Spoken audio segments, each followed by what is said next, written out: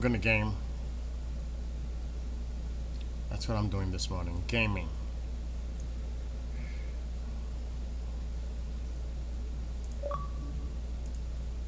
As you can hear it.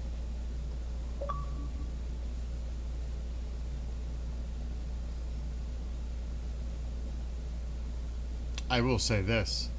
I watched Speak the Truth with Matt Tardio. Oh boy, he and I are on the same. Totally agree with a lot of what he says. Totally. Definite. He was spot on. I think we share similar opinions. So, God bless him, his family, his service. Hope he's doing better. So, Matt Tardio, keep up the great work. Speak the truth. And amen to that.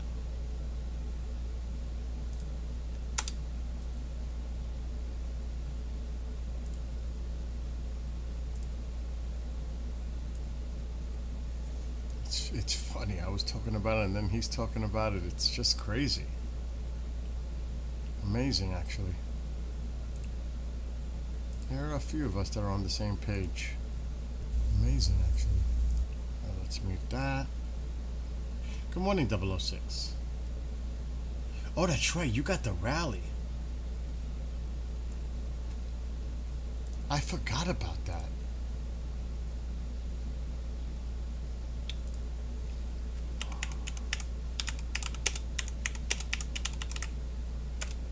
Let me see.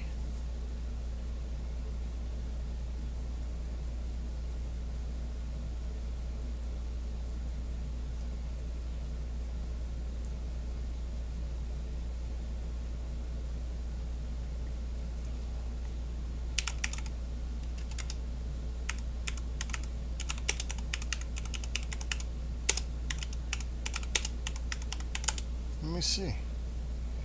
Yeah, that's gonna be.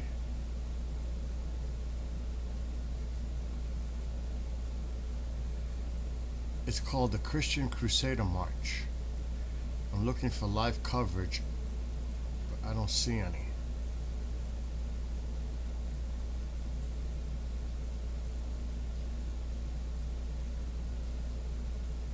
Not yet.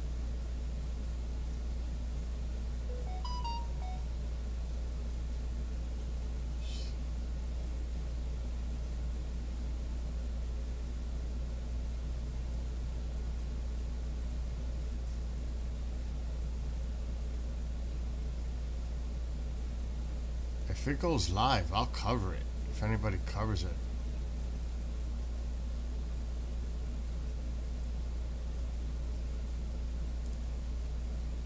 But I think there's a lot of people that are against this.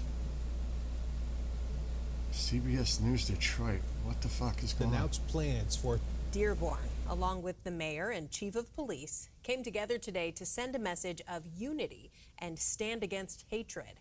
Thanks for joining us at 11. I'm Shayna Humphreys. And I'm Terrence Friday. This comes after a conservative activist announced plans for a so-called Christian Crusader March at tomorrow's City Council meeting. CBS News Detroit's Heath Kalb is live in Dearborn tonight with what those leaders had to say. Heath?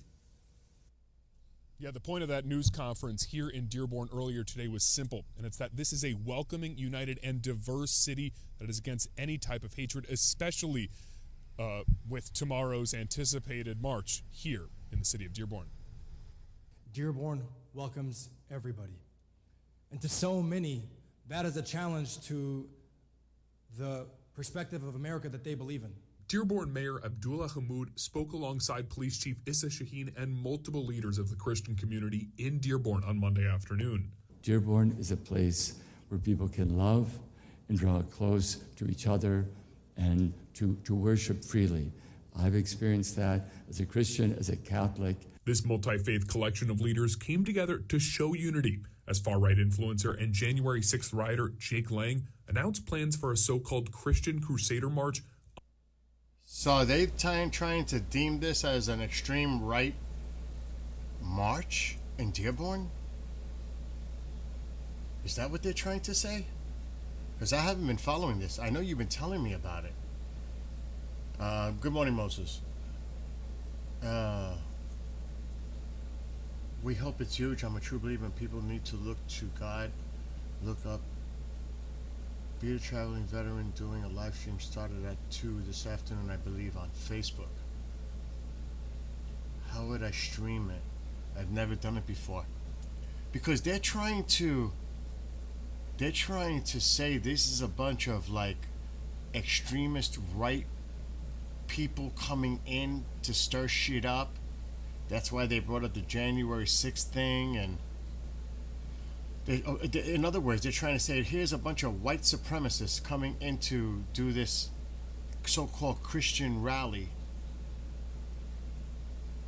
I had not been following this. You guys know a lot more about this. That's the first I've looked into it, and I'm just hearing what they said yesterday or whenever they said this, how they all tried to come together, united to I don't know, for Dearborn braces for anti-Muslim activist Jake Lang's city council visit. There's a lot of shit on this, actually. City urges calm and unity.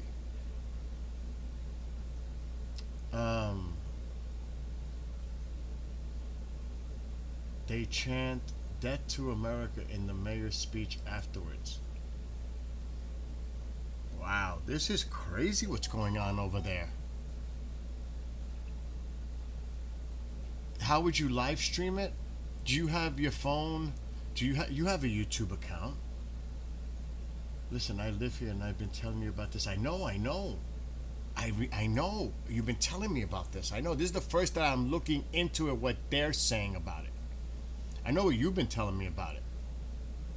We were talking about sending in food and everything to the rally for everybody, for the bikers and everybody. Yes, 006, I get it. But I was looking for a live stream for today, and I stumbled on this. It's getting worse daily.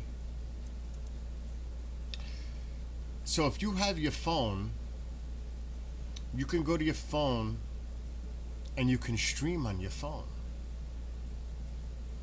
But just make sure it's charged fully. Because see, that's the thing. If people stream about it and show what's actually going on, it tells you what's really going on. You know what I mean?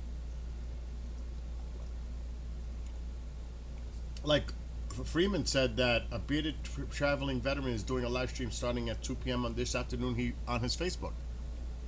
So he's planning on doing it. So if you go to your phone, you can go live on your phone and stream it. But you got to set the settings for horizontal. You don't want it vertical.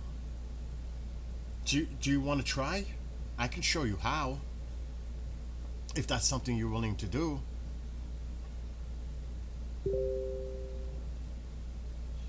Well, look at I'm just played a clip of what they're saying in, I guess, City Hall or something. They had a meeting, like to say this is a time for unity, despite these people coming in and trying to stir things up. That's what I'm getting. Look, this is, I don't want to get hit with a copyright.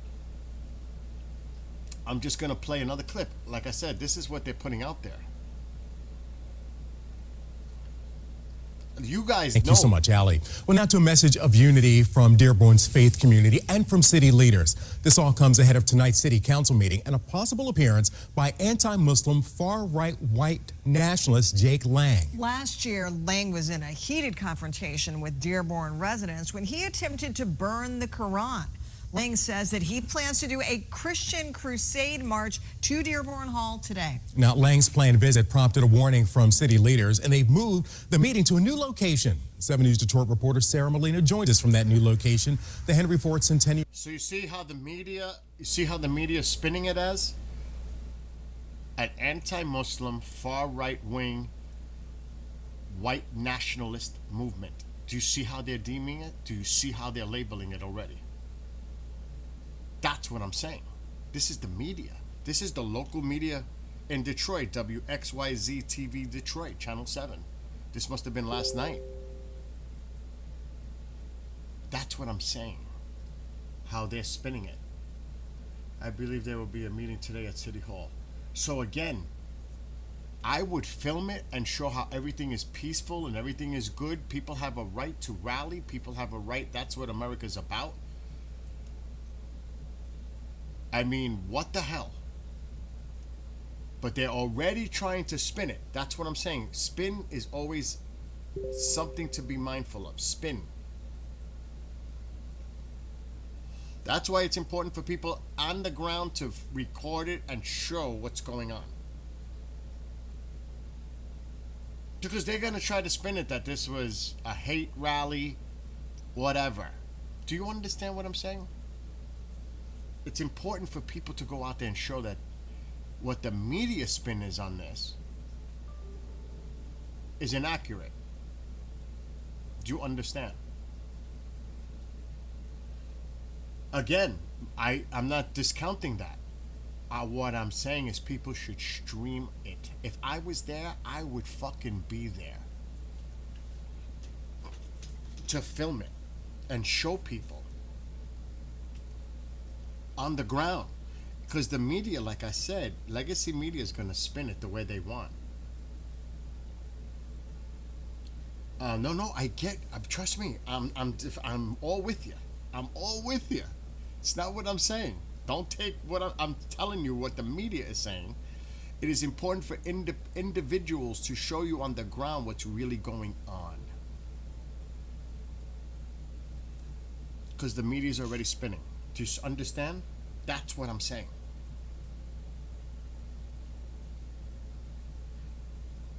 And that's why some people should, if you're there, you should record it, stream it, get it. Yeah, there'll be definitely a lot of live streams. That's what I'm keeping an eye on. I'm glad you guys remind, because I didn't even know what it was called. I just see it now. Christian, what is it called? I just had it. Fuck, I can't remember what I just said. Some kind of march. I just had it.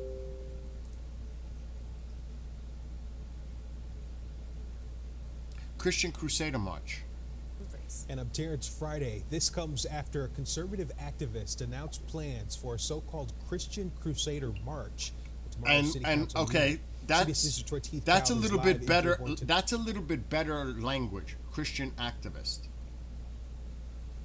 because there are activists of all kinds. But when you say that other stuff, you're implying something else. Like the other news outlet, this is CBS Detroit. The other one said, what was it, an extreme right, conservative wing, white nationalist? You see what I'm talking about? Spin? Spin. Labels. Stereotyping people. Stereotyping groups. And that's why, like Fenton said, Fenton.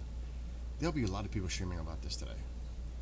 The thing is, like I always say on everything, you don't want to take things out of context. I would want, if I was there, I would bring all my equipment because I can do it. I have all the goodies to do it. No doubt. I would stream the entire thing and I could do it for hours because I have power banks. I could use my Sony A7S III, hook it up to a backpack with fucking power banks, and I've got this right here. This is the, my God, it's a great brand for microphones. My Shure mics. That's better. For great sound that I could talk and noise canceling and cover it.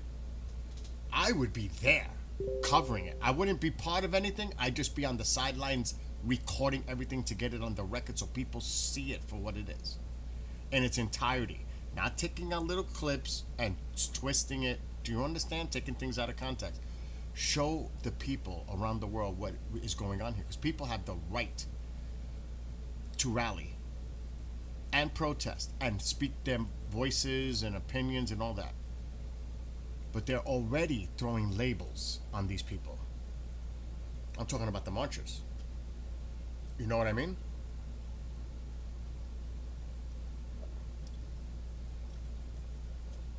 I was gonna game. ICE needs to be there.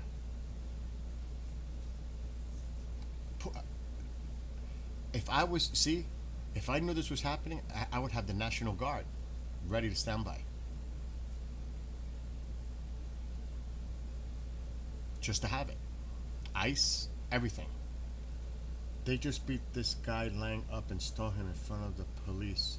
Look up some videos of Jake Lang, recent videos. See? Always says praise to...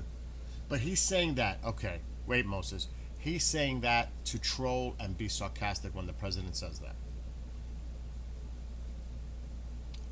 And that could also be referring to the innocent Iranian people. So don't take what the president takes out of context either, Moses. I know what you're saying. Believe me, I do not believe that the president is a coward dealing with terrorists in the United States at all. At all. I always said this, and I know stuff from my past and experiences. You have no idea what goes on behind the scenes with our agencies on how they always track credible threats and are watching people. You have no idea. And I've touched on it before in the past, and I'm not going to get into it. But don't trust me. They know. They know who to watch and where to watch. And that was during liberal times. Well, actually, my experience was on Bush's presidency. Personal experience. Numerous. Like, involved. He has no backbone to stand up against Islamic terrorists inside his own house. Trust me. They know the threat. Trust me, Moses. They know the threat. And actually, the president, in which I wrote my first letter to him in 2018, and they, of course, I have that relationship with the White House for years now, writing and getting responses. I wrote a letter about what was going on nearby, about the gangs, both here domestically and those that come in like MS-13. He sent ICE, ATF, FBI, state, local, you name it, and they did a raid right here. And he did it. He ordered it. And they arrested over 100 of them, and ICE detained MS-13 illegals. He wanted to do that in all big metropolitan cities. It is the liberal mayors and the people in the cities that said, you're not doing that in our cities. I wrote the letter commending him about doing it. It was the liberal mayors and others in these cities that said, no, you're not bringing that shit here. Don't you remember what happened in Seattle? There was talk about Baltimore, Chicago, other places. He wanted to do it. It wasn't. That's a thing between federal and state. That's that whole thing between federal and state. The president is more than willing to do it. But a lot of these big cities are under the control of the liberals. And they don't want them to come in there because they're saying, oh, it's almost like that other stuff that was going on in New York City. Oh, Jesus Christ, what was it called? Where they were going into neighborhoods, and it was, and that's the reality of it.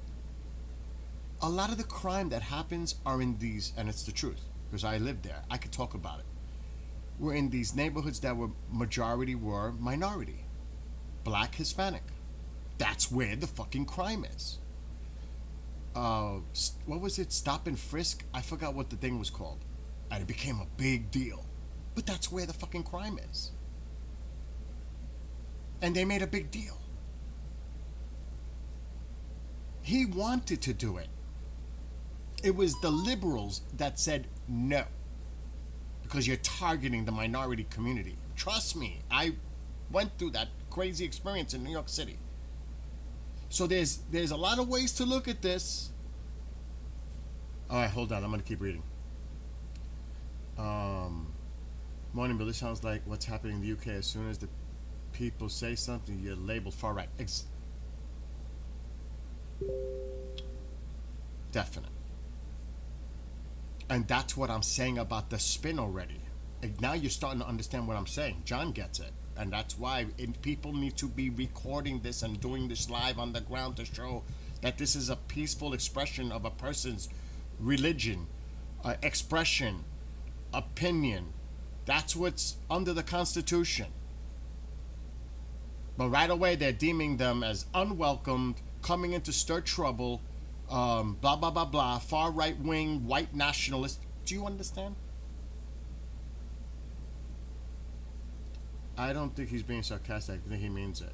No, he likes to troll, and you like Tusi says a lot. You can't take the president literal. A lot of what he says, he's trolling. That's what he does. You may not understand his. I've known Trump, aware of Trump since I lived in the city, all my life. A lot of us know Trump well. For decades, and how his character is. That's all part of his character. UAE missile alert. Will they hit a ship? That's another thing. Same in your old neighborhood, CB. In Baltimore, remember when that was going on? When his first term, that he wanted to go into Baltimore, and they were like, no, you can't come here and do that. Remember? Because I wrote the president. And that morning, that night, he mentioned part of my fucking letter on Sean Hannity on a town hall. He referred to the stuff I wrote in the letter. I was like, oh, this can't be. Because somebody brought it to my attention.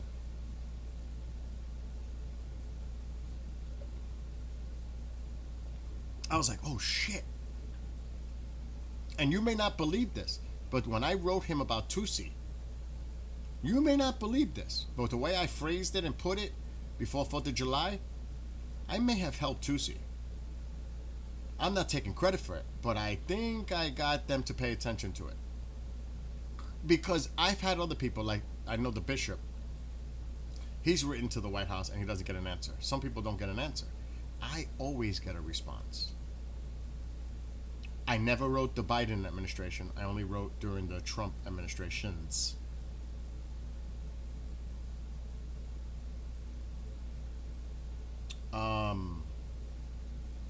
I'm only talking about my own personal experience. I got my new special chair. It lifts me up to get to my chair to recline. I have charger for my phone, and I had it for days, and my leg feel. Thank God for that, Marianne. I'm happy for you. What's this? If this is about the Strait of Hormuz, yeah, I saw this. There are no talks or conversations going on or scheduled with the Islamic Republic of Iran. The naval blockade remains in full force and effect. The Hormuz Strait is open and operating. All water mines have been removed or detonated. Thank you for your attention to this matter.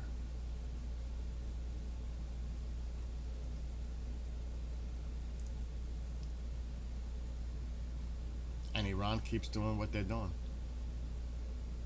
UAE is under attack right now, and it looks like he's not going to do anything. But crime down there now is worse than when I was a kid. In the last 2 days, they're trying to spin this as in a negative way. There sure will be some racist people there because, and you got to remember, there will also be agitators. You got to remember, there are anarchists out there. Anarchists that wait for opportunities like this to cause trouble. That's their mission. They take a situation like this and they cause issues on the ground, instigate, and they have nothing. They're definitely from the outside. And they want to see chaos and violence. There are people out there that do that. They're fucking anarchists that want to cause problems between the two sides. That's a fact. And that's another element that you got to worry about. I mean, it's complicated, you know. Everything is not simple. There's always. We have never really had this in our country. And like somebody, I think it was John, just look at examples in the UK and elsewhere and what they're dealing with.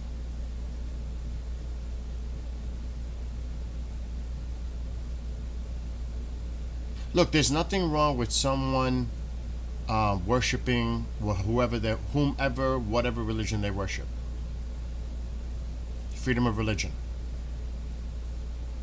But when you start to cross a line and you start to push that on others and it almost becomes coercion and forcefully, that's a problem. Like Sharia law. Unacceptable. Unacceptable. I don't live there. You guys, like 006 lives there. I cannot speak on it. I don't live there. I can't speak on the experience. I can speak about New York City, my experiences, but when people tell me, and he's been telling me this for a long time, in chat about this, and the rally, and everything else. I mean, these are people experiencing it in person, in real life time, and they're telling you. What, you want to call them fucking liars? You know what I mean?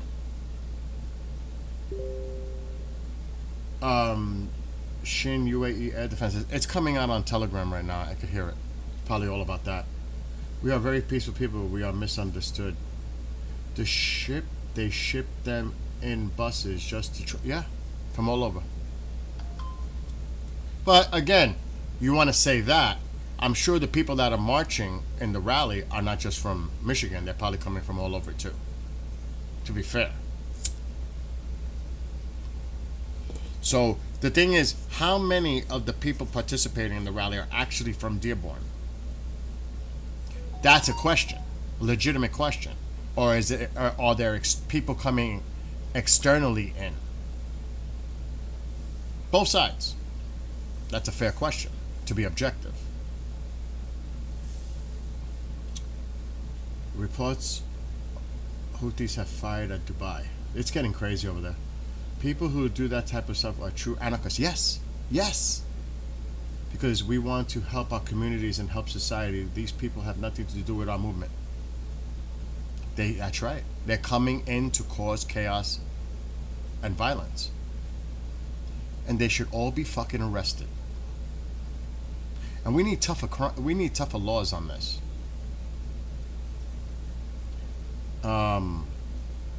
We had an similar experience here. Like I said, here, where I live, thank God, we don't have that issue. Thank God. Not yet.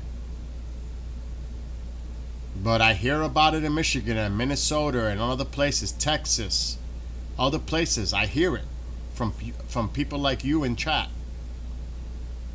Because I don't watch the media.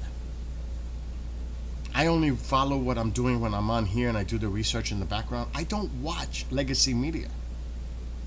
I don't want to hear what they have to say. Because it's regurgitation and it's agenda. Do you know what I mean? You can't be objective if you're going to be sucked into all that media nonsense because it's agenda driven. You want to be independent from it. You know what I mean? Do the research. Reach your own conclusions, that kind of deal. But when I went to look at this Christian Crusader March, and I'm looking at the local news and how they're framing it, I'm like, what the hell are they saying? You know what I mean? It's like a spin already. And they've probably been spinning it, like somebody said, for days.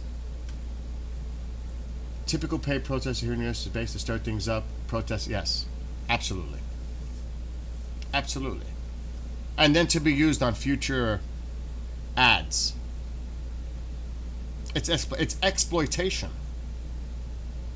And that's why I said earlier, be careful, because things taken out of context, but you don't see what happens before and after, but they'll take a clip out of context and say, look what happened.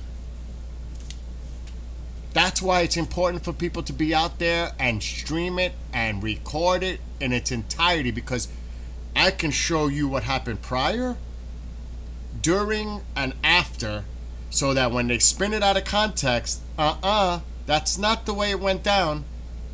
You're misrepresenting. That's false. You're misleading. That's why it's important for people to be out there today. But like Fenton said, or somebody else, there's probably going to be a lot of people out there streaming this. The more, the better. They arrested them for causing riots. Probably the only thing you and me will probably ever disagree on. What do you mean? What did I say? What did I say that you disagree, CB? You're getting told not to fly your flag next because this. I know, John. That is horrible. People in the UK have told me about the Union Jack, that you can't fly because it's disrespectful to the. That's insane. If anybody told me I can't fly my American flag in the back or in the front of the house, they're done. There's going to be problems because my neighbor doesn't like it. What? We have. I could go show you on probably the guy right up the road has a Trump 2028 flag flying. That's their right to fly that, to put it up on the pole.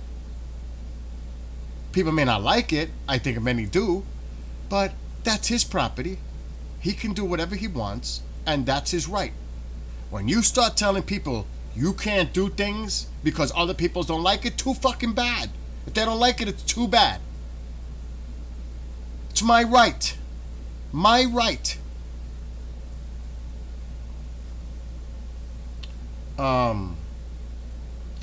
Once they get the numbers for voters, they get their people in office to get things they want. It's so crazy. You have to be here to believe it. I can't imagine. It's pretty sad, yeah. In my opinion, he behaves like... I don't want to say that. I'm not going to read that. They're trying to take over from within, but that's how it happens. That's how it happens.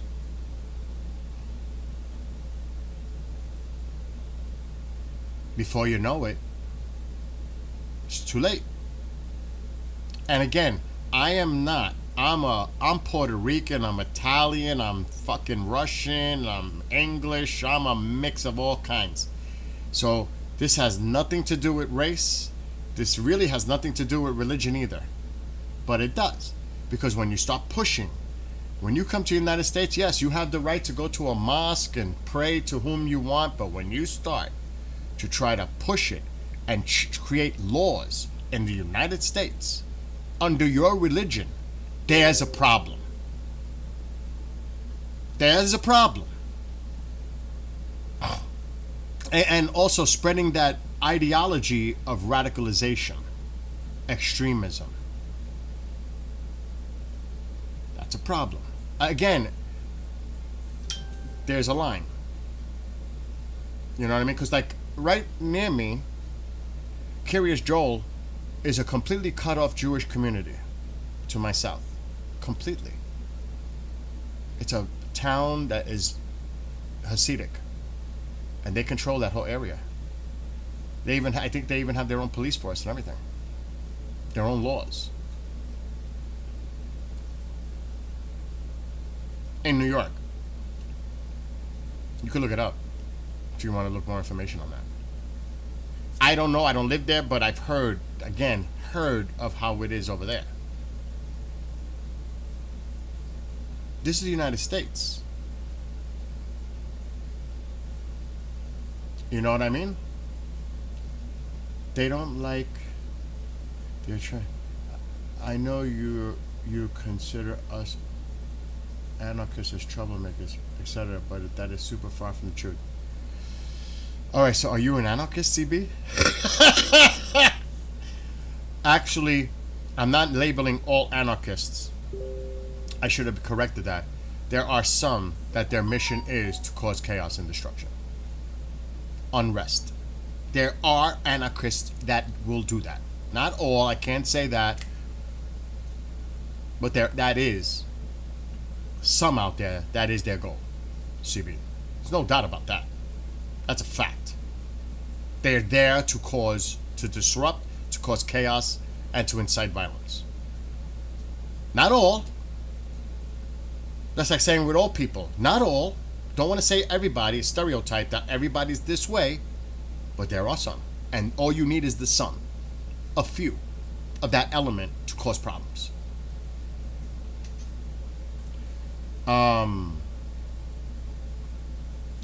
Dearborn has a speaker system through the city for call of prayer.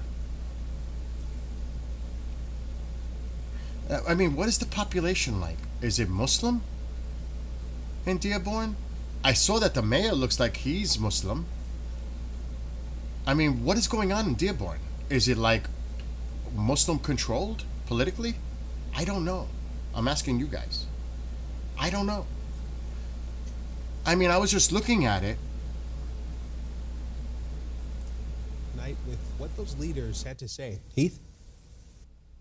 Yeah, the point of that news conference here in Dearborn earlier today was simple, and it's that this is a welcoming, united, and diverse city that is against any type of hatred, especially with tomorrow's anticipated march here in the city of Dearborn. Dearborn welcomes. Oh. The mayor's Muslim. I'm looking at it right now. Mayor Abdullah H. Hamoud. So this is Dearborn like Muslim community? And to so many, that is a challenge to the Shaheen and multiple leaders of the Christian community. Hold on. Abdullah Hamoud spoke alongside Police Chief Issa Shaheen and multiple. What about the police chief? What's his background? What's his name? Police Chief Issa Shaheen and multiple Who? leaders of the Christian community in Dearborn on Monday afternoon. I can't hear his Dearborn name. is a place where people can love and draw Together to show unity, as far-right influencer and January 6th rioter Jake Lang announced plans for a so-called Christian Crusader March on the A Dearborn City so-called. Council meeting Tuesday. See how the media is We have a spinning it? comprehensive operation plan in place. Oh, And you will see here's the police significantly chief's more- name. Chief Issa Shaheen. Let me look this guy up. Chief Issa Shaheen. What's his background? Oh yeah. Oh yeah. It's the political makeup is Muslim.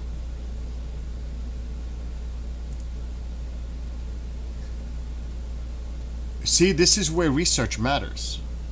When you start seeing the background. Dearborn Police Chief recites Muslim prayer, says city better served with more Arab officers. Look at that.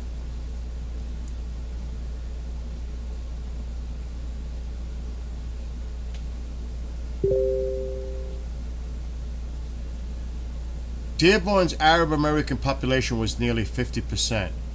Less than 3% of our police officers reflected in the community that were served. So they want more Arab police officers to deal with the community that's 50%.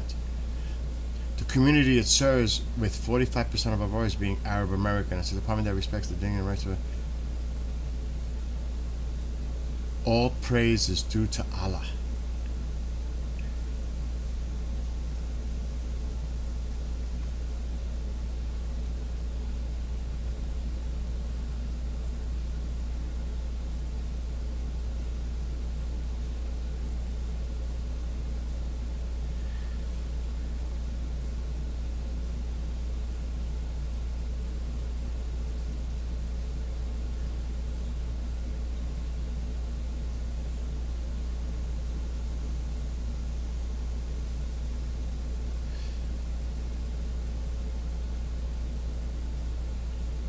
See, this is a definitely deep issue. How do you achieve that kind of demographic transformation in that short amount of time? How do you do that? Well, you do it intentionally. That's how you do it. You do it by driving out the white Christians and replacing them with Arabs. You do that on purpose. That's the only way to do it, by saying this is a result we want and we are going to do whatever is necessary to make that result happen. And that's what they did. They are not even hiding it. This is an intentional effort to Islamicize the police force, and he admits that proudly. It's a great thing. Walsh said that white Christians are the only group that can't say they want to be represented by their own culture. See, there it is. There it is. When you start digging a little bit, and I'm looking at that that chief's background, he was appointed in January 2022 and serves a 25-year career in multiple leadership roles within the department.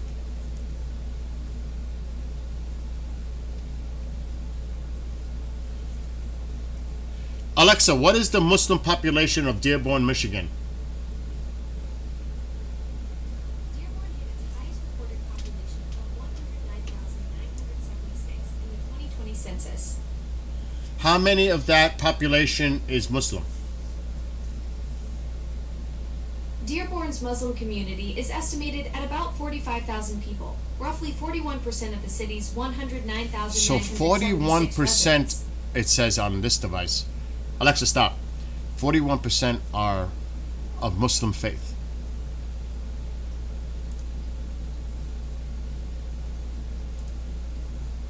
So how did these people become elected?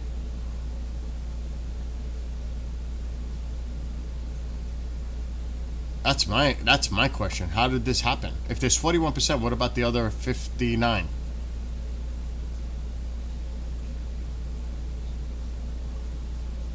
When are the next elections here? Gotta ask yourself that question. If people want change, you gotta make change. Let me see what you guys yeah, no, I'm seeing it. I'm doing the research as we're going. They control everything in Dearborn, period. See, you're supposed to represent all the people. When you make comments like that, you're alienating other groups of people when you say things like that.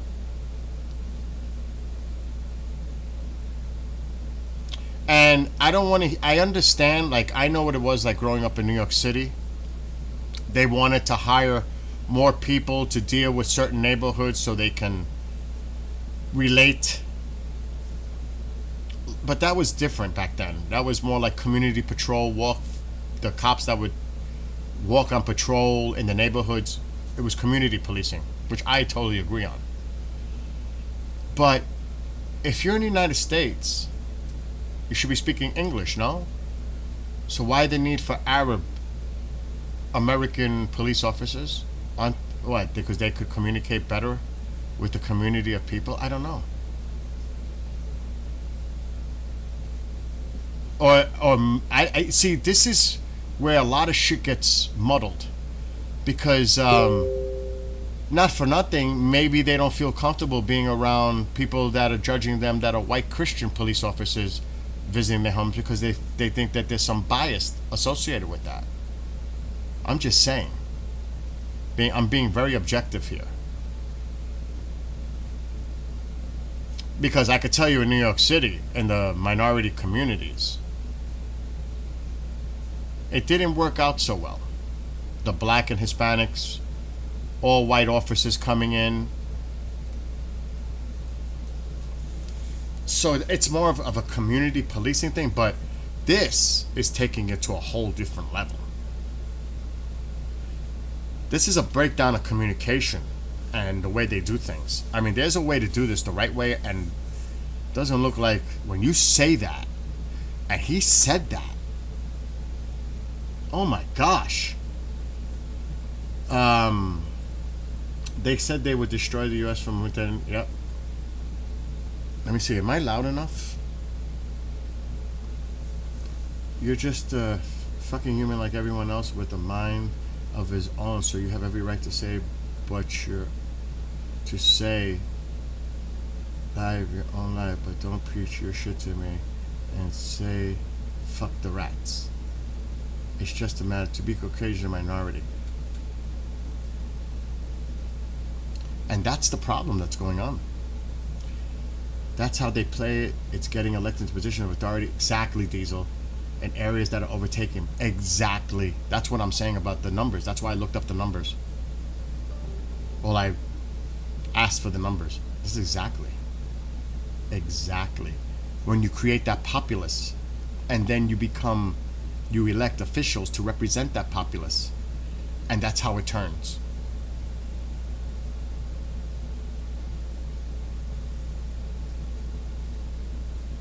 The rest of the population is Syrian and Iraqi. Wow. I don't know about Michigan voting laws, but in Minnesota, if you are registered, you don't need ID and can vouch for what? For what? To be people who also don't need ID. It's crazy. That's crazy. I don't think. I mean, voter ID should be a must anywhere in the country. What's the problem with presenting your ID? What is the problem? I have to fucking show my ID when I go on an airplane. Why shouldn't I be able to show when I'm voting?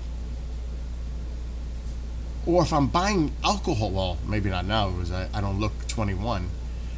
But I gotta show it. That's bullshit, because even when I go to the supermarket, they still have to scan my driver's license that they're selling the alcohol to me. It is crazy. That's wrong, Bill. Look up the recent news articles about Muslims getting caught in Dearborn voting and didn't even have IDs. No, I agree with you. I agree. Or anything. That's how the new Muslim ministry got elected. See, now I agree about the voter ID. There's no doubt about that. I agree. I'm all with that. They were trying this in Texas as well. Unfortunately, it's being stopped to an extent. It's the same process that's going on in the UK. If you say anything against it, you're labeled. Of course you are. You're deemed as a person of hate. Yep, Diesel, we don't take that kind of crap in Texas. Why do they bring religion into the policing of a community, Bill? It's mind controlling. Because they want it to be where they're labeling it that this is hate against a religious group. That's what they want. That you're hating on a religion. You tell me that's not going on in the UK. That's what they want to spin it as. Hate against a religious group.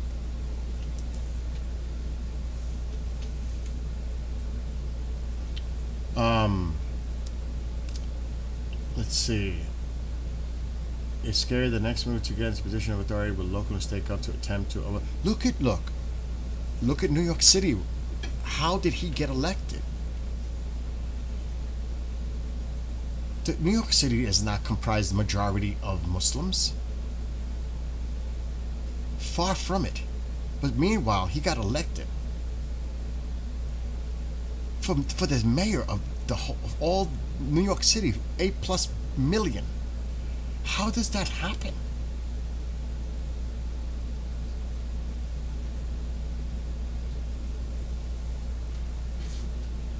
I don't know. And that's the thing, JC. A lot of people, and I don't like to say those words live, but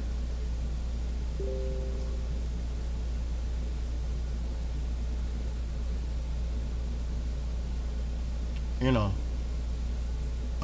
and that's the whole part in the political process. That's the way. And there has to be, like you folks hit it on the nail. Voter ID. Are these people even here legally? This could go into so many ways, in so many directions. I'm not going to show you my ID, but I got a lot of us had to get the real ID. I got mine years ago when that shit first came out. Before 2020, I had my real ID. What's wrong with showing your real ID? They should even have it on the licenses, American citizen. It's simple to solve.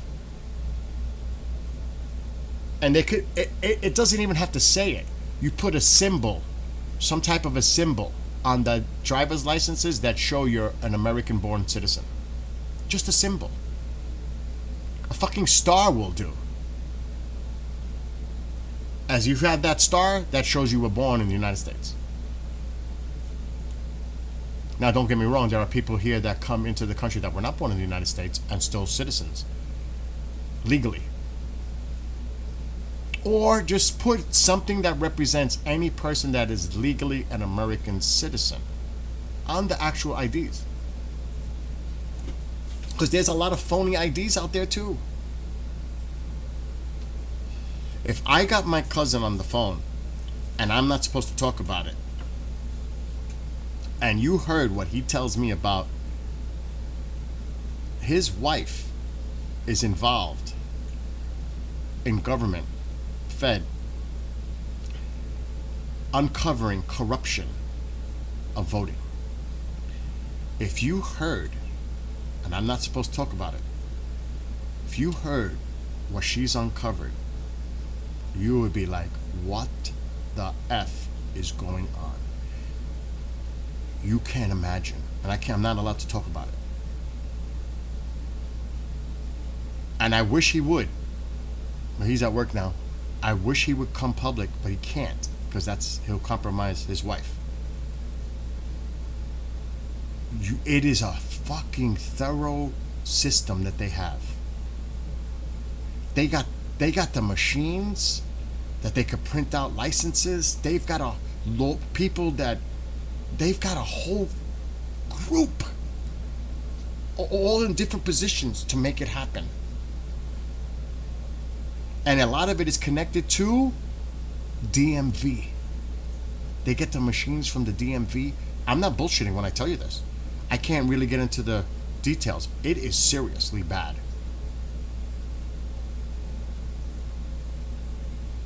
I wish he would come on one day and talk to you about it, but he told me not to talk about it, like, in details. And he just told this to me about 3 months ago. I knew they were going to mandate the real ID, so it was pointless to wait. No, they aren't even here legally. That's the problem. I know some that are not here legal, and family members who can't even communicate with anyone outside their culture. Well, you know what? Like Marianne said, ICE needs to be there.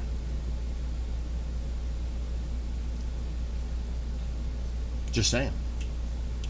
Lots of political unrest and many innocent people getting hurt. That's the sad part. Happy camper.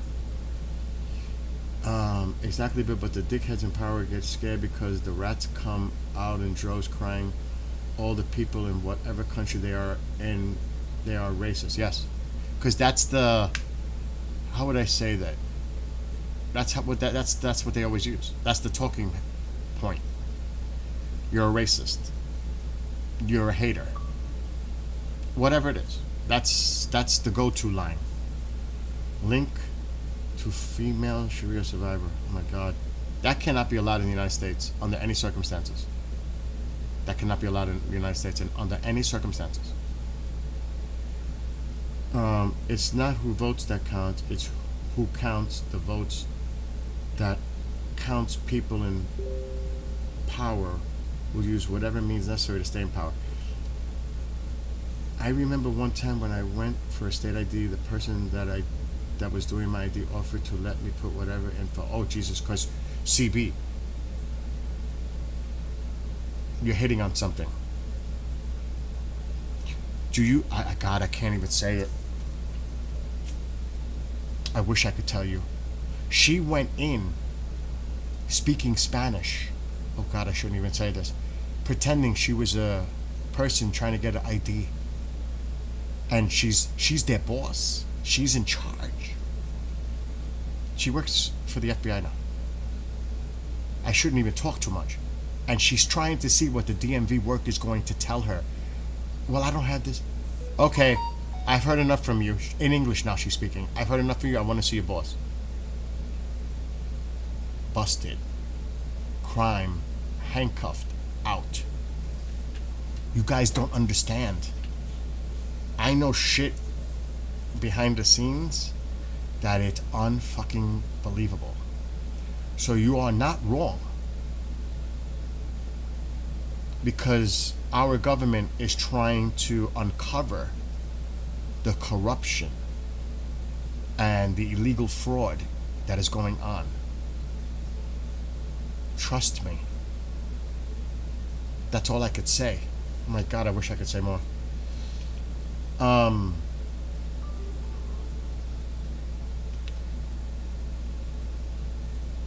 remember one time when I read that. Exactly, but look what all O'Keefe Media has discovered with voter fraud in California. Oh, I know, Diesel. I know. Like I said, you have no idea what I know.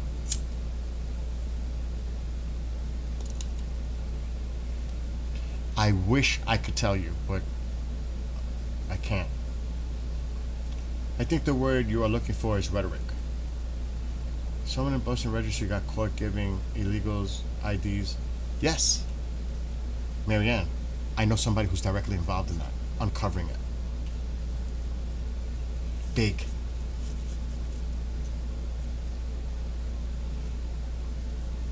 The mayor and police chief told the Muslims to stay home and not go to the rally, so there's no problem.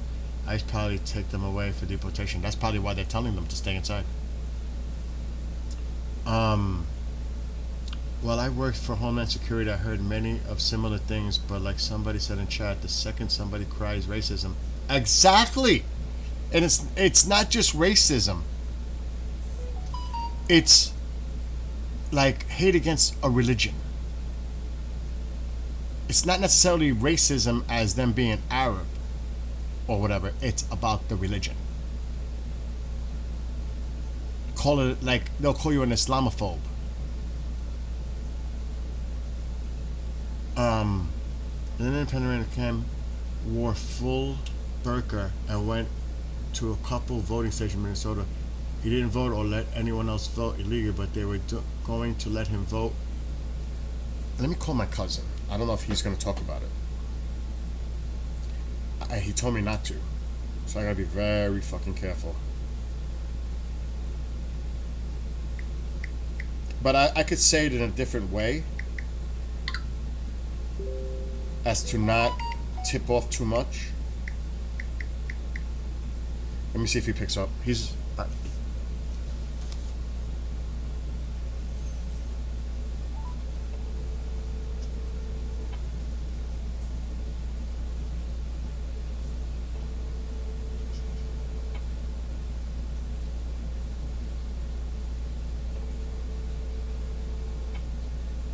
working.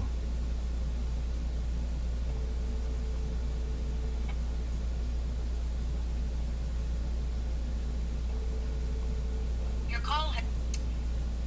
Hey, what's happening? How are you? Good. Are you working? Yep. I'm sorry to bother you while you're working, but I'm live streaming. Today they're having a crazy thing going on in Dearborn, Michigan.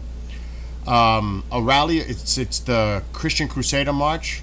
You know, Christians speaking their right in defense of Christianity. And this is I would say, a community that's run by Muslim police force, mayor, etc. Now, I just want you to generalize this. Based on what you know, is voter fraud a big deal in the United States? Be general, based on the conversations we've had in the past. I think so. You think so? You know so. Do you know what I mean? Yeah. And it's going on all over the country, but you know, and I know that this is a problem, and that our government is trying to uncover the corruption and fraud, correct? Yep. That's all. I don't want to get into too many details because you told me not to. But we're talking about this in chat and, you know, what's going on. But I know, you know, that we're doing our due diligence to uncover this corruption, specifically in places like DMV, to catch these fuckers and arrest them. Correct? Right? Yep. Okay. No, because, you know. So this has to end. It's not just about the illegals itself. It's the people that are trying to get phony IDs so they can vote and pose themselves as American citizens. And I know that we're doing our due diligence to try to uncover these fucking criminals and scammers in different groups and organizations, because it's not just DMV, it's other organizations that are part of this too. You know what I'm saying. Yeah. They actually caught somebody yesterday that was they've been here for like 20 years. They've been voting for 20 years. Don't say where you are. I don't know what state it was. Okay. But it was national news.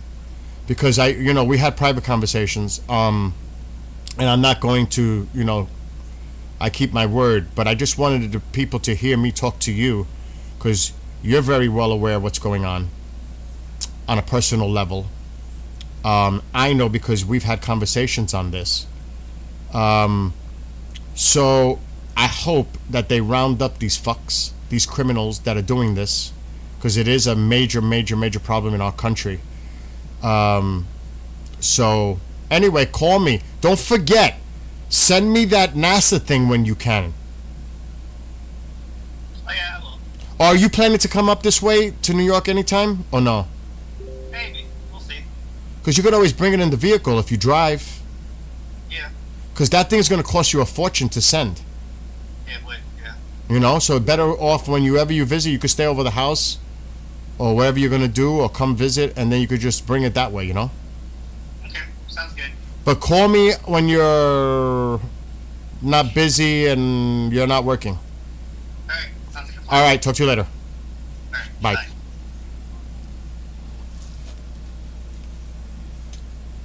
I have to be careful, tactful when I'm talking to him. I am telling you, it is bad. No.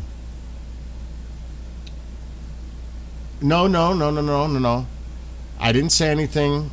I kept it general. I didn't say anything inappropriate. I was very careful. But it is a major problem. Like I said, I don't want to say anything to get in trouble. Later, JC.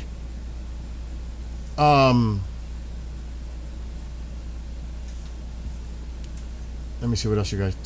Texas State Rep pushing for a special session to address this. What is it? And again, I don't want to get too drawn out of this, but with this big event that's going on in Dearborn, Brian Harrison is pushing for a special session to combat Sharia law and Islamism after McKinney Council voted 7-0 to construct a huge Islamic center to the detriment of the community. Islamic is connected to a Sharia tribunal.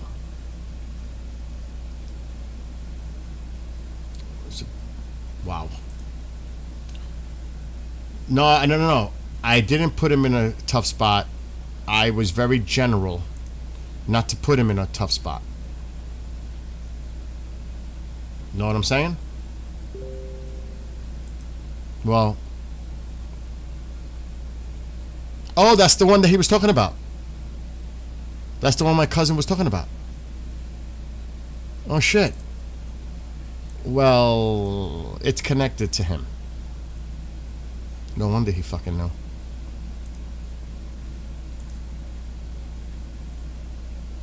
ICE investigation leads to sentencing of a illegal alien who committed identity theft to illegally vote in the elections for more than 20 years. That's the one he was referring to. Look, the illegal alien falsely claimed U.S. citizenship to obtain driver's license and register to vote. This is the problem. Right there. Right there.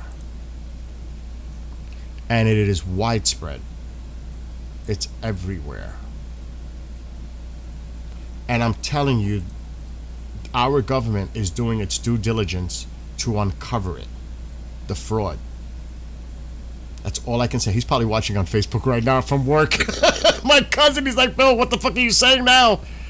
I'm being careful, Elliot. I'm being very careful. Don't worry, I'm not going to say anything. But yes.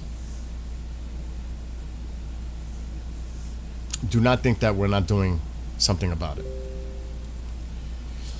When I get down there later, Bill, I know someone who will be doing a live stream will send messages in this video to comment. Again, it's not hard to stream or record. You could just record on your phone and upload it to your computer, connecting and say, this is what happened today. You don't have to do it live. You could do a recording. To me, it's important to get this out because the media is going to cover it a certain way. Hold on, I got to shut the air off. I'm actually freezing in here.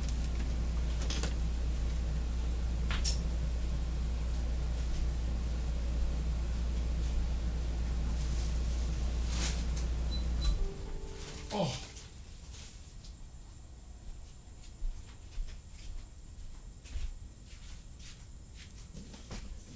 Like, I know my friend, shit, I hope he's there. I wonder, I haven't talked to him in a long time. He's an independent reporter, and he travels all over the fucking place. Let's see if he's gonna be there to cover it. Oh my God, I haven't talked to him in a few years. And he's got a big show. Lewis, that comes into chat, knows him through, that's how we know each other, from watching his show. I don't know if he's going there though. He lives in Wisconsin. He might be going there.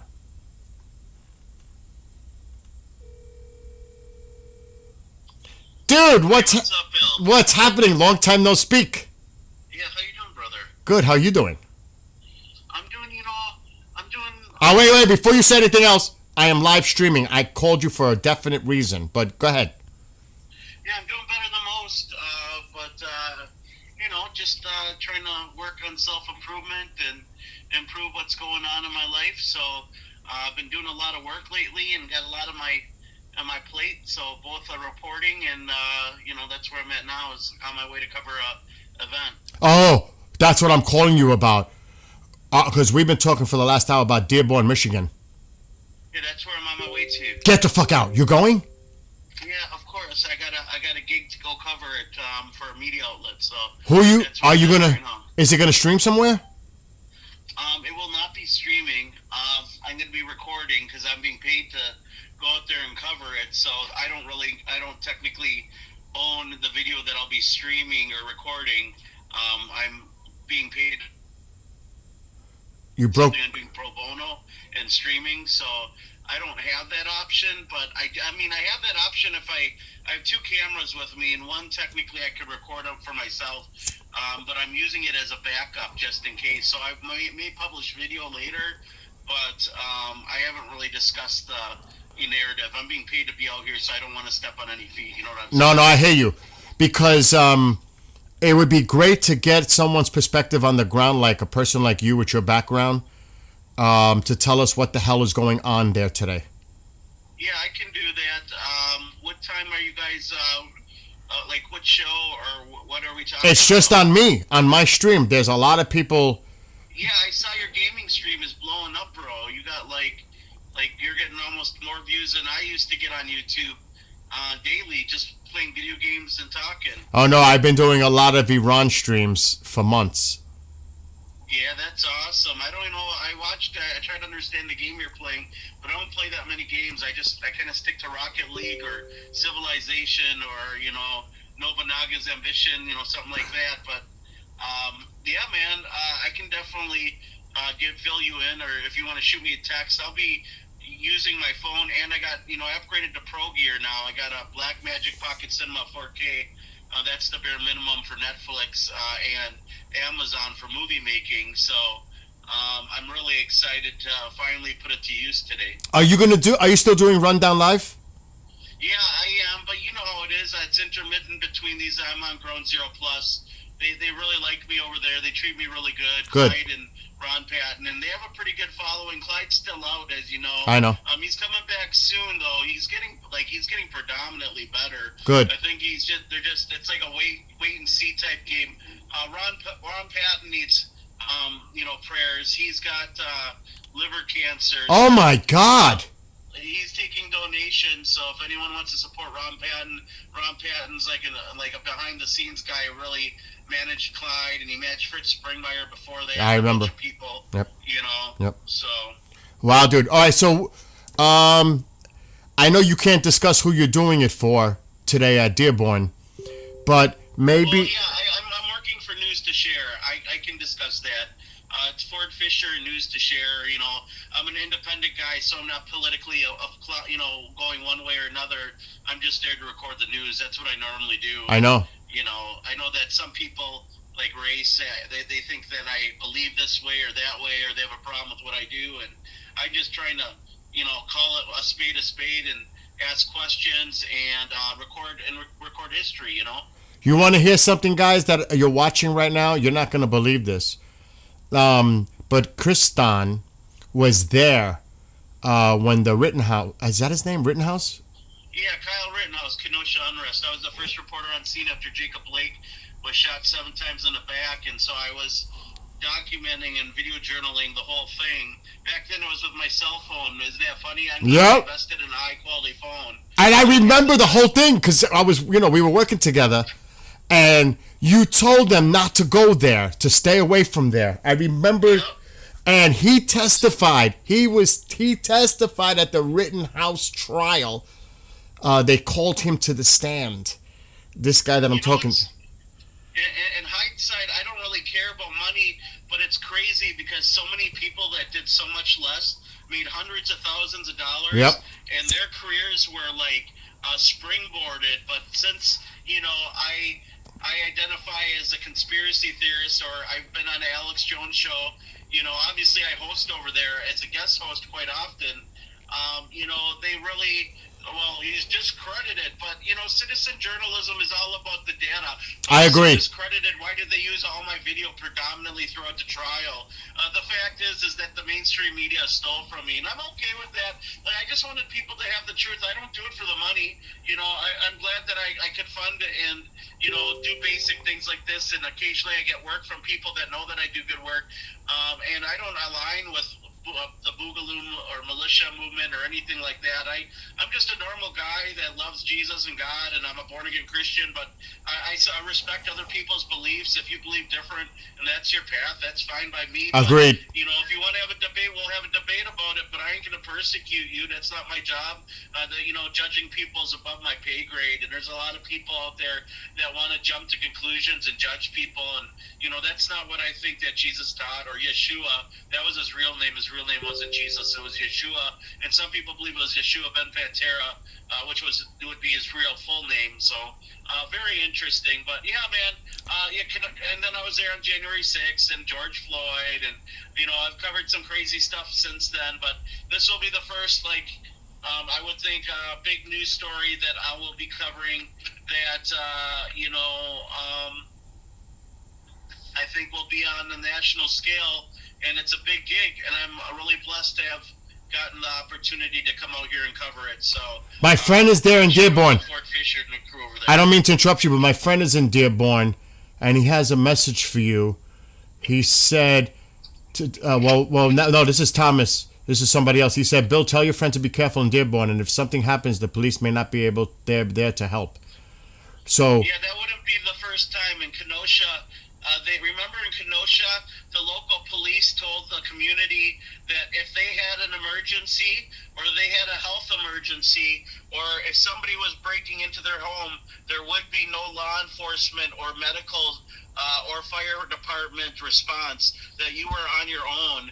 And locals were pulling out their guns out of their gun cabinets and everything else, and rightfully so. If the law enforcement isn't there to protect you, who's going to protect you? You're going to just let them burn your property down? Exactly. Your family? Exactly. And we didn't know. That didn't happen per se. They burnt a lot of buildings down, but what do you do when the government can't protect you? Yep. And that is the major issue as well, Kristan. And by the way, despite, and I'll say it here publicly, despite what you might think or somebody said, I love you and I'll always be your friend. I'm always here for you, just so you know that. Oh, yeah, Bill, look, listen, I love you and I love race. You know, and I try not to say mean things. No, let's not get any further into any discussions. I'm just telling you telling you personally. Yeah, no problem, Bill. Yeah, I have no problem. I understand, and you know, I love you guys regardless. I have unconditional love for you guys, and you know, I'm here to just do what I do, and it's the truth. And if people don't like what I do, and I'm okay with that. I know that throughout my history, I've been wrong on a few things, but for the most part, you know, time has shown me to be very accurate and right about the things I talked about. And you know, it's just, you know, unfortunately, the United States and the world has been duped by a president who put out a very fake persona and has turncoat in the last few months. And you know, it's, you know, the Epstein files is a powerful thing. There's a reason why so many politicians are changing their rhyme, their word, and the way they act and all that. So, like, you know, I was a key reporter in the Ghislaine Maxwell trial. That's another thing. I remember that. I've done a lot of work, and yeah, I'm heading to Dearborn. I'm about 2.5 hours out. I'll be there early. Go do your thing. And you know what? Maybe tomorrow. What are you doing tomorrow? Tomorrow I will be driving back to Wisconsin, hopefully in one piece. I don't mean to laugh, but be careful over there. And maybe tomorrow afternoon, or sometime you could come on with me. I can connect to you team so you could talk to people about what happened at Dearborn today. Yeah, no problem. Like, I have no problem joining you guys or any show on X. I think you guys do good work over there, even though it's a different type of you know, reporting. No, I'm talking about this is my personal YouTube. Trust me, it's different. Oh yeah, yeah, that's fine too, Bill. You know, I'll make time for you. Okay. Especially if I'm driving back, I'll have the time. Okay? Oh yeah, let's do that. I'll do that. I'll call you around the same time tomorrow. What are you, Central or Mountain? I forget. Well, right now I'm going to be in Michigan time, which is, I think, Central? Eastern Standard Time. Oh, it is Eastern. So I'm on your time zone, I think, right now. You're 1 hour ahead of me. So right now I'm looking, it's 12:02. Yep, that's the same time here. Okay, yeah, I'm at the same time, but at some point when I cross over to Illinois or Indiana, it switches back, and I plan on leaving probably, I would think, by 11 tomorrow. So I'll call you in the afternoon. But look, be careful over there. oh yeah, you know, I just pray that God blesses me and protects me. That's all I can do. And you know, I put on the full armor of God. Some people say I need a bulletproof vest, and maybe that's true to meet God halfway. But you know, in my heart, I believe if I'm doing the right thing, that you know, that I pray that, you know, his angels protect me, and I pray that I have great coverage and protection, and that's what I believe in. And not everyone has to believe that, but you know, in the battle of good and evil, in the world where we know evil is real, the good guy has to be real too. I hear you. So if the bad guy's real, the good guy's got to be real. That's the way I look at it. And there's definitely a lot of evil in this world, and I'm just here to document history. I have no rhyme in it one way or another. Jake Lang's story is interesting. It's obvious that you know, it's pretty obvious on what the intent is and the purpose. They're not very deceitful. They're very upfront about what they're doing. And I think the question a lot of people probably have is whether or not he's a Fed or not. And I'm not quite sure because I've never met him. I don't know him. But you can take a look at his actions and, you know, maybe pray for the situation there. If there's anything you can do, it's not being gossip and sharing. It's sending your positive energy that there's real change and change of heart of all peoples on both sides, because there's going to be a lot of hate there, whether it's on the protesters or counter protesters. It's a very volatile situation. And then you got to worry about government, who has one tool in their toolbox. Bill, do you know what that tool is? What's that? It's a hammer, and everything's a nail. They don't know how to deal with peaceful protests. So if things get violent, that's when the government comes in, and they know how to do that, but they don't know how to handle peaceful protests. That's why they always have agent provocateurs that start chaos, because they don't know how to deal with peaceful protests, but they definitely know how to deal with the chaos. I was talking about that earlier. That's funny that you say that. But look, dude, please be careful. And if anything, call me. Anything, just reach out to me, and I'll reach out to. I'll reach out to you tomorrow. All right, sounds good, brother. Be safe. Tomorrow. All right, be safe. All right, send me your prayers. Yep, bye-bye. Bye. Wow, he's on the way there. Wow. and I've known him for a long time. He actually was with me. He stayed over my house for like a week. And we went all over like the area. I found the fire tower, a fucking high fire tower.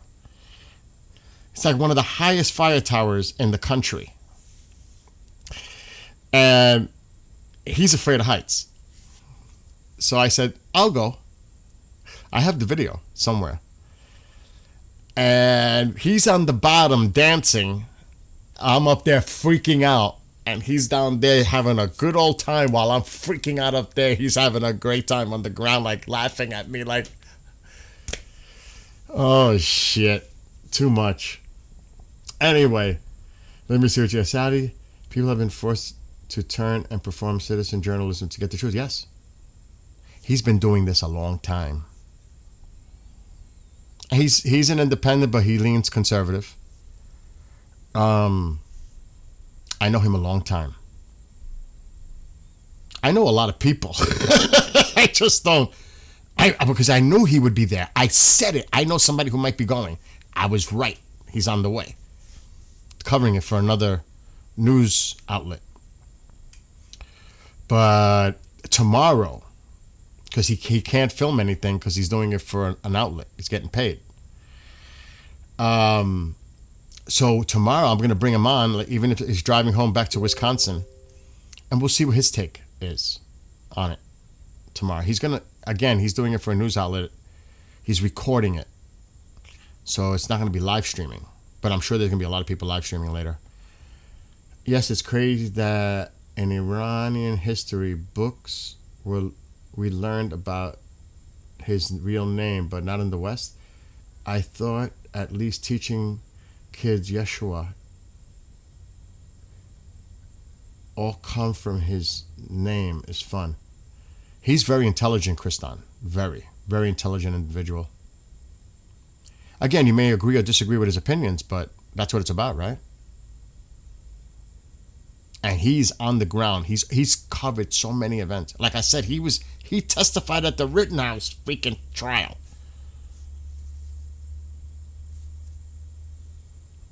Time comes the name of. Oh, okay. Temu is selling personal drone cars. Check this out. Oh, okay. Okay, so yeah, tomorrow we'll get his insight. And maybe he'll send me a couple of videos that he's recording on a personal level.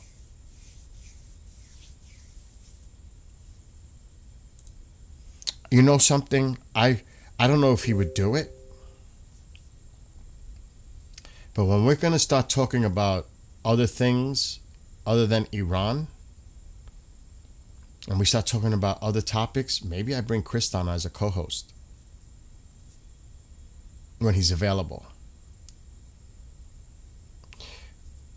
He ain't gonna hold back. Like he says, he's doing stuff for Alex Jones's network. He's busy. So I don't know how much free time he has. But it'd be interesting to have him on as a co-host with me. It could get really intense. This could ratchet up into a whole different situation here. I'm going to ask him. Now, the thing is, I don't monetize this. Every time I put a video up, because I'm showing stuff on the screen, your video has been blocked for monetization and all that shit. I don't care about that. Matter of fact, people have been donating to me for my apple juice. I went to look, and I can't cash it in. All those donations, somebody was right. They take out like 30%. I got $39. After all those people donating for apple juice, I got $39 because they take a big chunk of it. I was like, get the fuck out. I thought I had like 100 in there. I went to look this morning. It's 39. What happened to the rest? I was like, oh shit. Anyway, Cool Hand Luke, Alberta independence referendum. And I know people from Alberta. My friends Fringe and her husband Astro on Rumble tell me about what the hell's going on over there too. But isn't exactly Alberta independence? They've been telling me about that. I don't know if they're watching right now on Rumble. Bill, can you give him my number and I can assist him in any way possible? Pull some security for him because. Do you really want me to do that, 006?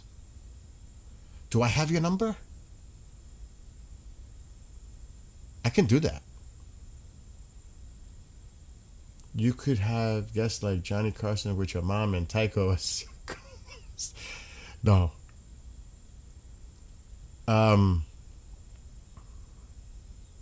Do you really want me to call Kristan back? This guy is pretty big. He's not like some little Joe Schmo. This guy's been involved in like so many things. He's a big time independent reporter. How do I have your fucking number?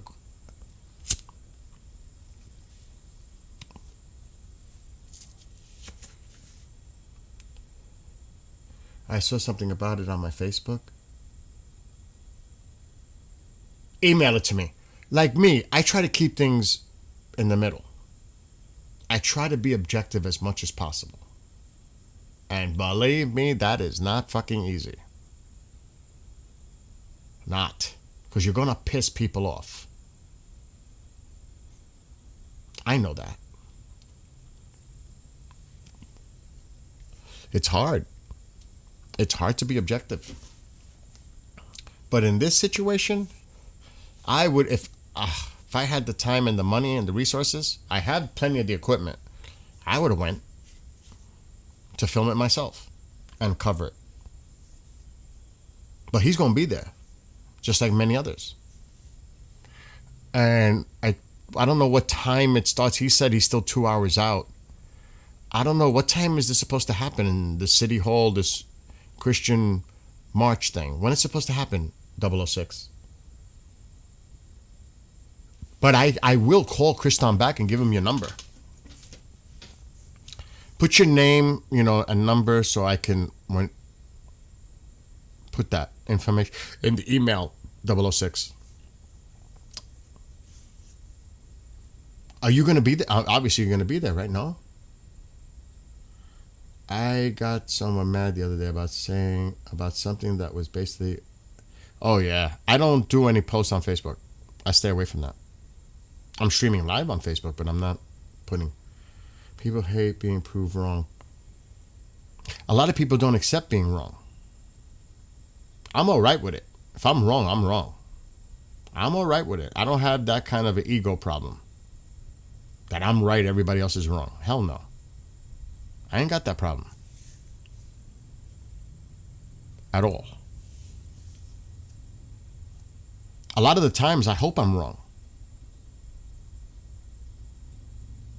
You know what I mean? I hope to God I'm wrong on a lot of things. But if I'm right, sirens in Dubai, okay, we talked about that, possibly from Yemen. A fire has broken out near the Sulaymaniyah government building in Iraqi Kurdistan. That's going on. Jesus Christ. Meanwhile,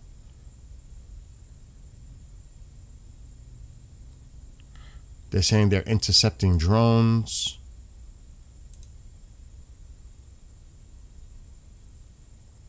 Columns of smoke in northern Iraq. The cause remains unclear.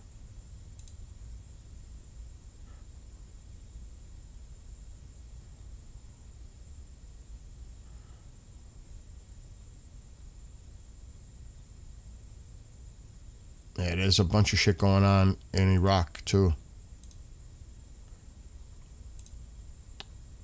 Some type of an explosion in northern Iraq. This is the video. Fuck, I keep doing that.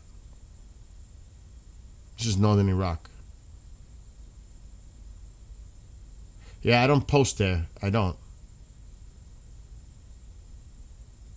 So this is allegedly what happened in northern Iraq. I will say this. I was watching Oh, they got a lot of images of this shit going on in Iraq.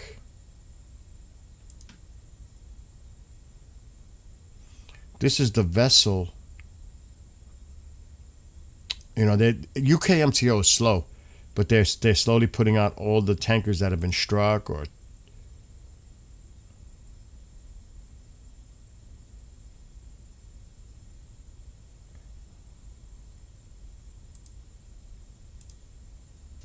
Yeah, more videos from Sulaymaniyah, whatever. Here, this one is actually showing you the fire.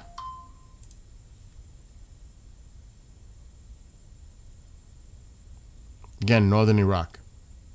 Oh, that's close to some type of, looks like apartment complex or building. I don't know what kind of building that is, but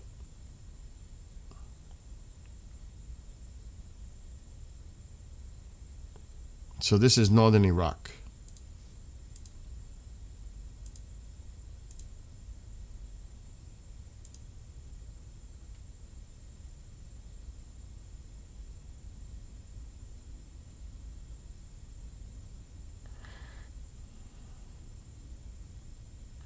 So there's conflicting reports with the IDF.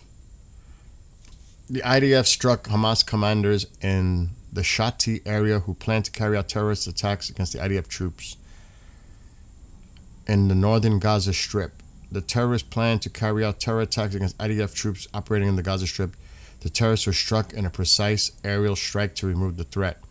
Prior to the strike, steps were taken to mitigate harm to civilians, including the use of precise munitions and aerial surveillance. But the other side is saying that it hit a cafe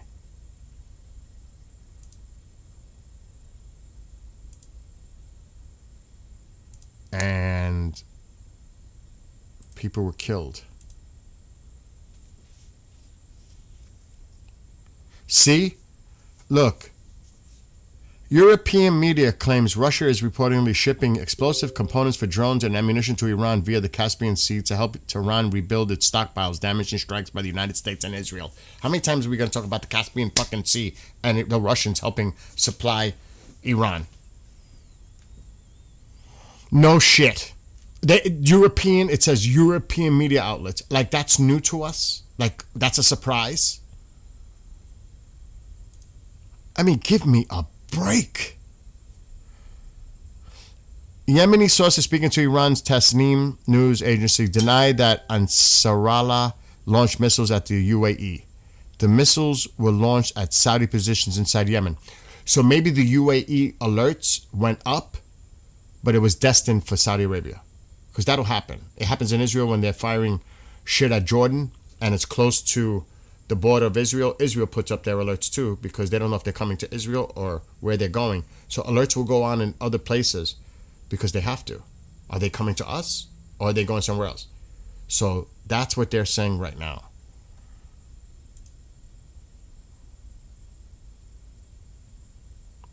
See? According to QNN, at least 6 Palestinians, including a child, were killed in an Israeli strike in the beachside cafe in Gaza, just one day after U.S. President Donald Trump called on Israel to halt attacks on the territory.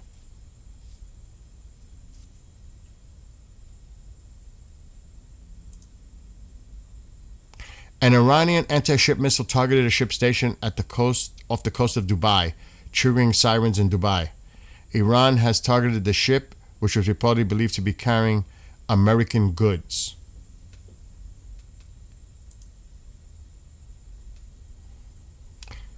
The IAEA has discovered several tons of nuclear material at a previously undeclared site in Syria, dating back to the rule of Bashar al-Assad. IAEA chief said Syrian authorities notified the agency about the site and allowed inspectors access, warning that the material could be put to bad use. Syria's Foreign Minister Shibani said that the material is not dangerous and will remain under Syrian control, while IAEA safeguards added that Syria has the rights to use it for peaceful civilian purposes. There's all kinds of shit going on.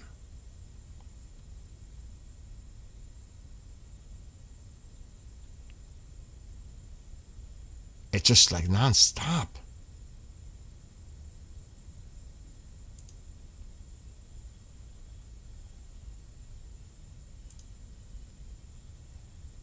What is this?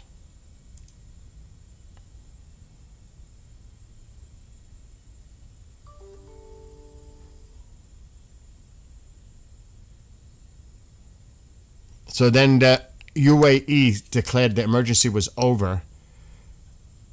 It sent messages out. Thank you for your cooperation. We assure you that the situation is currently safe. You can resume your normal activities and please remain cautious. Follow, the necessary precautions and adhere to official instructions. So Fahid put that out. So it was probably Saudi.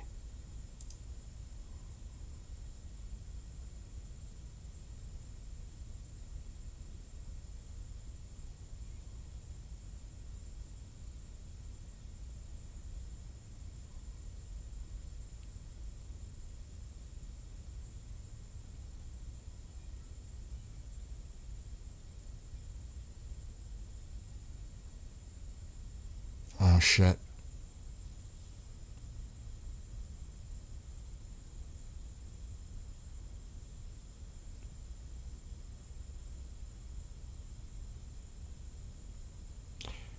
This is an interesting take from an Israeli reporter. Together with other developments in the global oil market, particularly declining Chinese consumption and to some extent record oil production in Venezuela, the new reality is compensating for almost all of the roughly 20 million barrels per day that passed through the Hormuz before the war. What is holding Trump back from unleashing the full force of the United States military against Iran is no longer Hormuz. The battle, as has become increasingly clear over time, appears to have been decided. The real concern now is the possibility of indiscriminate Iranian attacks against the oil infrastructure of Saudi Arabia and other Gulf states. That's his take.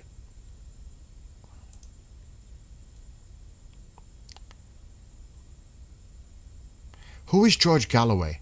Who the fuck is this guy? Iran won the war, says George Galloway, while describing Donald Trump as a big loser. Who is this guy? George Galloway. Who is he?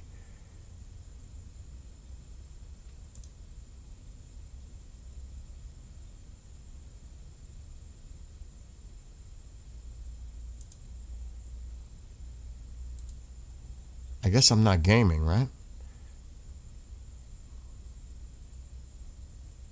6 women were killed in a violent incident next near Mutana Airport in the capital of Baghdad. This is an initial casualty count. I don't know what that's referring to.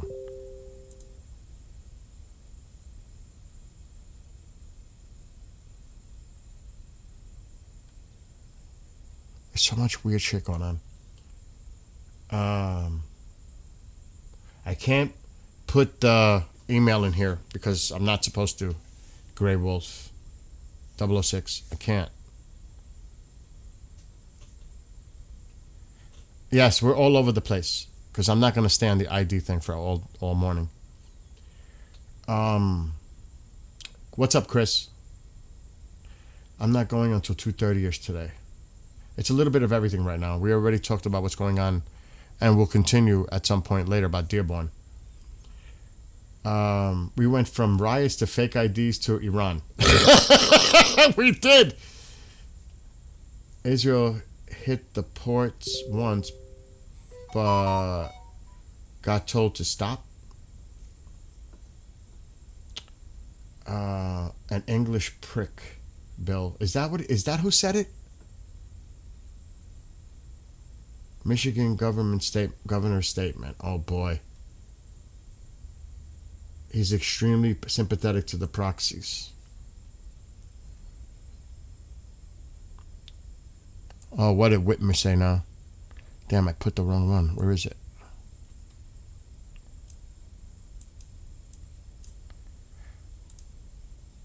Let's see it. Today, Governor Whitmer issued the following statement on the planned demonstration in Dearborn. Tuesday evening. Dearborn is home to one of the most vibrant communities in America. Its residents are our friends and our neighbors. Today, a group of agitators is traveling to Dearborn for the sole purpose of intimidating that community and provoking a reaction. Their plan emboldens the continuous contributes to dangerous behavior, and I'm asking every person of goodwill to denounce it. Their hate has no place in Michigan. My top priority is keeping Michiganders safe. I've been in contact with Mayor Hamoud, and I echo Chief Shaheen and other local officials. Do not confront or engage with demonstrators. Together we stand united against its hate in all forms. How are you prejudging this as hate? See, there it is. The assumption, the spin. How are you assuming and presuming that this is a march of hate? Or, I mean, people have the right to protest, whether you agree or disagree with it. People have that right. And if it's legal, because, you know, there's permits involved and they're having a rally, it's done legally. These people have a right, just like anybody else has a right, to protest.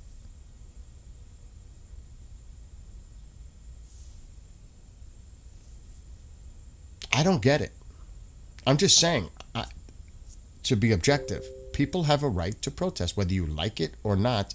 What they're saying, people have a right. And you can tell how it's politicized. And to be honest, it happens on both sides. Because the same way they're calling them white, nationalist, racist, whatever, then if it's another rally, pro-rally for some human rights thing or something happens, they're Antifa, they're this, they're that. So both sides do it. And that needs to stop. People have a right to express themselves in peaceful protest rallies.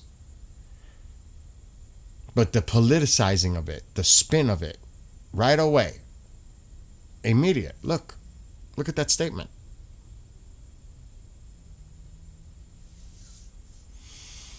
Oh my God. And then they wonder why there's so much unrest and divisiveness and everything else in the country. Just my opinion. He's extremely... Okay, I read that. So... Oh, wait a minute.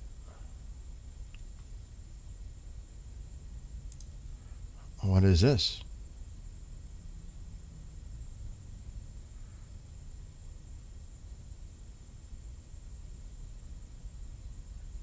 I don't know if this person's going to go live.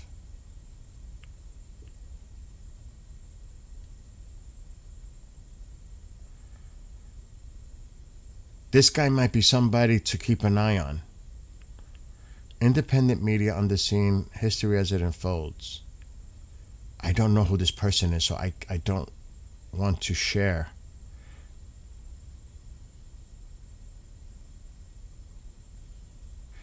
I don't know what their background is and what their spin is. But he has a live feed of Jake Lang speaks at church in Detroit. This could be some of that. It's definitely going to go live later from Dearborn. I got to hear this. I want to hear this.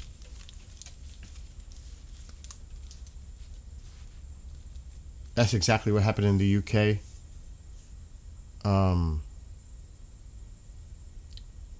Bill, you can't have an opinion. Screw that. Everybody has a right to an opinion, whether you like it or not. If you don't like it, tune out. That's a person's choice. That's what it's about, right? Choice. Should be about choice. If you don't like it, tune out. But they don't do that. They attack. Because they don't like it. They go on the offensive. You know what I mean? That's just the nature of it now. But I want to see what he did here. Because this might be a guy that'll go on later. Who is this? So what do you do when you find yourself in a store right beside? I don't even know who this dude is. I don't know. I can't trust the source, so I'm not going to share it.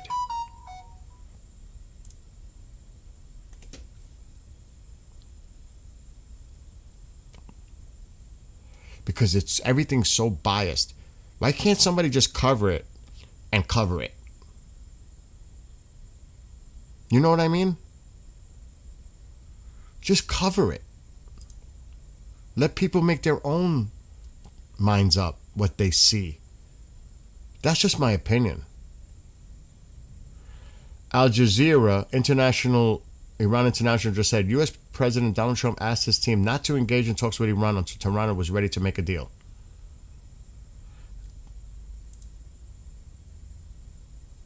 The official said positive discussions had taken place with Iran, but Trump has decided to wait.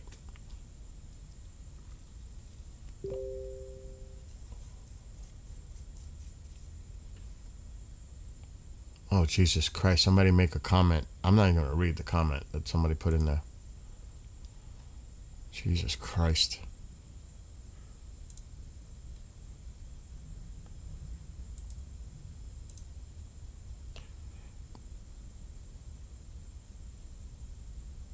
Oh, shit. Israel hit a airport, an airbase in Syria. Axios is citing an Israeli official. The attack on the Syrian airbase in the Idlib region was aimed at preventing a Turkish military buildup in the area. Here we go with Turkey.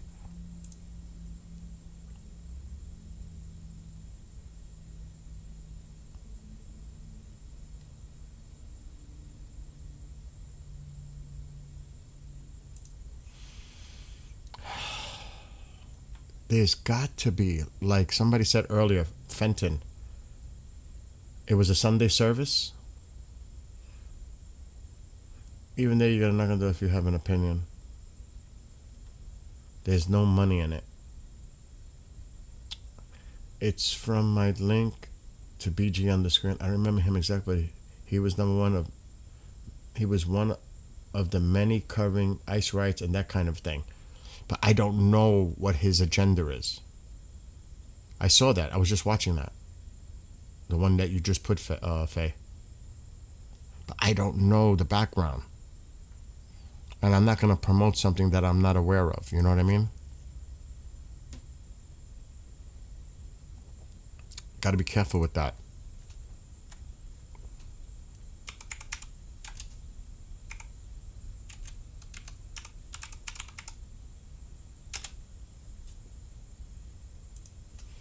I'm sure there's going to be a live feed later.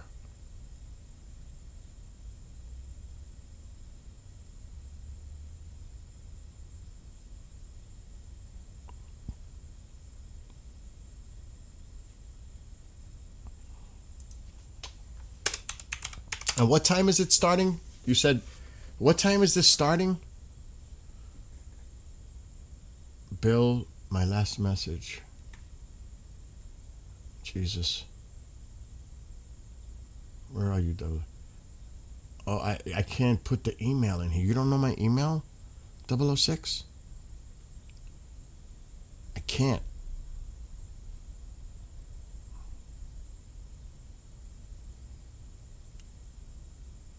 Any announcement, any updates on Trump's announcement? He's been kind of quiet. I have not heard anything update on him yet. Pretty much he's taking a wait and see approach. Allegedly, he told, I could put the True Social post. There is no direct communication negotiations with Iran. And he's standing pat right now to see how things play out. Pretty much.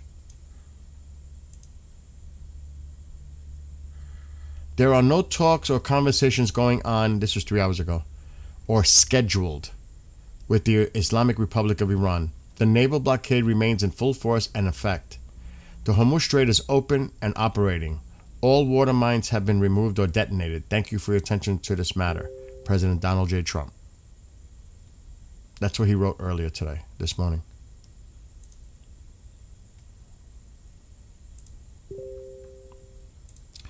Oh boy, here we go. Iran warns Trump over delusion of claiming Strait of Hormuz as U.S. territory. Deputy Foreign Minister says Donald Trump's delusion over the Strait of Hormuz will be corrected. Oh boy.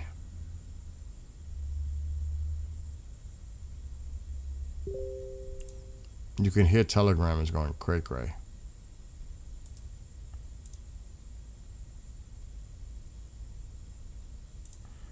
already mentioned that.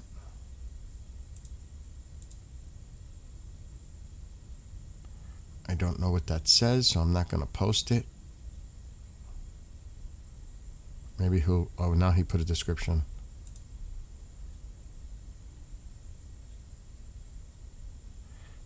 That's old news. But he just put that out there. Why?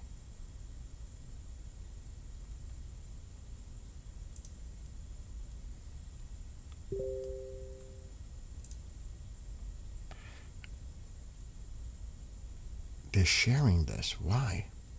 I don't know what this says. So I'm going to wait.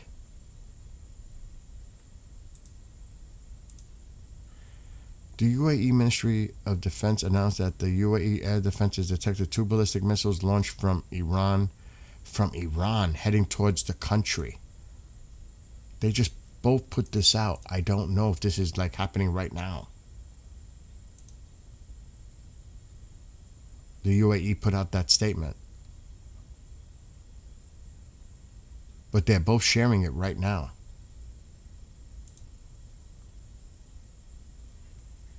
I don't know. Is that old reference to what was reported earlier, or is this something new? I don't know. It sounds like this is something that already occurred. I don't know.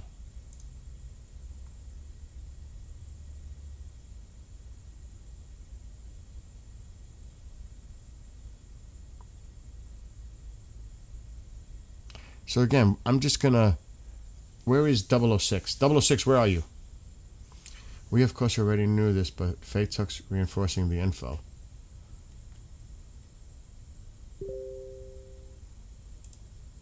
Diesel, everything you guys do in chat is helpful. Yeah, we already... Okay, hold on. That's a detection of the camera. One of them. Shed. What the fuck is going on by the shed?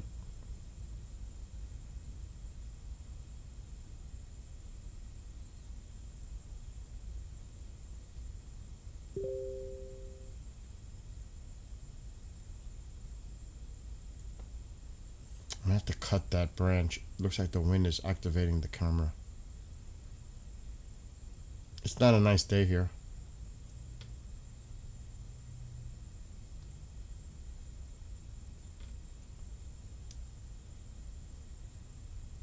You could hear Telegram.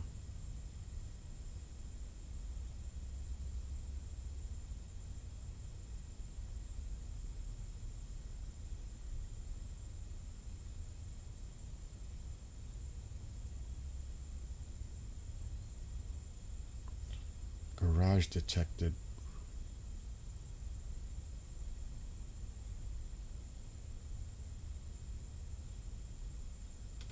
Oh, that was me.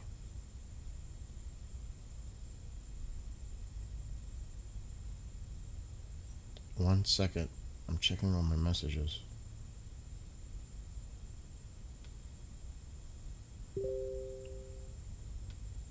No, it wasn't UPS yet. It's coming though today. My models is coming.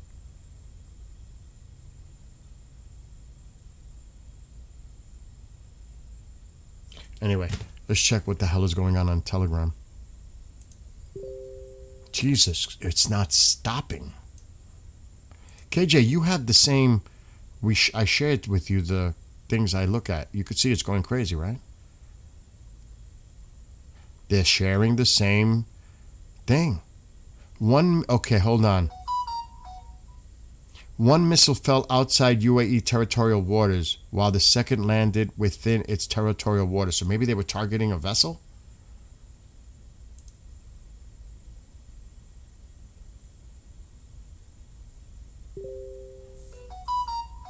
The Ministry of Defense confirms that it's on high alert and fully prepared to deal with any threats and to firmly confront, blah, blah, blah, blah. So it looks like they might have been targeting a vessel off the UAE. That's what all that is about. Okay, what's going back in here? You're laying down playing Fortnite?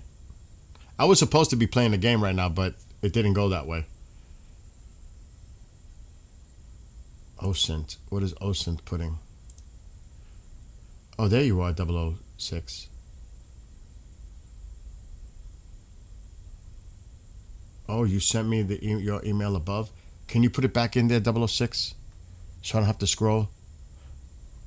Okay, we already shared that about the Russian sharing. How many times have we been talking about the Caspian Sea? For how many months have we been talking about the Caspian Sea? But they're not going to do anything about it. Because then that would resume military strikes. They're not going to do anything.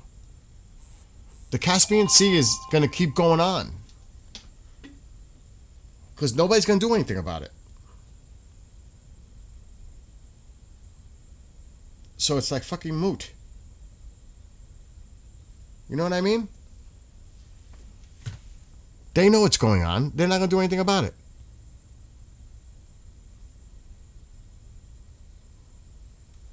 It's so sad.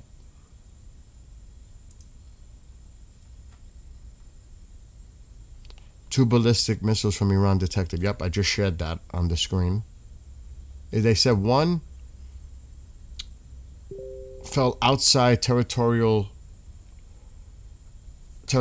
but it landed in the water. The other one landed within territorial waters. So it looks like they might have been targeting a vessel.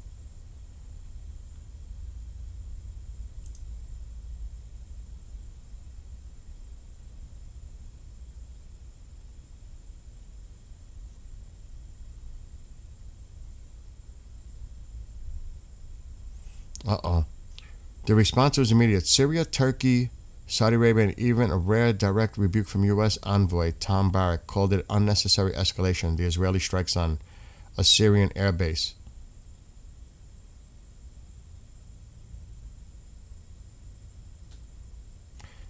This is a pattern, not an isolated event. Israel drawing a hard line against growing Turkish military presence in Syria. No matter how much diplomatic backlash it draws, the heat is on.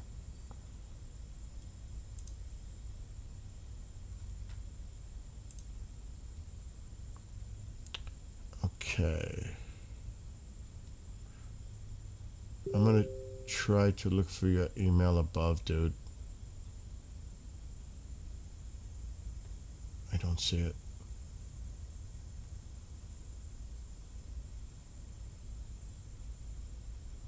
I don't know. Are you talking about Iran and Oman?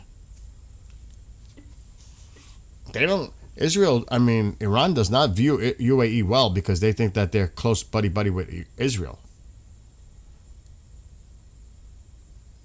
U.S. tanker fleet update.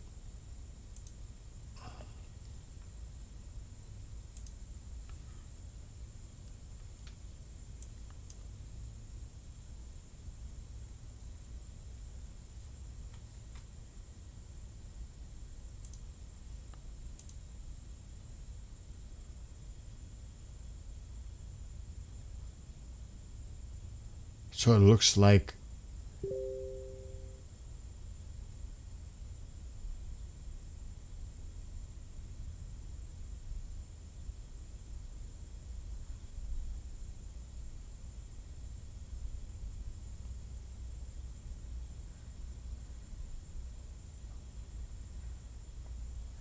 total is 208. Diego Garcia too. That's interesting.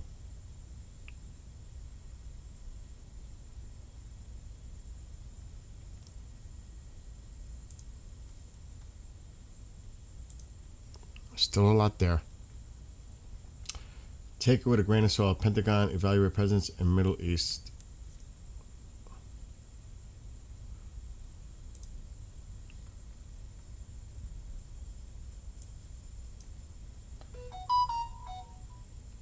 After the Iran war, because I wonder what it's going to cost to repair those bases. Is it even worth? Yeah, I figured that. The Pentagon is evaluating whether to reduce its military presence in the Middle East after the Iran war, with one key area being a potential pullback from the Persian Gulf, where bases have been battered by strikes.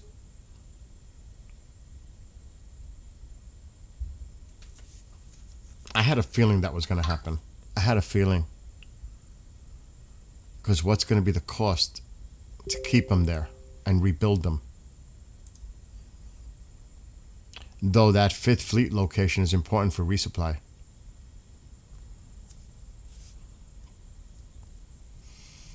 I don't know. That's going to be a situation to deal with in the future. Definite. God only knows what that's going to cost if they plan on restoring that. It all depends on the outcome here. That could cost billions and billions of dollars. God only knows. I don't think you could post emails in user chat because I don't see it either. I didn't see it.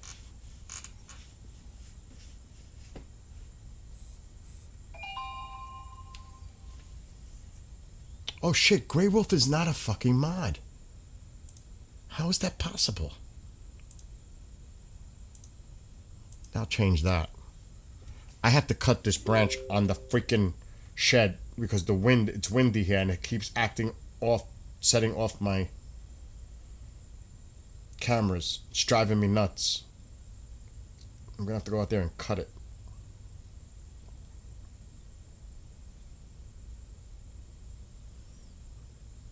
That's what that is. One of the cameras is going crazy because it's windy and it's moving a branch in front of the camera and it's making it go off. It's ridiculous.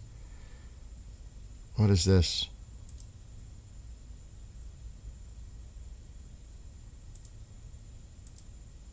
It's not translating for me. What the hell is that supposed to be? Smoke? I don't know. We need a description here.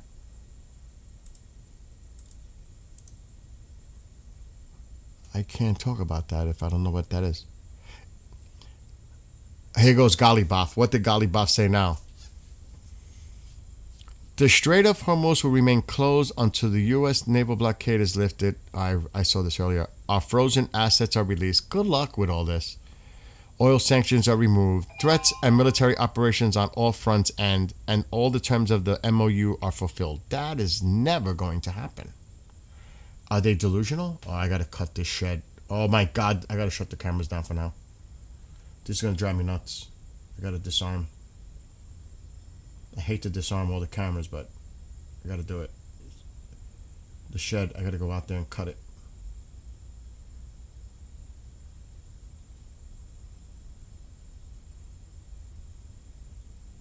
Okay, disarm. For now. Which kind of sucks.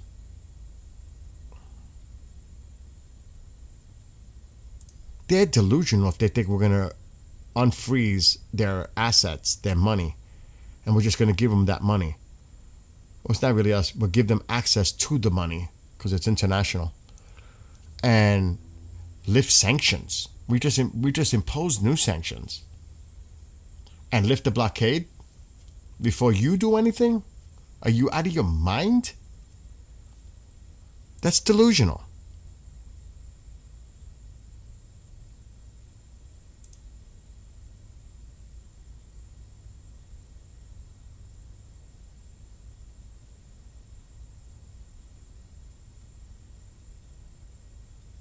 .006.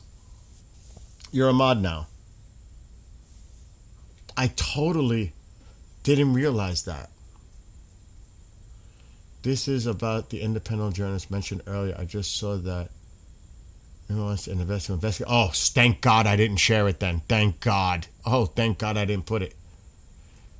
Okay, I got it. Hold on. Copy. Delete it now. Delete it. Delete that email. 006. Oh shit, it didn't turn off. Delete that. Remove it.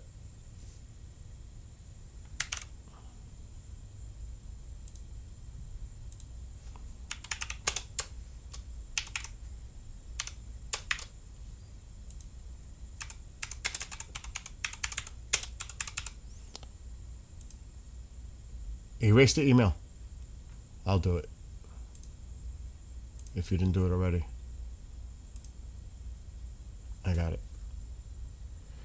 Okay, I just emailed you. See if you get the response.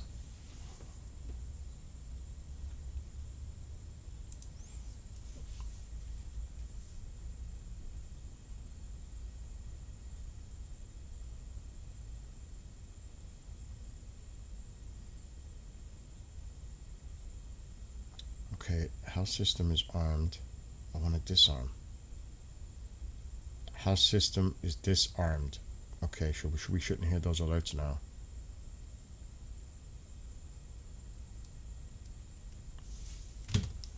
There's 8 cameras associated to that. 3 rings and 8 other cameras around the house. It's fucking insane. But necessary. Especially in these times. What was I gonna do?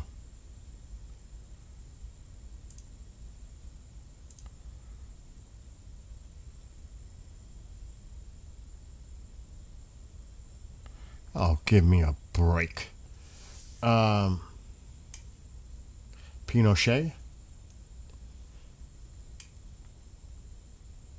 No, not BG Cam. Oh, okay.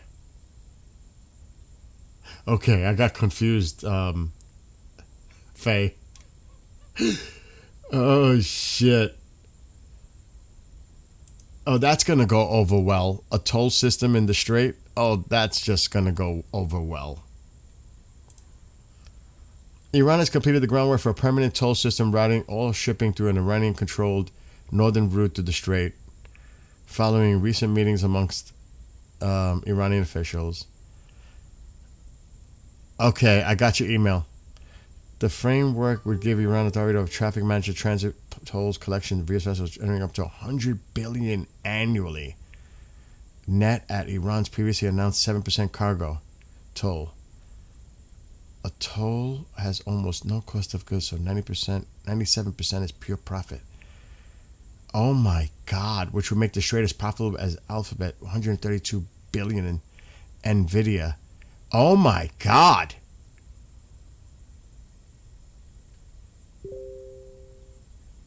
He's going to have to take action. He's going to have to take action. Iran is just getting more fucking emboldened by the day.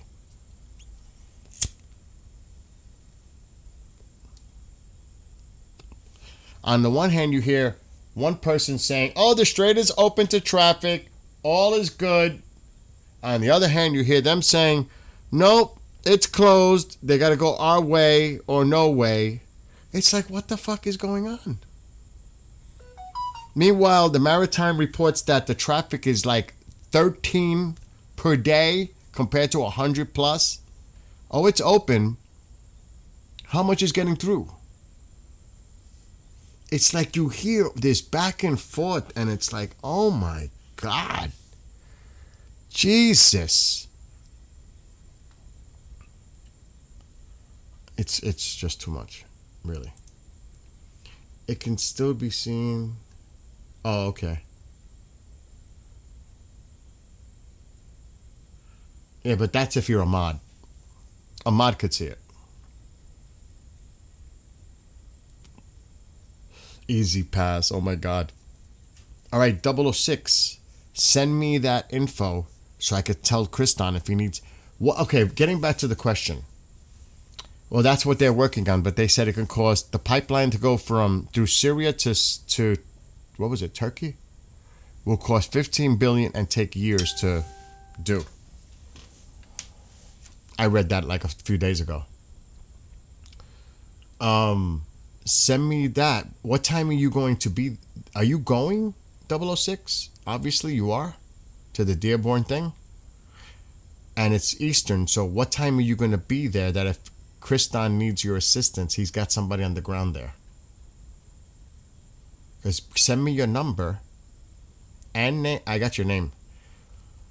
But this way he can call you if he needs your assistance. I'm sure he would appreciate help. And I'll tell him you're a friend of mine. I'm ready. All TVs. What's up, all up in you? Dude, it's going to be like 100 degrees where you are for the next 2 weeks. And it's already been hot. This has to be your hottest summer in Oklahoma.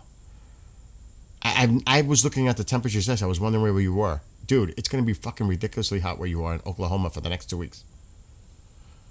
The pipeline from Oman south of the Strait. And if they're going to do that infrastructure, they better do it where it's underground, I would hope. Because if it's above ground, it's an easy target for Iran. Like they've already done the east-west pipeline for Saudi Arabia. So, and if they don't even have to go after the pipelines, they'll just go after the infrastructure and say, okay, you want to play this game with pipelines? We'll just go after your infrastructure, and it won't matter where the pipeline or the oil's going because it's not getting out. They don't even have to worry about the pipelines. They'll just say, oh, you want to play that game? Okay, we'll just strike your infrastructure, your refineries, and that'll end it all.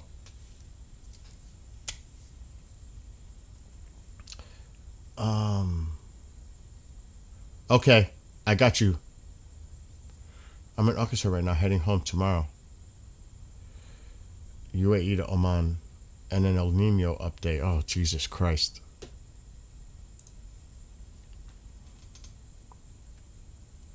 Nobody alive has ever experienced an El Nino event this strong. By this fall, we are tracking a system that easily eclipses the historic events of 2015 and 1997. On its own, this El Nino could make 2027 extraordinarily hotter than normal for most of the planet, and by a massive margin.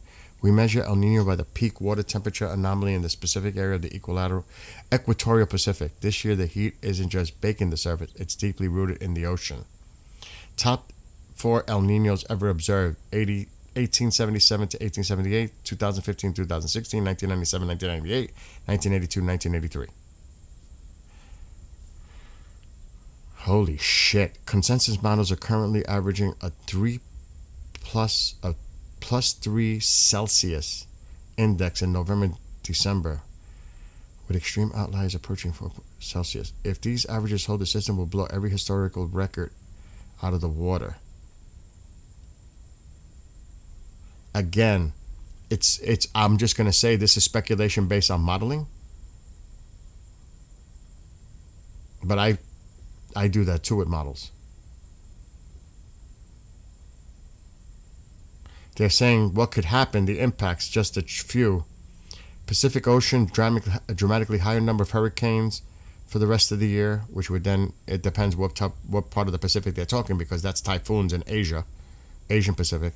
Florida and southern U.S., potentially one of the wettest winters on record. Europe, extreme amounts of localized heavy rain. Again, it's opinionated, it's forecasted on models. This is Fox 35 in Orlando,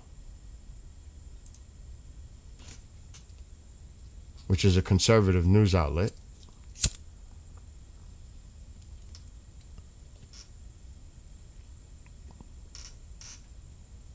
Jesus Christ.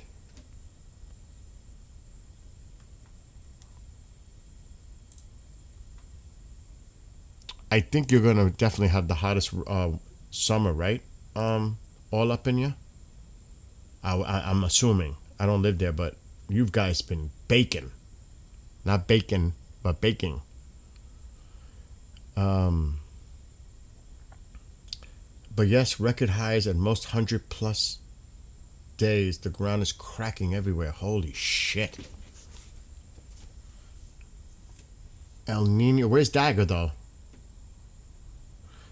El Nino for Dagger in Alabama. Again, I'm all about the sourcing and their, it's their opinion. The latest ENSO analysis. Okay. It's NOAA.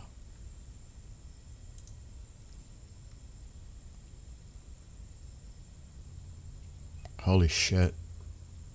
Okay, so there's more information coming out about it. For Alabama, El Nino is generally a wet, cool signal for the cool season.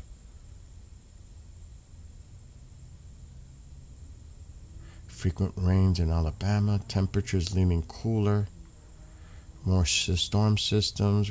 That's what that said.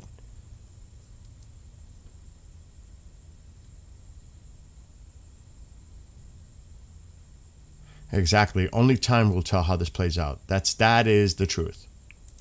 That is true. Only time will tell. Because this is all modeling. Modeling is a forecast. Forecast can be wrong. They're giving it over a 90% chance, but it's just a model. Just saying. Speaking of weather today, flooding possible.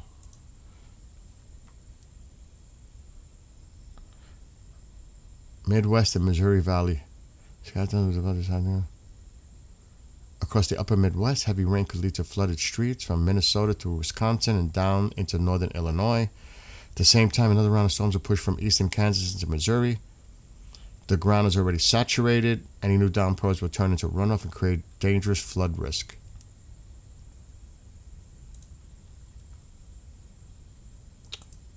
All the time the strait is messed up, the U.S. sells more oil around the world. It's helping Trump. That's why he took Venezuela. It's part of the plan for the U.S. to control the oil. That's part of it. Our local weather guys are saying we are probably going to get ice storms this winter, because it looks like it's going to be cooler than normal. If this comes to fruition, we may actually see some snow in coastal Texas. That's what he's talking about, the ice storms. That makes sense. What happens if the ship doesn't have enough toll money to, does it have to back up? What's up? What's going on? So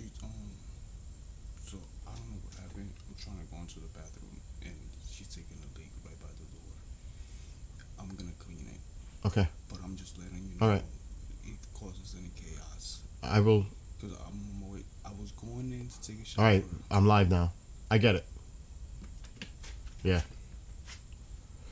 UA claiming. I already read that.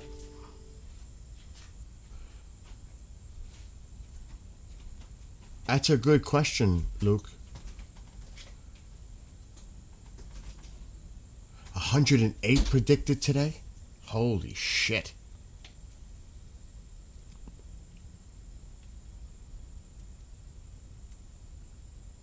Wow. What?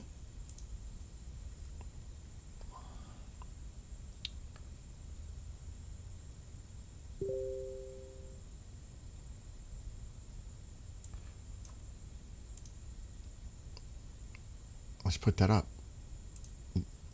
In April, I signed a very important executive order to accelerate medical treatments for serious mental illness, specifically psychedelic drugs, including Ibogaine. This is something that has helped so many of our amazing veterans and true American heroes who were here in the Oval Office with me and Joe Rogan. Today, I'm announcing that Secretary Kennedy has received a historic gift from the University of Miami, who has given the federal government its original 1994 Ibogaine investigation new drug application. This will give everyone direct access to the foundational FDA authorization to accelerate its development and medical treatment in the U.S. This is huge. Special thank you to University of Miami, who has done this to ensure that Americans are helped as quickly as possible. This adds to the incredible progress since April, including huge amounts of HHS research funding, collaboration between HHS, VA, FDA guidance, and more. We are moving fast so that our veterans with serious mental illness have the right to try it here in the U.S. We hope to see more companies and institutions join us in this very important work. Our veterans deserve it. Thank you for your attention to this matter. That's a great step. That is big for the veterans. That's important. Okay, time out. Oh my God, this thing's going crazy.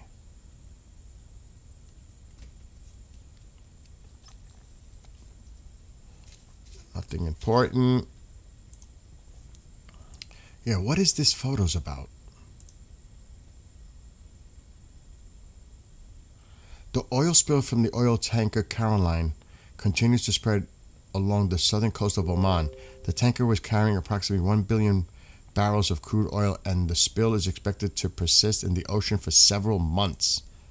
Holy shit. Big oil spill.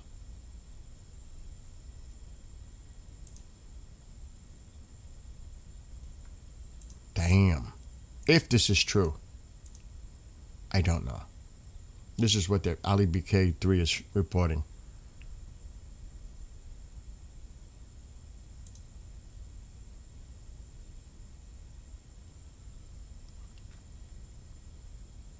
And who's responsible for that? Iran. By attacking the tankers. They're causing this environmental catastrophe, potentially. Who's to blame for that?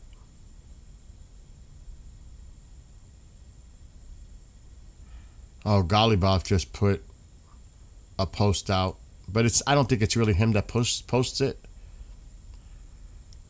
But this is what he just put out. Americans think squeezing Iran harder will win concessions that were never part of the agreement. Besson and Hegseth are way out of their league. Stop waiting for the clown crew to pull a rabbit out of their hat and clean up the mess you made.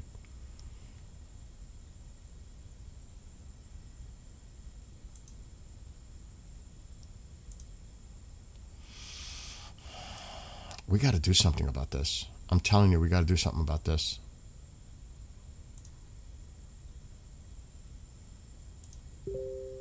He's going to stand pat until the midterms. I'm telling you. He's going to stand pat till the midterms.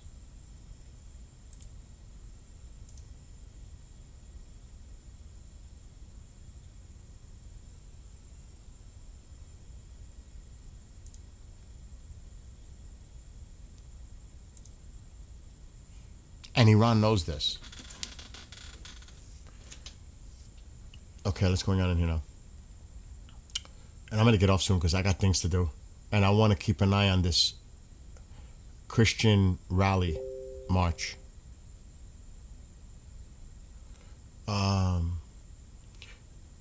I got to see what you guys are writing now. From memory, it was outlawed in the U.S. for years. It helps with PTSD. Smoke, both missiles fell in the water. Yes. That's what I read. It landed in the water. Maybe they were targeting a vessel. It's also the season sea turtles are going to lay their eggs. If you read it, it tells you the plan and it makes sense of what's going on.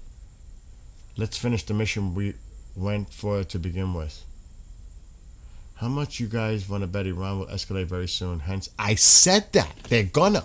Because they want to screw around with the president and our elections. I've been saying that.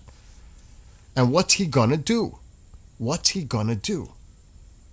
They're gonna keep pushing the envelope. I'm telling you, they're gonna.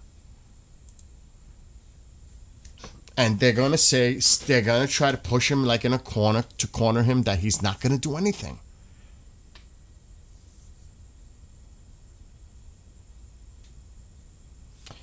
Report, IRGC concerned about renewed protests. Now, is this protesting by the people who support the regime or people anti-regime? President, danger that members will... What? Because that could be twisted both ways. Officials of Iran's Basij militia can be heard on a leaked recording weighing the risk of new rounds of protests and the danger that members will be identified online. A rare glimpse of the anxiety inside the force the state sends against demonstrators. And their names being leaked.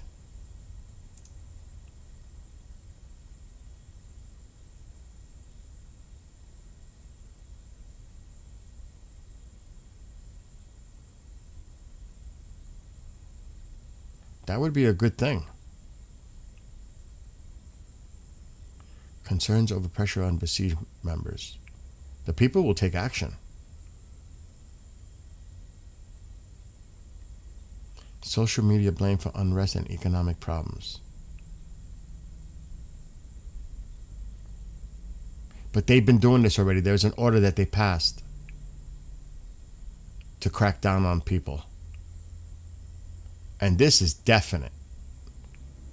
Because the last big unrest was related to fuel prices. And it's way above that right now.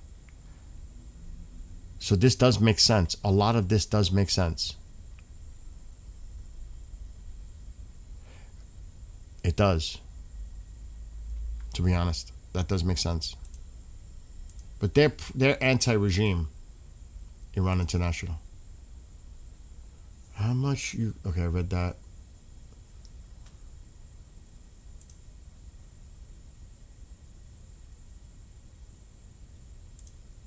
Again, interesting. Is it enough?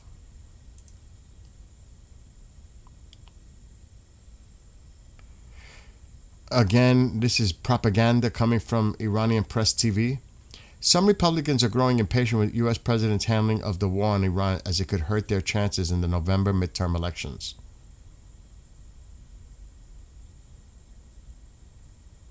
I'm not playing their propaganda video.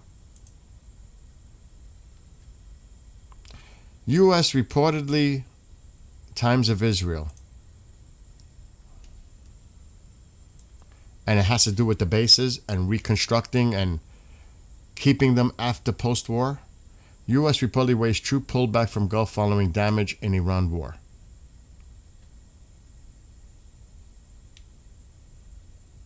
Washington Post. That's what it was referring to, that Washington Post article.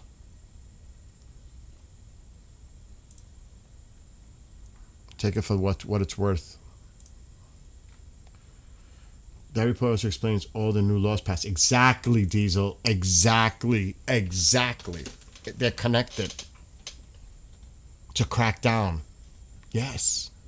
It's exactly connected.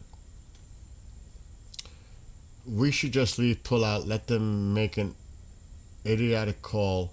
Don't aid Israel, yet don't stop them either. Same with the Arab nations. They hit a U.S. base, we hit back.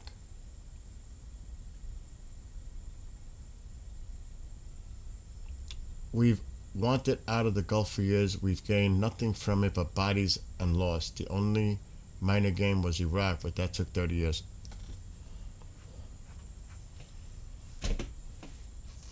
How much money, like you said, loss of personnel and everything by our presence in the Middle East? But then people will argue, well, geopolitically, if we don't do it, China will be the main influencer in the region, and Russia, etc. So you know how that goes, Bean. You know that.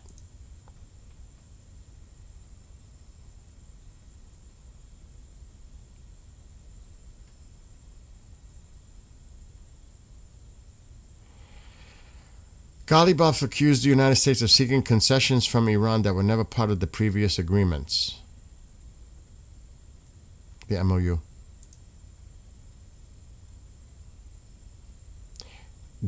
But again, it all stems. Is there any possibility of a deal with Iran no matter what you do? Really? Is there really any possibility of a deal with Iran that would stick?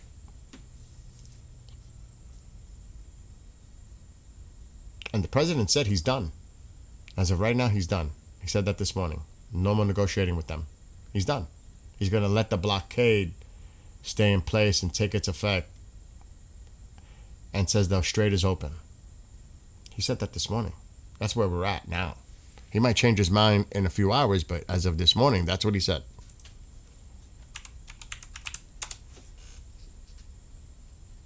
Maybe he's happy with the current situation because the markets are coming down and the Dow's going up, and he's happy with that.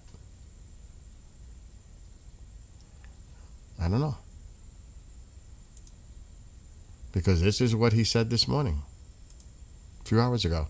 There are no talks or conversations going on or scheduled with the Islamic Republic of Iran. The naval blockade remains in full force and effect. The Hormuz Strait is open and operating. All water mines have been removed or detonated. Thank you for your attention to this matter, President Donald J. Trump.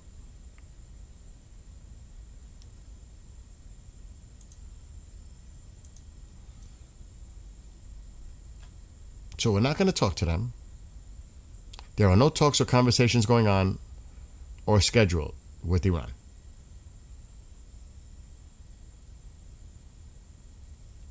So where do we go from here? Wait it out? See if economic fury takes an effect and Iran comes back to the table and capitulates? You think that's going to happen? Does anybody believe that that regime is ever going to do that, especially with all the new hardliners, ultra hardliners they put in place? Anybody believe that? It's like they're both waiting each other out.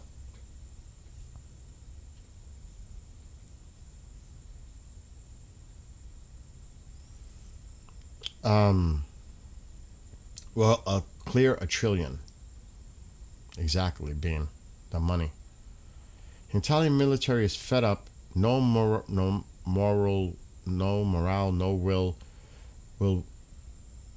will nor want for this war. We have tens of thousands in region alone, all on lockdown since the start. No contact in and out. Well, Navy mom kind of said how difficult it was for her to communicate with her son. A deal with the Shah probably would stick, not with the IRGC nutters. Yeah, I agree with that, Gitmo. I still feel something big is coming. It'll be called something big like Kohlberg Spear or something, but it's coming. We fought war upon war in that region, all gone bad. Let China move in. The Soviets tried, and we saw how that went. Russia tried again. They got kicked out once again. That's true.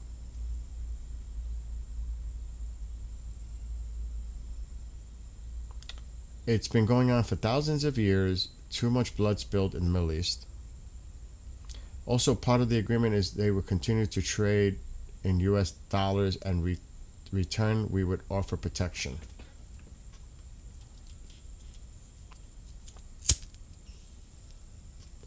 You know, for years, decades. We know what I used to hear when I was young? The United States is not the policemen of the world. For those that are older, you remember that, right? Going way back. Why are we like the police of the world? Get them out. For those that are older, remember that. Remember that? What's so different today? I remember hearing that as a kid. For real. This has been going on for decades.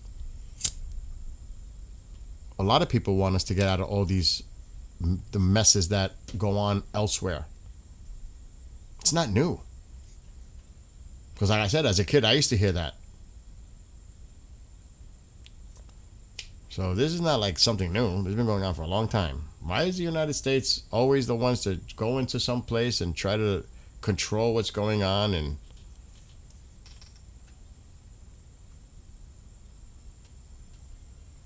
you still say it, Marianne? So you know what I'm talking about. For those of us that are a little older, this is not new. In my opinion, we need to go back to the start, that this was all to free the people of Iran and keep that one of the main priorities, as well as no nuclear weapons. But that was part of the 4 or 5 points, remember? Proxy support, regime change was at the beginning. The nuclear, the missiles. Remember, the missiles were on the table in the beginning too, the range of the missiles. But it got quickly flipped after the Strait of Hormuz became the issue. But those were, and of course, the people of Iran.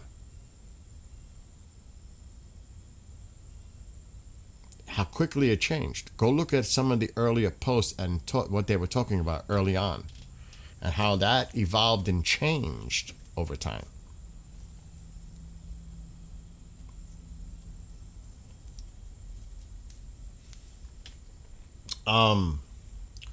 Started hearing that in the early 80s. Remember that? That's what I'm saying.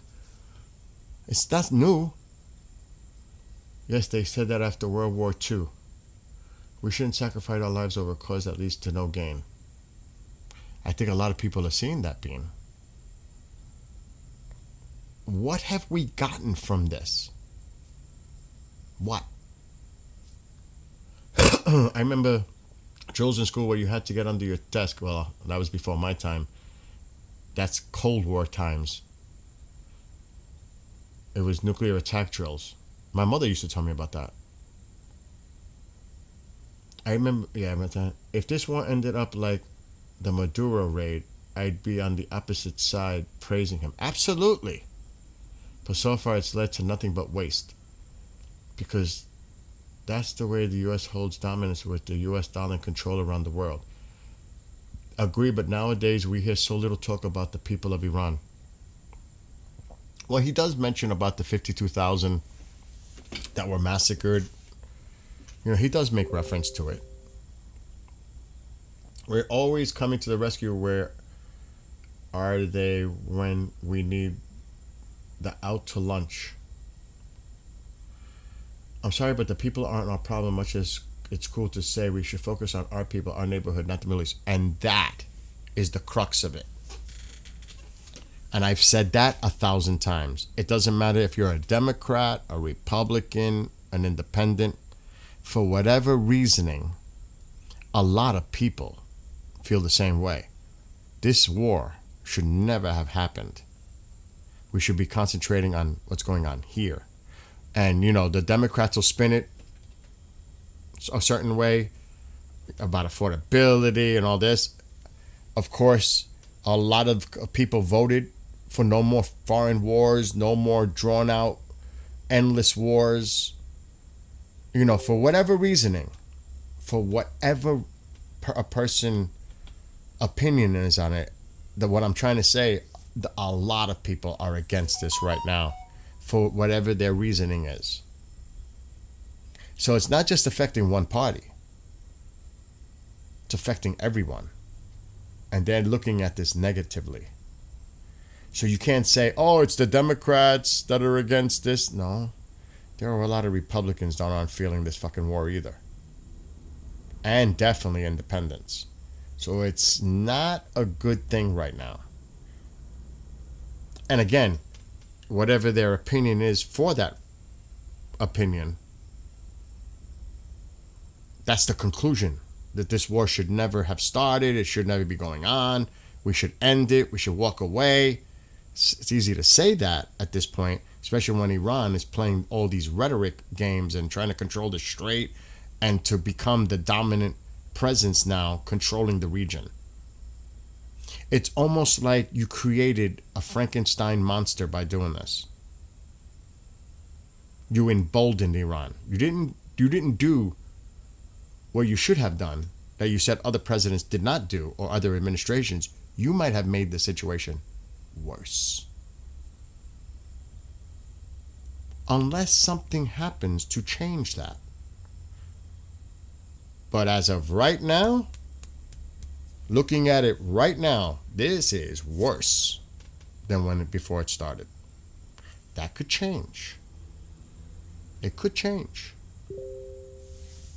But as of right now, this is going to be written down as bad as Vietnam in history books if it stays the way it is.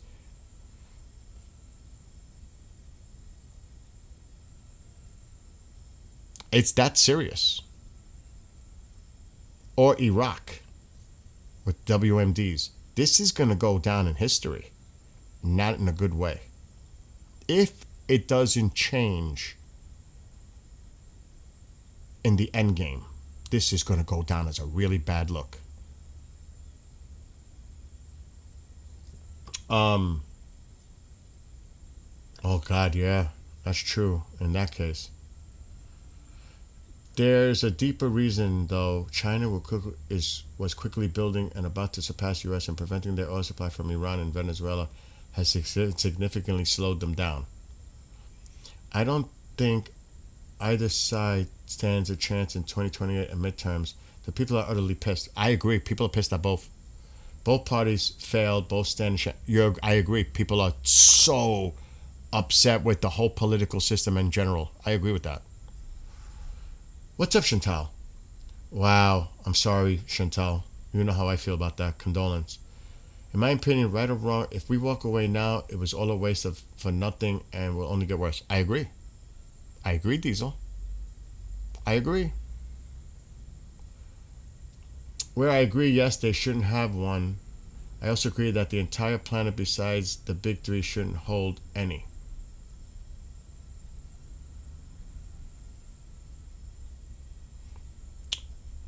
At this point, I think Trump just wants the Iranian situation to quietly go away, at least for a while. Definitely keep it quiet until after the midterms. I'm telling you. But Iran knows this, and Iran's going to play a game. Iran's going to do something. I don't know when, but they're going to do something to throw something in that, throw a wrench in it. I'm telling you. If we don't do something, they will. Then you got to watch Israel. They're definitely going to throw something in this wrench into this game. That he's trying to diminish everything and try to quiet everything down. Because, he's worried about the markets reacting, going back up right before the midterms. People will freak out. The last thing he wants is $4.50 gallon of gas right before the midterms because people are going to be pissed. And they're going to take out that upset frustration at the ballot box. And he knows that. So he's trying to keep that under control. Iran knows this, and Iran's going to manipulate that, and Iran is going to use it. What they'll do, I don't know. But they're definitely going to do something to not make it comfortable for him.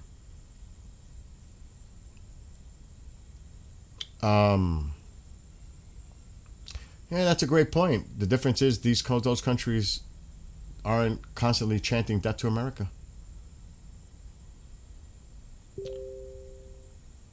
But a very vast many are. China has its group that does same with North Korea. Even dare I say some of our own very allies. How do you think? I wonder what the allies and anyone thinks about the United States right now as far as trusting the United States. You think it's at an all-time low? And if they feel that way about the United States, we can't trust the United States. Who are they turning to? China? Whether it's trade or whatever, does that help the United States? Who does it help? Who are they going to turn to? Alliances may change. If they think that they've been abandoned by the United States and can't count on the United States, who are they going to turn to? I wonder I would like to know what that is all about right now. And a lot of people say, so fuck them. Oh yeah, we'll become an isolationist country. The United States' influence in the world globally is totally diminished. They don't know what we stand for. That's not going to be something that can be fixed overnight either.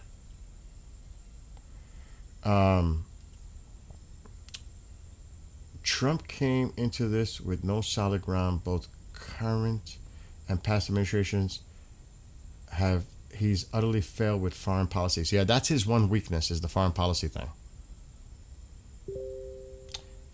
I haven't seen any of those countries openly showing banners and chanting about debt to U.S., our president, etc. Yeah, to make Trump look bad. What's up, Chantal? You're welcome. China gets its way. Trump played into his hand directly, dare I say, purposely.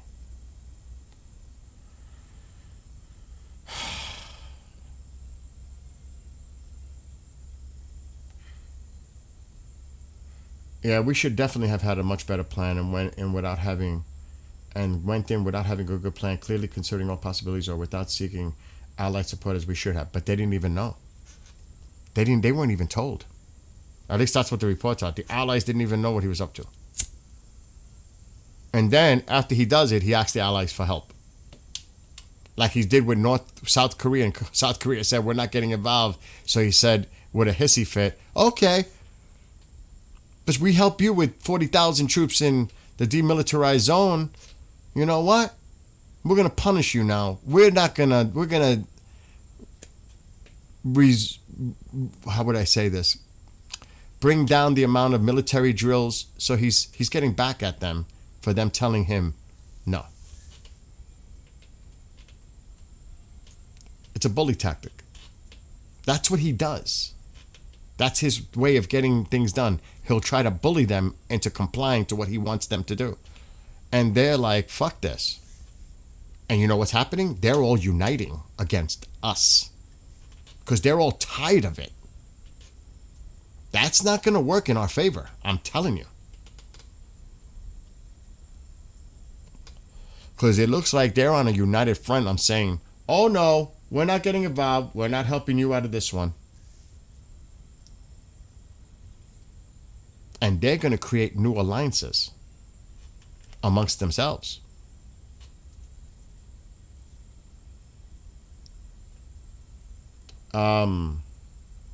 At some point, your oil prices will have to rise. You can't keep drawing on your reserves. Oh, that's another thing. I've been mentioning that too, John. The reserves are at a critical fucking level in decades. Can't keep tapping into it.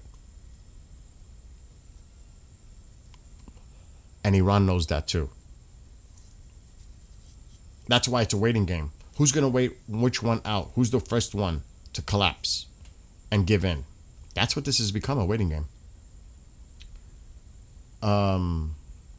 If it magically does, I'll wear a clown costume for the rest of my life. But as of now, this shit's been over for months. Trump hasn't helped himself as far as trust goes. He is upset at a lot of allied countries.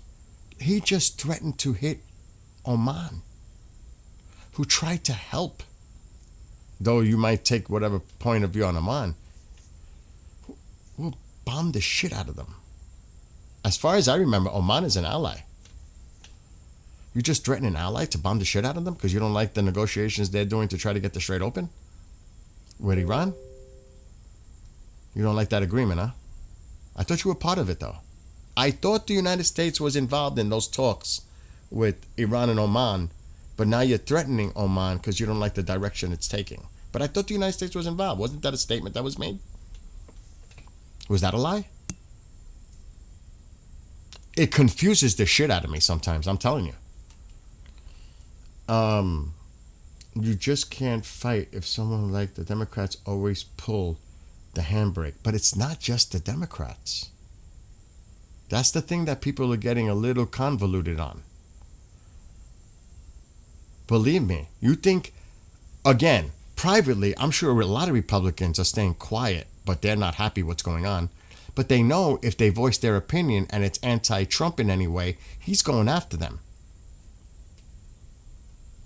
And they're done, because all they care about is staying in office. You don't think a lot of Republicans privately are saying stuff, but they won't say it publicly? You don't think so? For sure it's happening. For sure. But they're not going to say it publicly because then he's coming after them. And they're toast.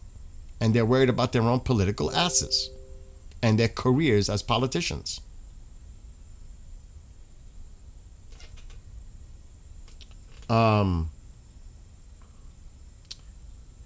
It has nothing to do with handbrakes. He puts our troops in the line of fire with little to no protection. And that's why I want an investigation on the 6 personnel service members that lost their lives. Because they were complaining before that they didn't feel protected there. And then that happened. And that is a hearing I want to see. I want people to be held accountable for that. Just like Benghazi, just like everything else, I want a fucking hearing with witnesses that were there at that base. I want the commanders there that they were told by the people there. I want this in a public hearing because that was bad. And I agree with that being, yeah, we protect another nation more than our very own servicemen and women. Hell yes, I agree with that. That needs to be investigated.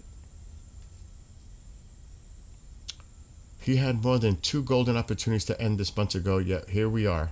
We wanted to be the best perfect model, and now we're 40 billion in the dirt and multiple lives. It's probably more than that, though, Bean. It's probably a lot more than 40 billion. If you count everything, it's probably a lot more than that. That's the number that might be thrown out there, but I think it's a lot more. I personally still feel infiltrates Fed Trump. There's no doubt. I said that at the beginning too. The people around him giving him the information. I said that from the beginning. It's the people around him. I said that from the very beginning. Feeding him the information. Maybe even lying to make him hear what he wants to hear and lying about it. That's even worse. Bad info on purpose, which led to a lot of this just to make him look bad, just in my opinion. Or it could be a bunch of yes people afraid to tell him the fucking truth because they know what his reaction would be. Not just bad info for a reason, to make him happy. Because they're yes people. That's the problem when you have loyalists and yes people in a fucking administration that is afraid to tell him. And people warned about this. People warned about this, but nobody paid attention. They only count the munitions and logistical, and you're probably well over 100. Exactly, Bean. Exactly.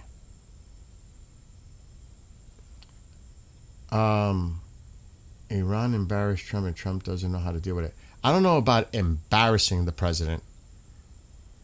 I think right now they're mocking him because, they see him as vulnerable and undecisive of what he wants to do. And they know the market they know about the market manipulation. They know about the upcoming elections. They know how the people feel in this country with the economy and all that other shit.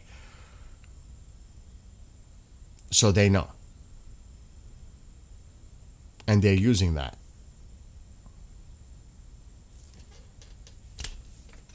At some point, is he going to take action and do something? Like, speak the truth, deny. He spoke about it last night, about the use of tactical nukes. You might think that's crazy. But just like Matt talked about it last night. Is it so crazy? In the middle of nowhere? Taking out Pickaxe Mountain?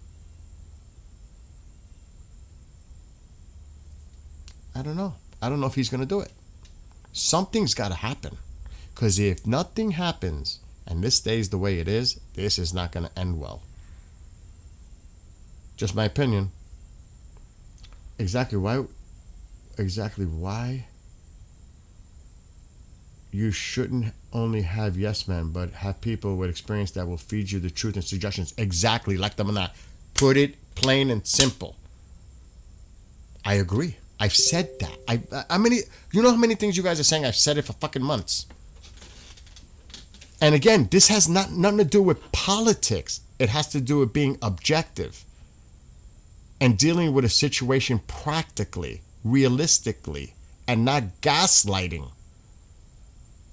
or projecting flowers. It smells great. It looks great, when that's not the truth.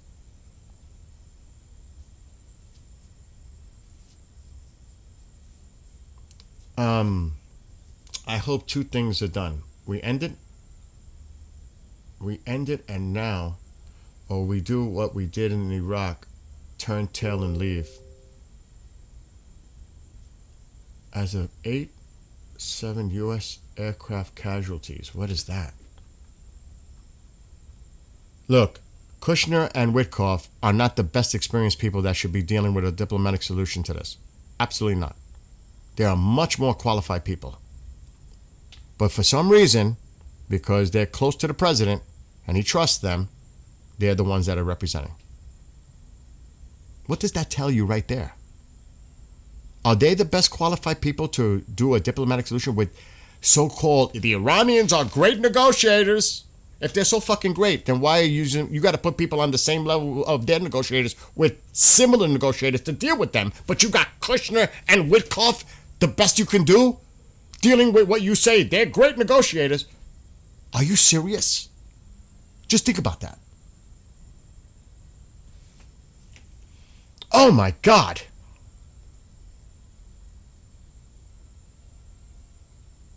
And again, This is not to just be critical, it's to be objective. If you're objective, you understand the point. It doesn't make sense.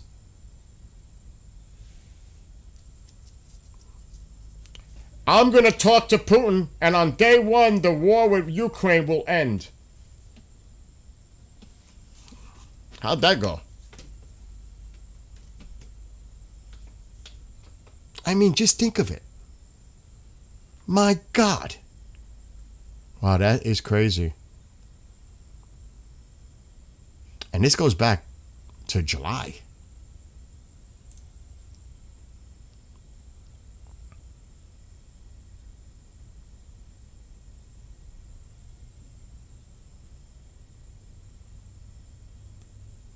I remember some of these incidents when it happened in real time.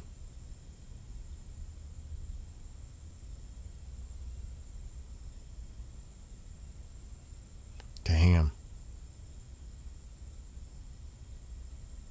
And that's not even counting the damage to the bases.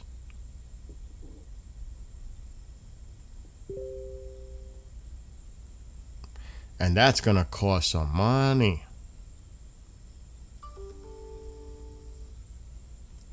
And that's like you put this in. That was as of July 8th. Now everything's quieted down since. But this is just the air losses. Could you imagine the damage that it would cost to repair the bases if we kept them? Oh my God, that's going to be in the billions. Billions. If we decide to keep them.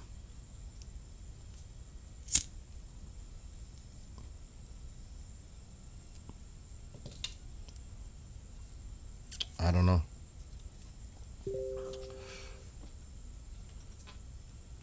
Oh God.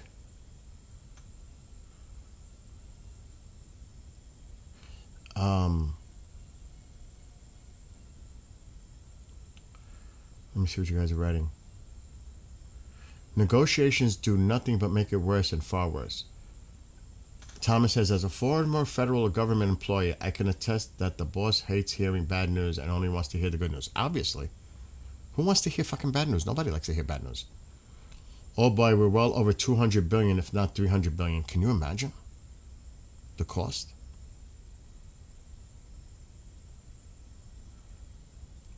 He 1 minute is your best friend and the next he's pulling tariffs on you or threatening to take over your country.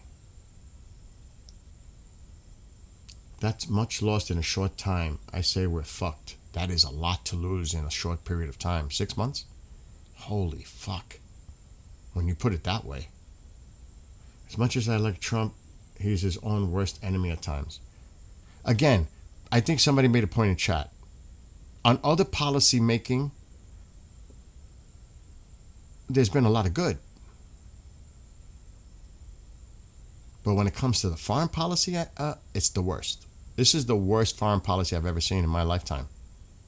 And now I was old enough to experience what the Iraq thing was with the whole WMD, Powell, Bush, that whole thing. That was unbelievable. No, you cannot compare the withdrawal from Afghanistan to this. It's apples and oranges by far. You can't compare anything to the scale of what's happening right now. The only thing you got to do is put it in scale. What would you compare this in scale, the size, to something in the past?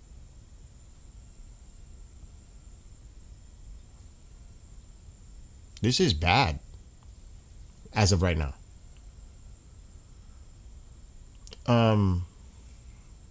Iran's propaganda is like being propped up by our government too. Obviously. They're winning the propaganda war for sure. Because out of our side, we hear the same line. The same thing. And they're on it. Immediately, as soon as the president or anybody in the cabinet or anybody says anything, they have a reaction to it. Or they'll put something out beforehand to get ahead of it, because they know that there's going to be a response coming from our side and make them look like morons. It's a mockery. It's an embarrassment. It really is.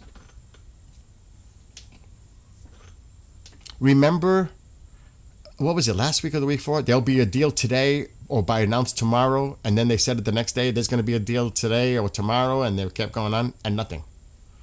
And then, oh, we're talking behind closed doors with IRGC, and now the president puts out this morning, we're not talking to anybody, we're not communicating with anybody, we're not negotiating with nobody.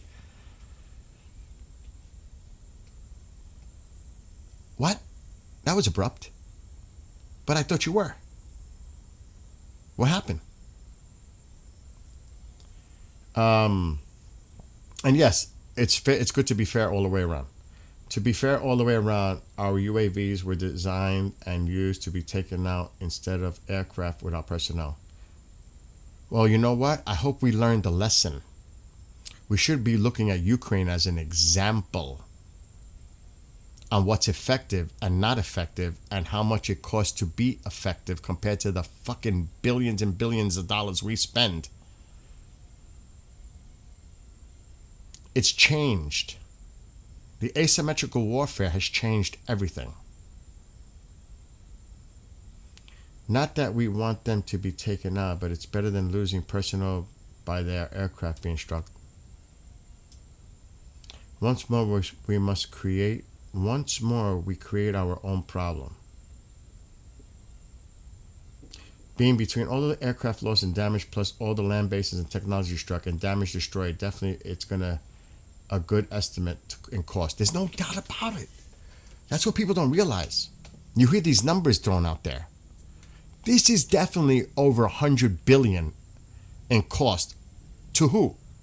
The taxpayers? Who's paying the bill? Who's paying the fucking bill for this? Corporations? Where are they getting the money for this? 1.5 trillion budget? Is that where it's going to come from? Where is the cost? How is this going to be paid for? And it ain't over. How much does it cost per day to keep all our 50,000 personnel out there? Remember all the talk during the Iraq campaign, war, Bush, how much money it cost? Are we going to be in another prolonged war? Okay, let me ask you all this question. Do you see this being resolved by December? Do you? Do you think that this is just going to have a solution and it's going to be over and it's done? Peace resumes? Everybody's happy? Or maybe not a little, a little unhappy in certain things? Do you think it's just going to be over like that?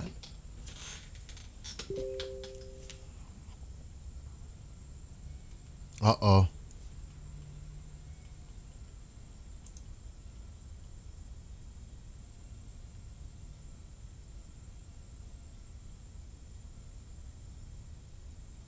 Hold on.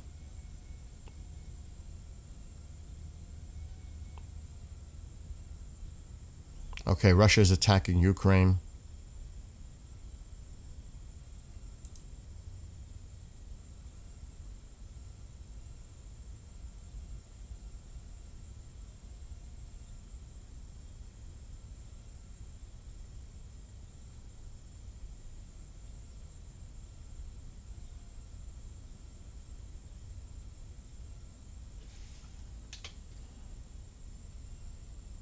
What are they saying?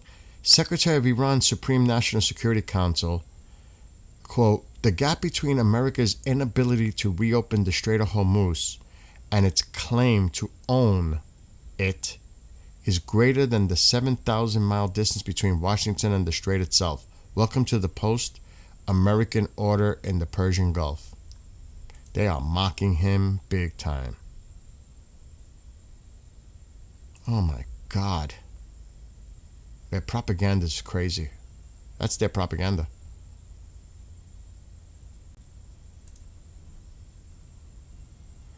The Yemeni armed forces struck a Saudi oil tanker in the strait yesterday.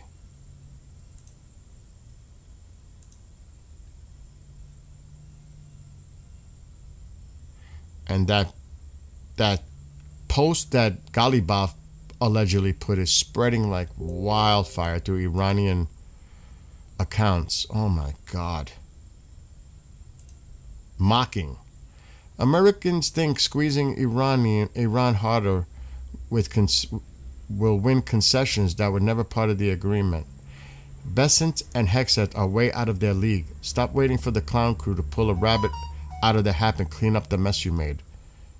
Holy shit.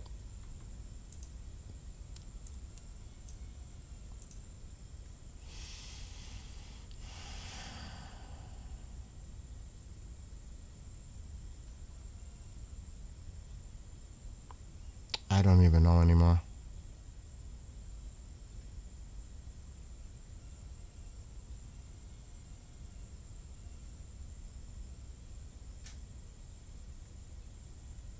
Really? Let me read you guys a reading. AI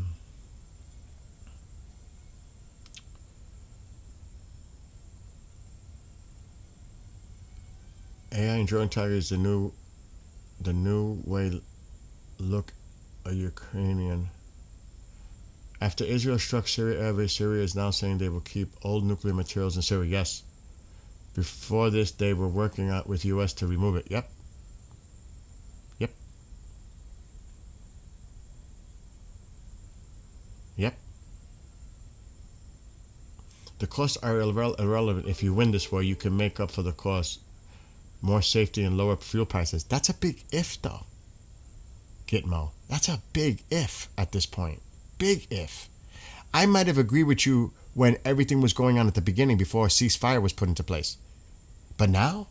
Oh yeah, anybody could say that. If we finish the job and we change what goes on in the region, regime change and all that, you're asking a lot there for the big if. But if it happens, the costs are irrelevant. If you win this war. But does it look right now that we're in a position to say that, yeah, we're in a position to win this war? I don't see that. Not right now. It could change. I always say that. That could change. But right now, yeah, big if. If we win this war. Big if right now. I am as pessimistic as ever. I was so optimistic in the early days.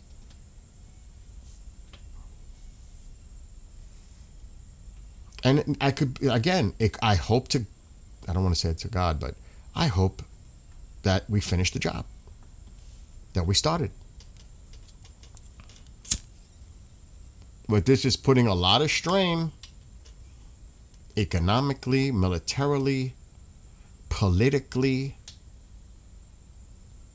This is putting a lot of pressure.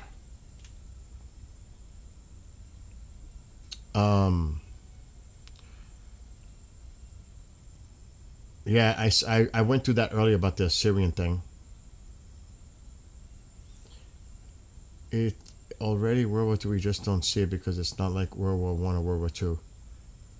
I mean, yeah, but regardless, Israel is a tad too trigger happy. Do you know they are? Yep, I already went over the nuclear material in Syria. I went over that earlier, but it's good that you're putting the link so people could check that out. I don't think the United States has the stomach to fight this war anymore, and it showed how fragile the global... That's what I'm saying, Thomas. That's what I'm saying. If you look at the big picture.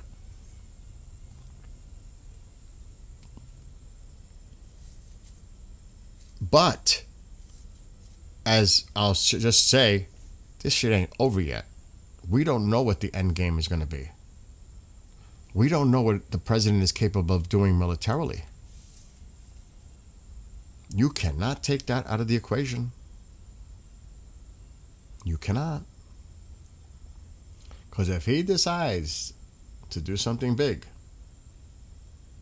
what does big mean? It ain't over until the fat lady. It's not over.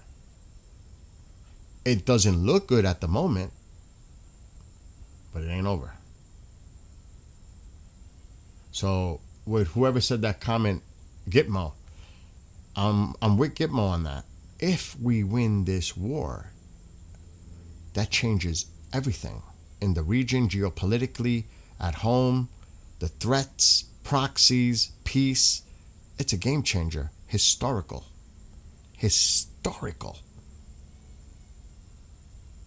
But that's a big ask right now to say that we're going to finish the job. Because all signs, I mean, that could be on purpose, that it doesn't look good, and all of a sudden, bang. Just as we don't expect it, boom. That's very possible. Anything's possible.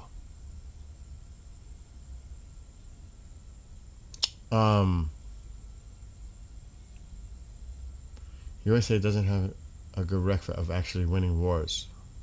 They win battles, but you're right.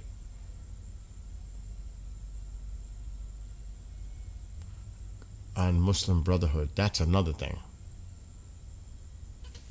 There's so much going on. But really, the rally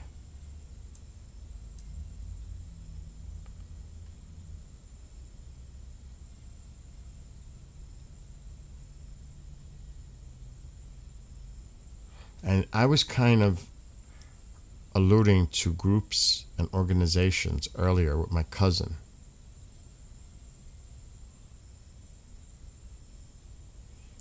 They only use, this is exactly what people don't understand here in the US. The Muslim Brotherhood only uses fronts, so their banner isn't outside. Instead, you are going to think it's a community organization, a volunteer one, an activist group, a scholars program to fund education, heck, even run a homeowners association in Virginia. And then there's a ton of LLCs they run with things like the terms friendship or alliance in the name, and lots of businesses and lots of business ones using the term development.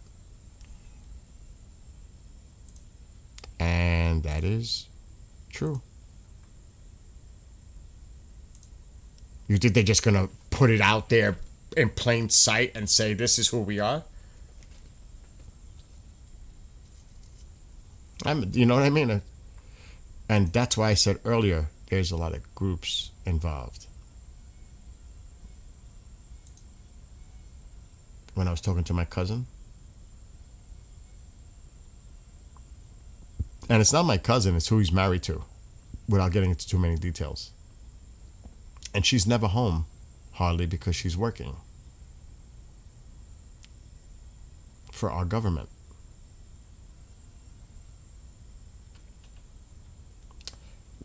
Hey Bill, great to catch up with you again. What do you think will now... What? What do you think will now and in the future? I don't know what you mean by that. What? Great to catch up with you again. What do you think will happen now? And is that what you mean? And in the near future?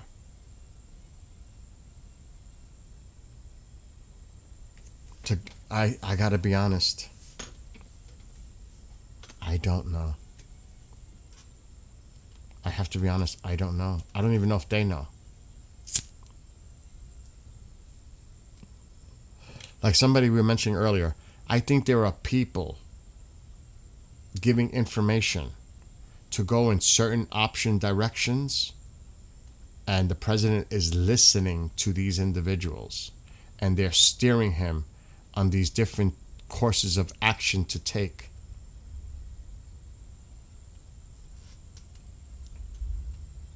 And that could be a big problem.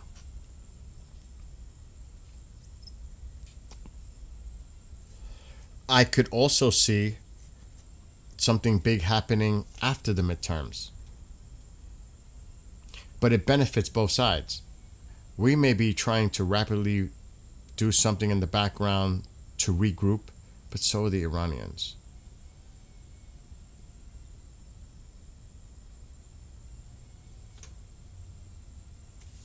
I honestly cannot say. What's it going to take to finish the job? What kind of scale is that going to be? And again, we're spread thin right now. When we bring I mean, the Washington's going there. The Washington, I mean, Japan is now vacant. Which I would think the Roosevelt is going to leave the West Coast and head toward Japan. I would think. But we're spread thin. I don't know what the presence in the Persian Gulf is going to be. There's so many questions here, for real. Marco Rubio on ICC sanctions.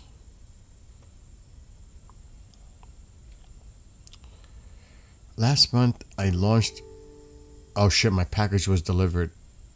I gotta see where that is. Last month I launched a diplomatic campaign to dismantle ICC's threat to our national sovereignty. The Trump administration is sanctioning ICC President Tomoko Akane and senior trial lawyer. So this is the International Criminal, the court.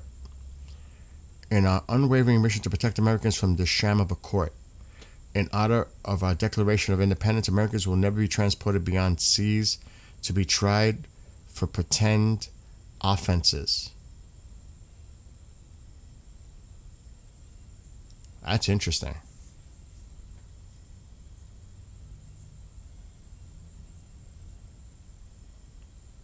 That is interesting.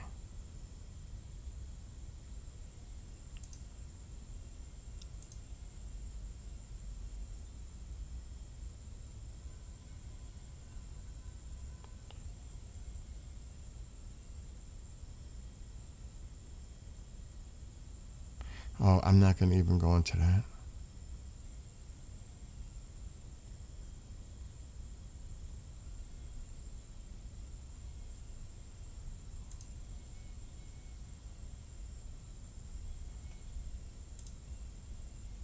That is very interesting.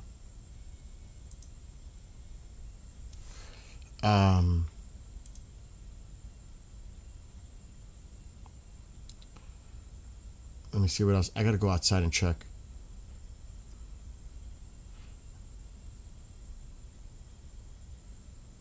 Taliban is always another group that is targeting ex-cons, particularly female. All right, let me go step outside.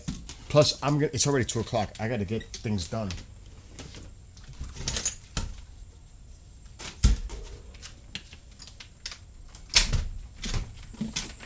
Oh shit, it's sunny. And it's hot.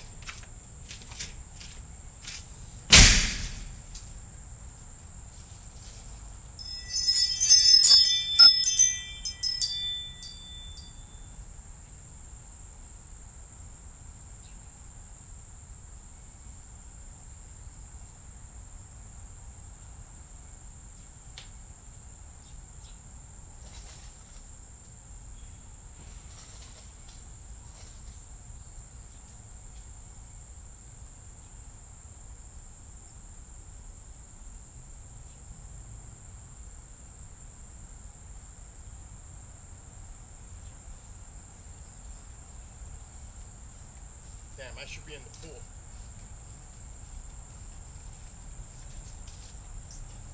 Oh, chill! It's chilly in here. It's blazing. Blazing out there. Hot. It is really hot out there.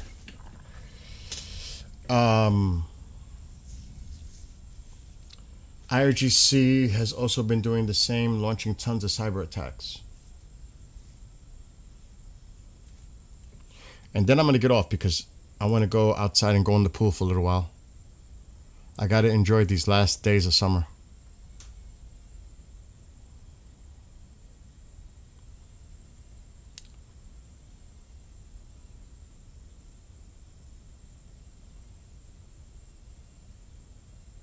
Yeah, I remember when Lindsay took that photo.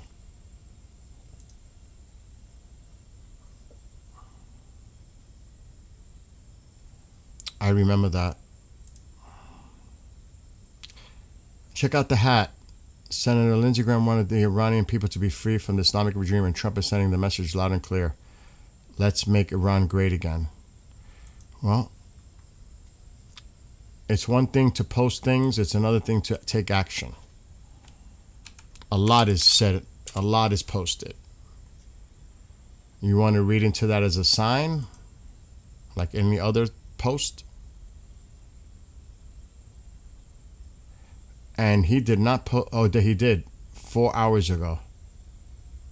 He did post it.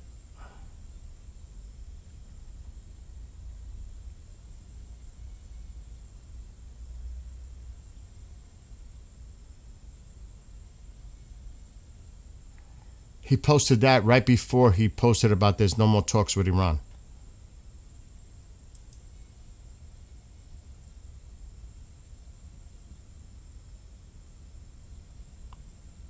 Uncle Lindsay to the Iranian people. But then he followed it with this.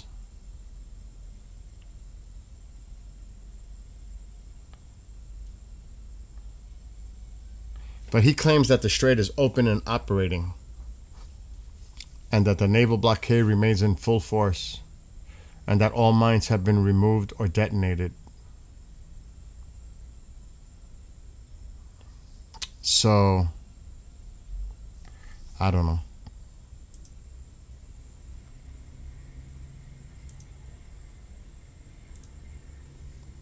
It's hard to tell. It really is. Because he posts a lot of things. You know?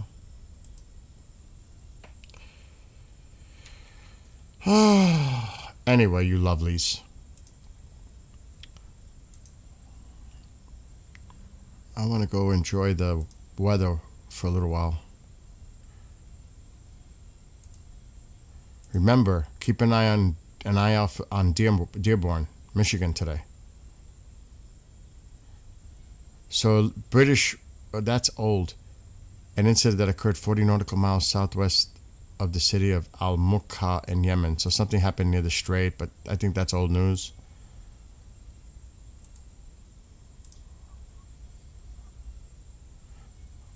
Yep, there it is. The Houthi movement targeted a Saudi ship off the coast of the Yemeni port. That's the one with a missile. That's near Yemen. That strait over there.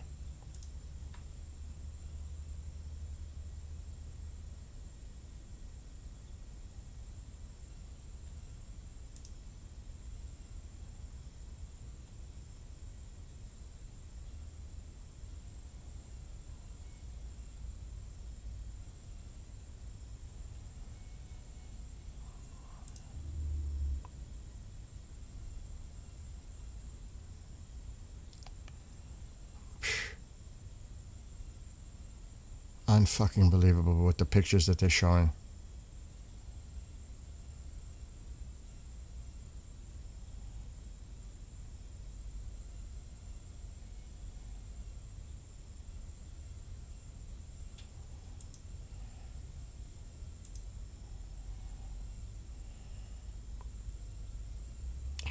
This is the kind of shit that their propaganda is putting out. U.S. failure at Hormuz signals post-American order in Persian Gulf. Iran security chief. This was just put out.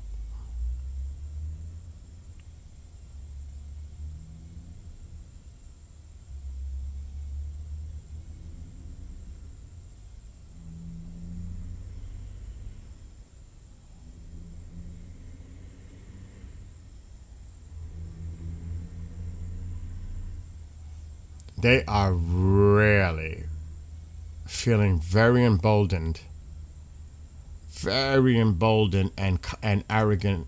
They are really emboldened right now. We have to do something about this.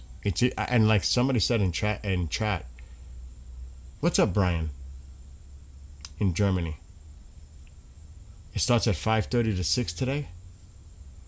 I may have to take a break and do some stuff, and then keep an eye on that later this afternoon. U.S. charges 17 Iranians with cyber theft campaign targeting hundreds of universities. Jesus Christ.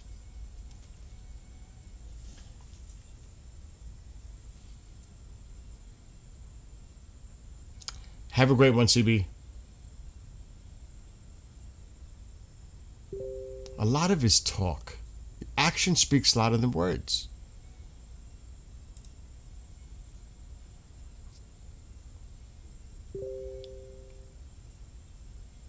I see Hagen lifted off from Ramstein Air Base in Germany. I don't expect anything happening until after the swap of the carriers. I don't see anything on a large scale happening until after the swap is done with the Washington and the Lincoln. Nothing. Just my opinion. I could be shocked and surprised. I see nothing happening in the next 2-3 weeks. Nothing. We're looking at September. Right before the midterms? You think there's going to be a major escalation? How would the markets react to that? A major escalation, no matter what happens. You think he wants to do major escalation right before the midterms and prices go back up? You really think so? And again, I'll say it again. Iran knows this.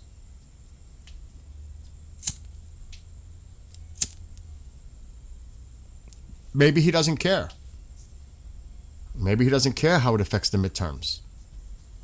Maybe he thinks it won't affect the midterms. I don't know. I personally don't see it happening. I don't see anything on a large scale happening anytime soon, to be honest. Others might think so. That's fine. Personally, me, I don't think so. Like I said, I could be shockingly surprised if it did. I personally say no. There's too many reasons not to right now than to do. But then again, Israel might do something to provoke it. Or Iran might do something to provoke it. And what do? Nothing? And that's exactly what Iran might want to test the United States to see our resolve and if we will react. So many variables here. So much could happen. But if it's on us, I personally don't see us doing anything.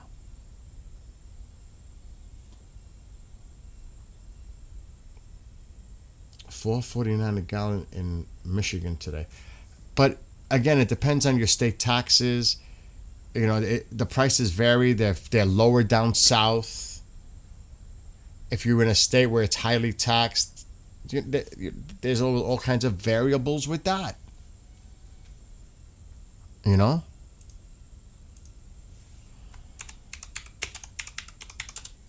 You'll hear this a person from, say, Louisiana or Florida or Texas saying, well, over here it's $3.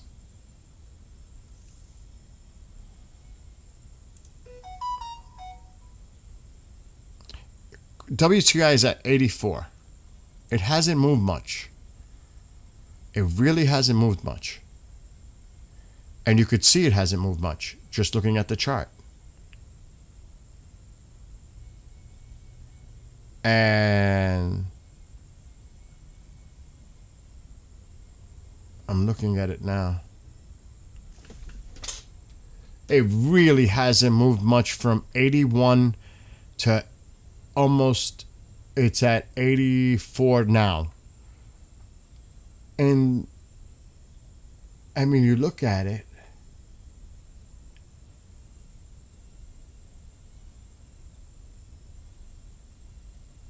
I want to do the month. Let's do 1 week. So look at the 1 week.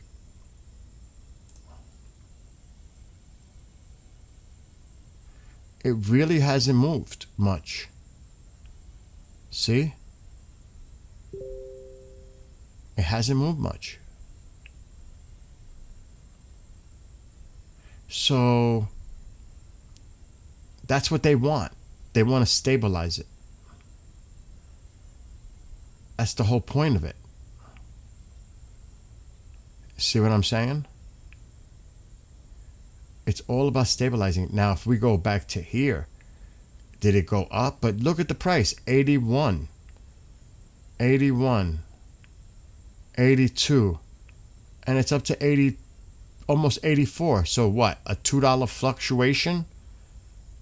You know what I mean? Look at the 1 month. Now it did bottom out over here.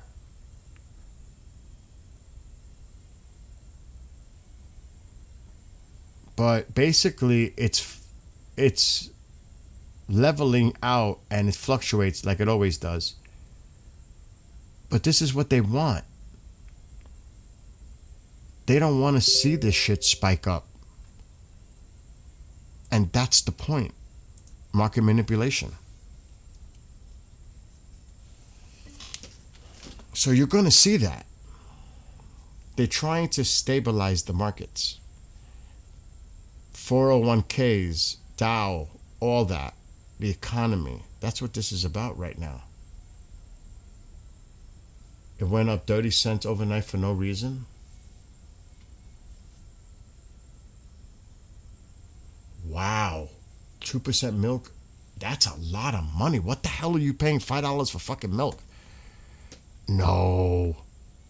What is Brent at? Brent's probably at 90, if I had to guess. And this is why if you escalate, everything locks down. What happens if Iran starts hitting oil infrastructure in the Gulf? And forget it.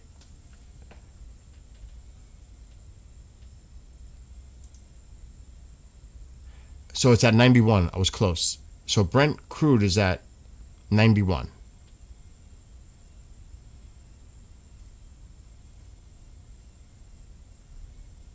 And that's what this is what really it's about. And Iran knows this. That the United States wants to try to control the market with the oil prices. They know this. Oh my God, organic milk, a gallon is $10? What the F? And that's why he's willing to sit back and wait. How long has it been since the ceasefire was implemented? April 13th, was it? Something like that? May, June, July, August. We're 4 months in to a ceasefire for no reason because nothing's happened. Remember in the beginning of the ceasefire? Do you remember his post? Start up your engines! Oil is going to start flowing. Remember that post? Back in whatever it was? May? I don't remember what that was. You can start your engines. Traffic can flow now. Everything is free. Everybody can go. You can go home now. And there was a little time period where tankers were moving in and out. And then Iran started pulling their shit. And then the love tap started. And now we're here. We're here now. One says the strait is open. The other one said the strait is closed. The other one says it's a naval blockade. The other one says the ships that are getting through are traveling through our route, not the U.S. route. Meanwhile, tankers from UK MTO reported being targeted, cargo ships. Then we got the problem with the Houthis in the other strait. I mean, Jesus Christ. Either you want to smell roses or smell shit. Pick one. Depending on how your perspective is. One way you could look at it, smells like roses. The other way, it smells like shit.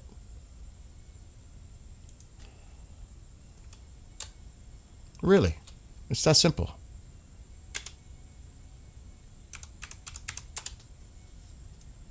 Depends on your point of view. Over here, a gallon of 2% milk is $3.12. Diesel. 1 gallon, $3.12 in Walmart.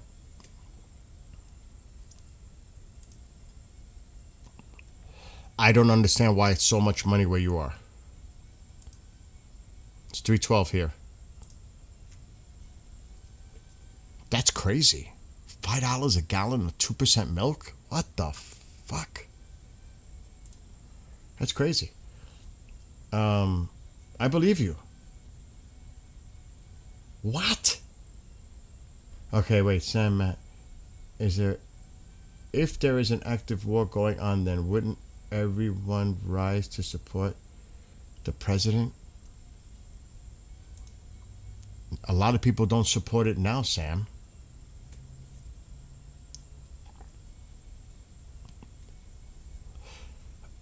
it would be interesting. It would be interesting to see how many of them flip if somehow the president changed all this and it actually looks like the U.S. is winning this war, and how many of the pessimistic people and all those that were against it will flip. That would be interesting to see.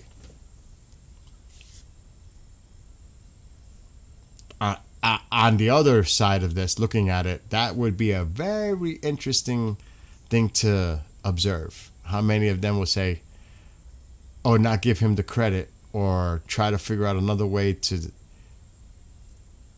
spin it negatively. But that would be very interesting. If somehow the United States does something big, definitively, and it changes the whole landscape of what's going on right now, it would be very interesting to see that. The roses are growing in shit soil. Oh my God, Steve.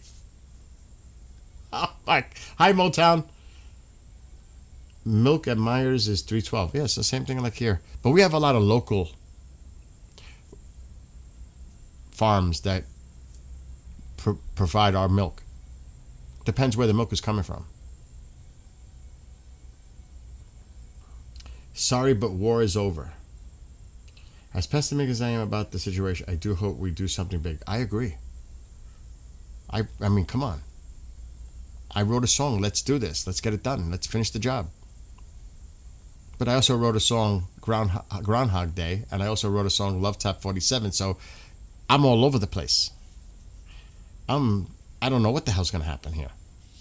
I wish I knew. I think a lot of us wish we knew how this is going to end. Nobody has that answer. There's a lot, of course, we all speculate and we hope for the best. I don't even want to say prepare for the worst because I don't know what the worst means. Dealing with this shit for more years, more and more, I don't know. God only knows. How long is this going to go on? You would think there's got to come a point where something's got to give. Is someone going to capitulate and compromise? It seems like both are dug in the trenches right now. So who's going to cave in first? Is that what we're betting on? A waiting game? Who's going to wait the longest and try to wait out the other? I don't know.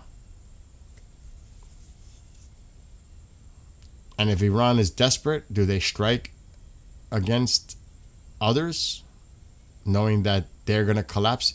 I don't think they would ever surrender. I think they would strike. That's just my opinion. I don't think they would ever surrender, especially with the new hardliners they put in place. I don't think they're going to surrender. I think they're going to go down with a fight. And they're willing to go down with the fight. At sacrifice to their own people. That's what I think. Just my opinion.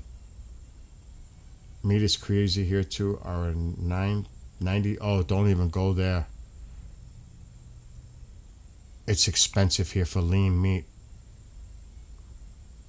Forget it. It's funny because the cattle industry seems the one that's most affected. The poultry industry still seems reasonable. Pork still seems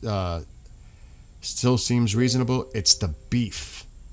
It's the cattle industry. It's about the same price here, Diesel, for the 93% lean. It's the cattle industry. I don't see much of an effect on chicken or pork. You know what I mean? To be honest, because I buy all. So I'm constantly aware of those prices, and it's different wherever you live. But I'm just saying, generally, oh yeah.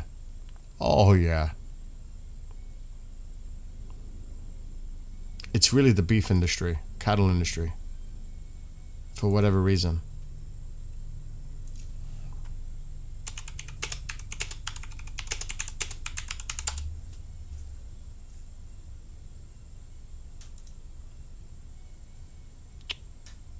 This is an old fucking article.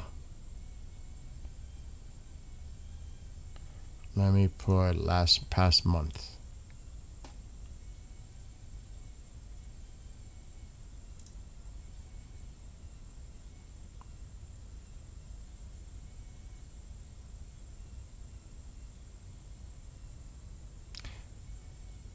Oh, and veal too. There aren't enough cattle. This is what they're saying in this article. Why is beef so expensive? Don't expect a quick fix. America's cattle herd is at a 75-year low, and drought, rising production costs, and the slow biology of cattle mean rebuilding it. It won't happen quickly. This article just came out. It's an opinion piece, but in June, beef and veal prices were 11.8% higher than a year earlier. Americans still want beef, but there aren't enough cattle. The United States had 86.2 million cattle and calves at the beginning of 2026. That's the smallest herd in roughly 75 years. That's down from about 94.7 million in 2019. It peaked in 1975. Yet farmers have become remarkably efficient. Better genetics, nutrition, and management allow today's cattle to produce considerably more beef per animal.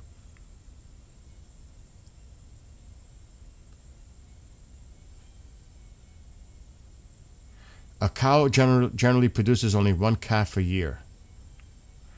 And they're talking about the rate of birth.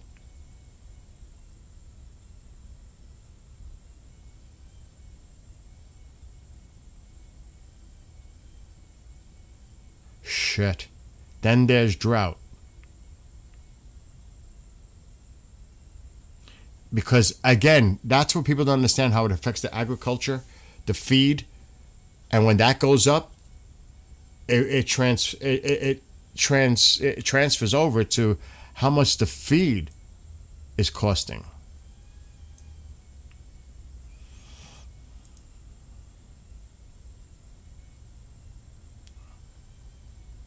Years of drought across cattle country have reduced pasture and forced ranchers to choose between buying more feed or reducing the size of their herds. In many cases, ranchers choose to reduce their herds so the available grass would stretch further. Those decisions are part of the reason the nation's cattle count is so low today. And that's what it comes down to. See what I was saying about chicken? Look at the difference compared to beef. Drought creates another problem. It can reduce the amount of hay produced nearby. They may have to buy it from farther away, paying not only higher hay prices, but also the cost of hauling those heavy bales long distances.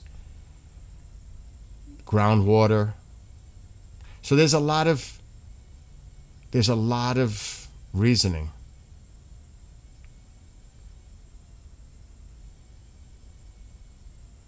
Chickens reproduce faster, and broiler chickens can reach a market size between 6 and 8 weeks. So it's really coming down to the cattle itself.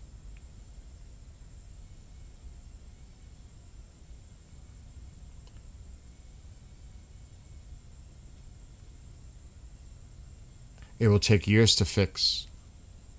So it's an infrastructure problem with the cattle industry. And that too, the screwworm. So, again, there's a lot of reasons. It's even disease, like he's saying. Steve is saying. There just aren't enough cattle. It's a supply and demand thing.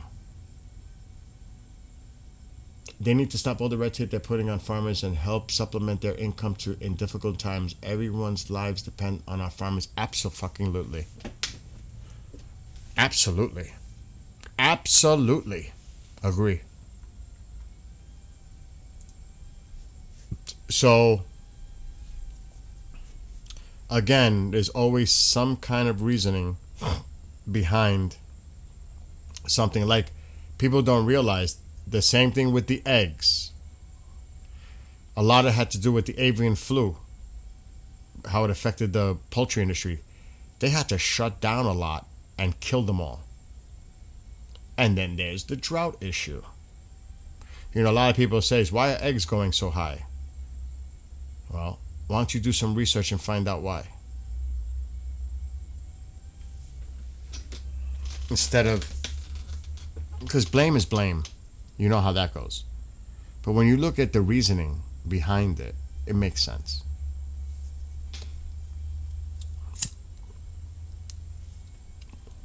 So, you know, shit happens. Yeah, that's an interesting point too. The lack of cattle could explain the sudden push for lab-grown meat. Ill. Yuck. I can't imagine doing that. I'm not a fan of that. No. I want the real thing. I don't want no fucking lab-grown meat. That's just me.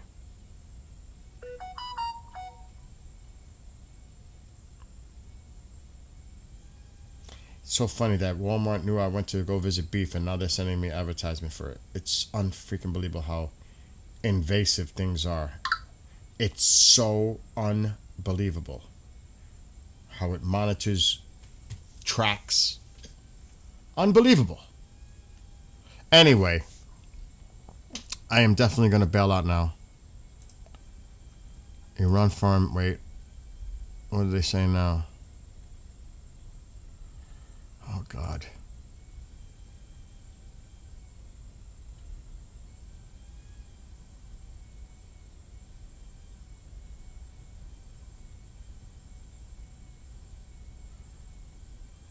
I don't even know why he said that.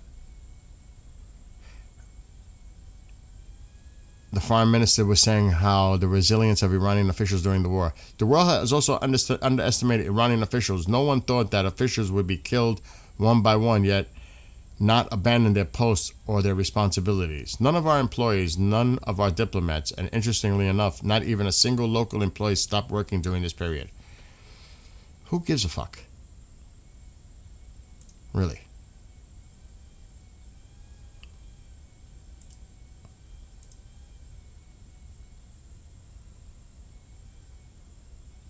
They targeted, remember that cyber thing you were talking about, that they arrested 17 Iranians? They targeted 144 American universities, 178 foreign universities, 42 companies, and government agencies. Somebody, I think Diesel brought that up in chat.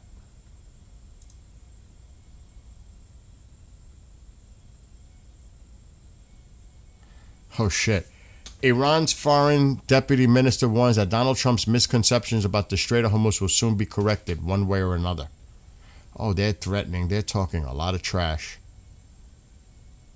Oh, the trash just keeps coming.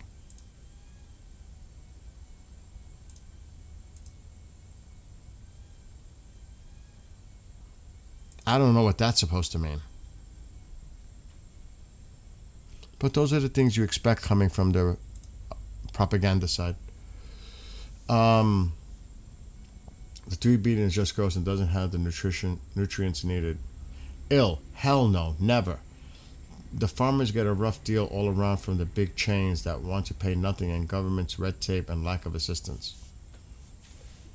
We need to, like somebody said, we need to support our farmers, ranchers, agriculture, livestock, everything. That is, I mean, that's a national security issue to me. That is of vital importance to any country's infrastructure. You have to support them. You have to. That, to me, that's national security. That's vital. Infrastructure, vital. Report, Iran TV Now, crowdfunding to take out, oh, Jesus Christ. I'm not even going to put that on the screen. But that's okay to put in chat, but I'm not sharing that on the screen. There's no fucking way I'm doing that. They're sick. They are sick. I pray for our president's safety.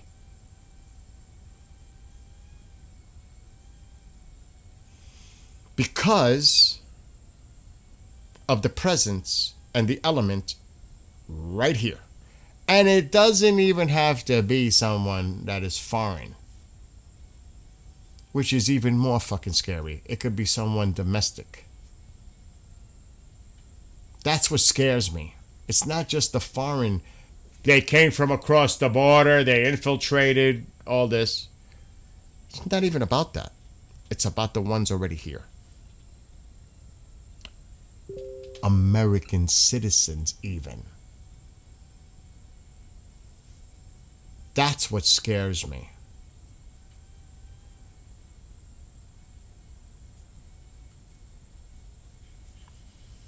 Oh my God. And you know, you may like the president, dislike the president. I don't give a shit. It's the president of the United States. And I pray for him and his family and everyone involved. Because as an American, if you're really a patriot, even if you dislike someone, that's still our president. And this is about us against them, period. If anyone were to harm our president, whether you like him or not, as an American patriot, they're attacking all of us. Do you figure that? You get that? I don't care if you dislike him. They're still attacking us as a whole, as a country. That's just my personal opinion. I would say the same thing if it were Biden or anyone else. That's still the president of the United States. Whether you like them, dislike them, I would hope when push comes to shove that Americans would unite at least on that. Enough is a fucking enough.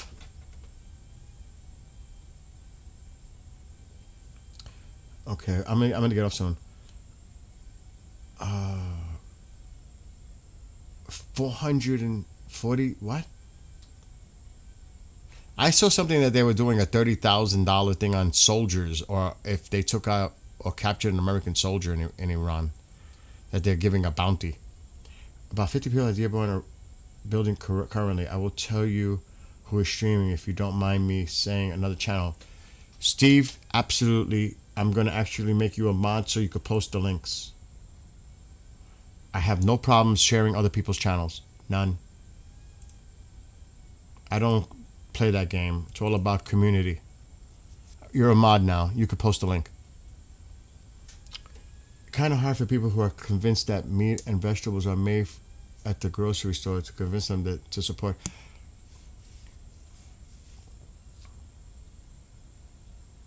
Where would we be without our farmers, ranchers, transportation, truckers, everything else? I mean, where would we be? It's the farmers that keep us alive. Without them, we're fucked. I agree. Exactly, Bill. Enough is enough. Farmers also getting billions between crop insurance and direct. Of course, everyone could use more money. But you know what else? It's also about investing in the infrastructure, water, to provide, if there's a drought, alternative means, options for the farmers. You know what I mean? Modernize it. You got to get resources. You have to find a way to get around it. I mean, it doesn't matter if you're a climate change person or not, but you have to have that capability that if there is a drought, for whatever reason, that they have the means to counter that by other options, other means. I mean, they talk about the ocean levels rising. We need more desalination plants. And pipe it. I know it's cost a lot of fucking money. But if we're going to think about the future and if this is going to be a problem, we have to invest in the infrastructure. What are we going to do? Allow the farmers just to sell their land because they can't and somebody else is going to gobble it up to build this or put this on it or that? Come on. We have to preserve that. That's just my opinion.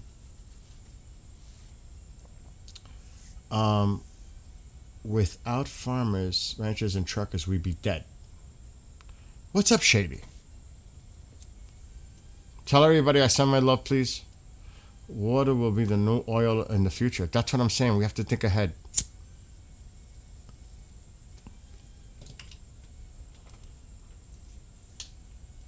And I don't know. I know a lot of people talk about weapons in space and all this other shit. Is cloud seeding or weather manipulation a bad thing if it happens over a drought-stricken area to artificially create moisture? I don't know. I don't know how people would feel about that or think about that. Weather manipulation. I don't know. We gotta do something. I'm just saying. What's up, Madison? Yes, the Chinese. Oh my God, I need to get the heck off because, like I said, but who's this person you said? Is Portland Andy? He's going to be covering it? Or he is covering it? Let me see. I know Kriston is going to be there because we already spoke.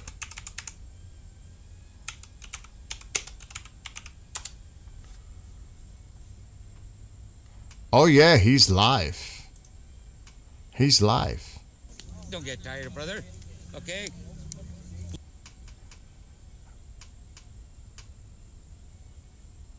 What? Live Dearborn, and also he's covering both. He's covering the Tupac murder trial and Dearborn at the same time. He's got like a split screen. But he looks like he's getting it from TikTok. Where is he getting that off of TikTok?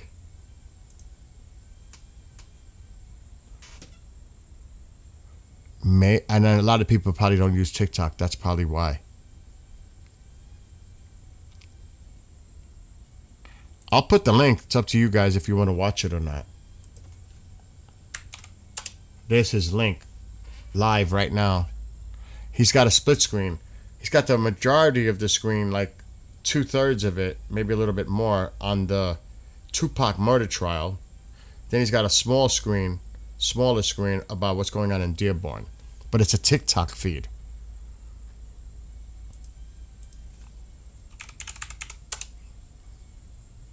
I'm going to check TikTok myself.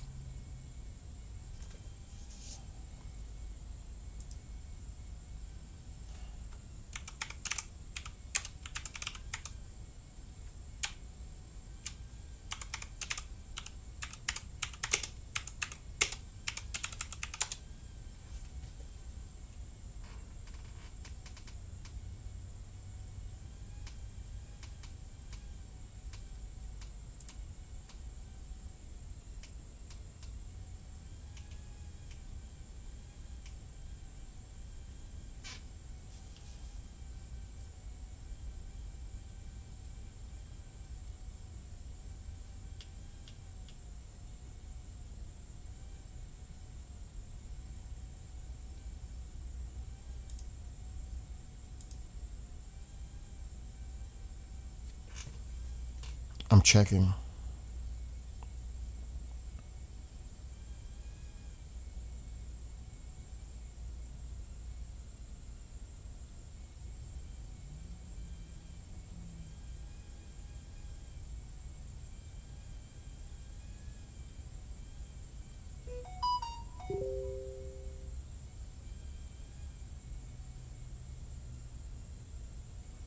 I'm checking TikTok.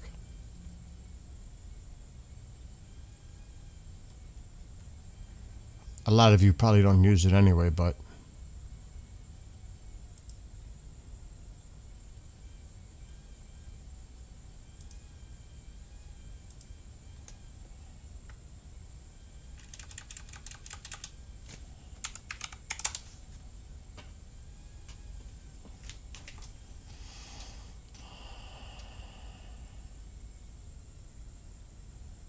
I'm not seeing anything right now following it.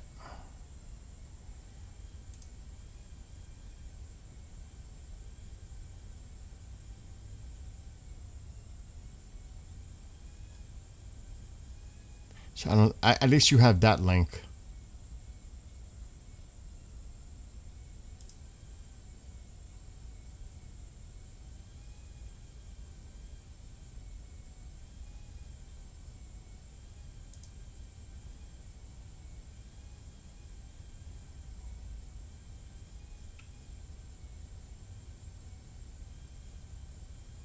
So much other shit on there. You would think. I'm sure they're doing it on Facebook too.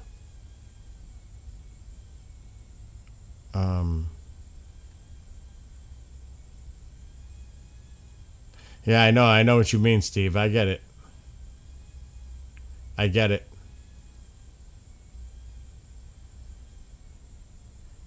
Yeah, that's why I put his link in there, Killer.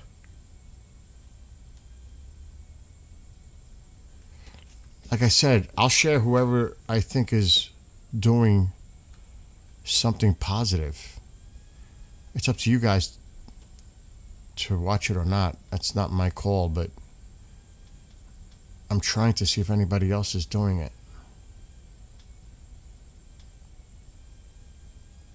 But this is TikTok. I'm going to check Facebook, because a lot of people don't use TikTok.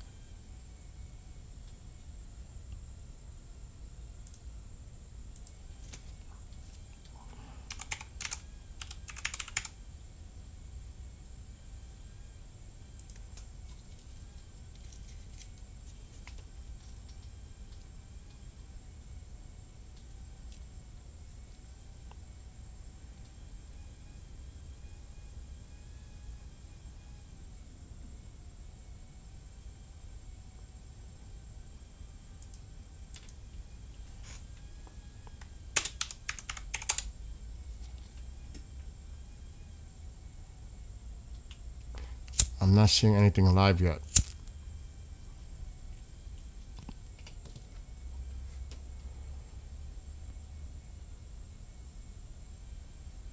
I'm not seeing anything live yet.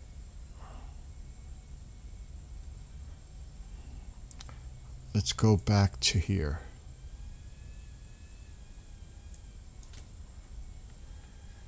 What is it called? The Christian Crusader March? That's all good. That's all good, Killer Looks. That's cool. It's the Christian...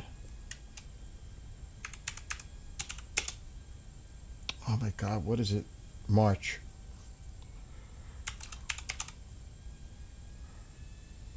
Crusade, I think. I spelt it wrong.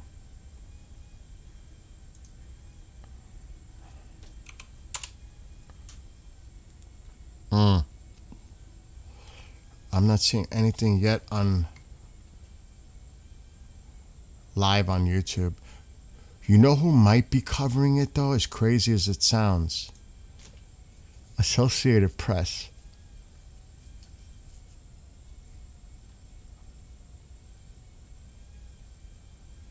No, they're doing Tupac, Lindsay Clancy.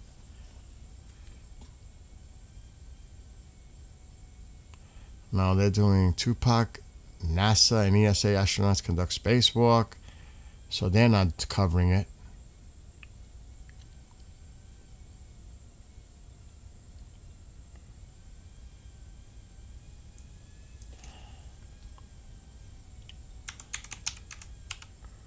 If you guys have any live links, put them in before I get off. I'm trying to find. One more used to be shoving the COVID protest. Okay, cool. Because I'm not seeing any. And I'm trying.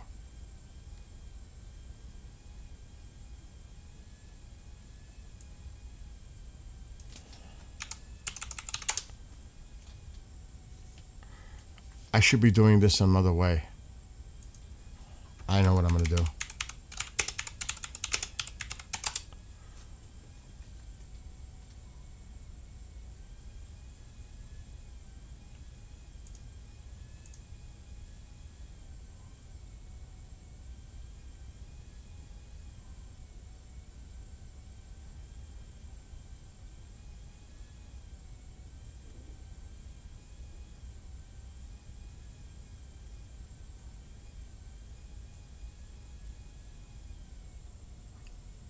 You know what else you might want to watch? I'm going to try this.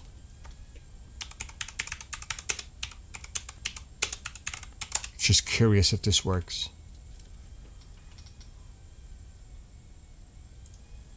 I bet you they're covering it. I bet you they're covering it. I don't know if this is going to work.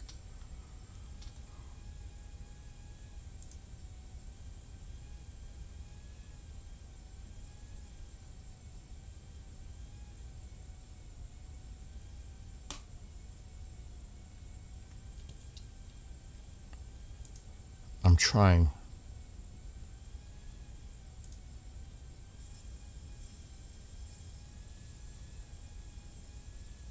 Let me lower the volume.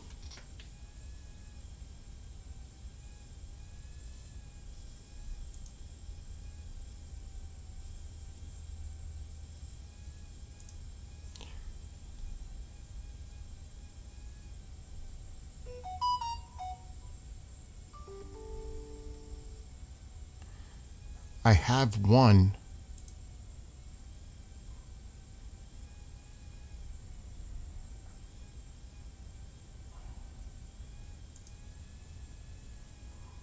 But it's showing me a screen. I don't know if they're on commercial break.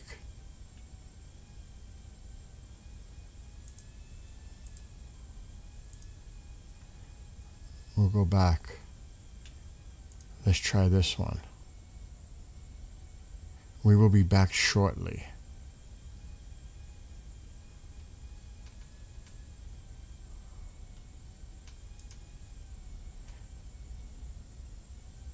Let's see. Some of the YouTube feeds will be full of feeds. Hell yeah. According to Jake Lang, there's a ride-by schedule at 5:30 by the Islamic Center and a big roast at Henry Ford Library at 6. Yeah, I'm keeping an eye on something else right now. It's saying it's live. There's other ways to go try to find this stuff too. I want to jump in my pool. By the time I decide to, the sun's going to be down.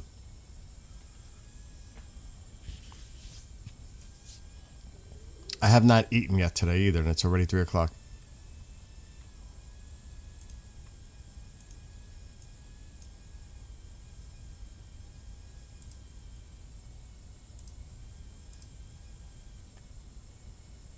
I'm going to keep that one up right now, just in case.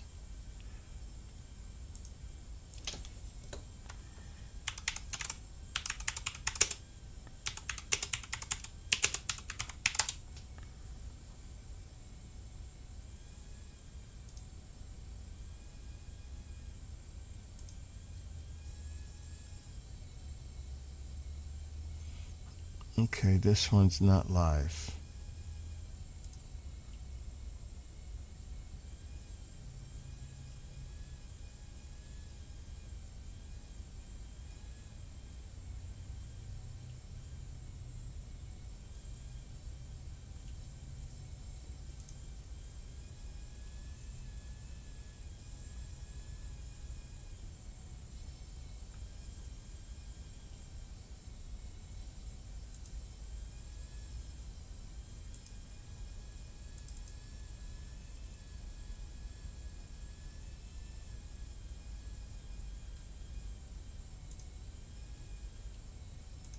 I'm trying everything.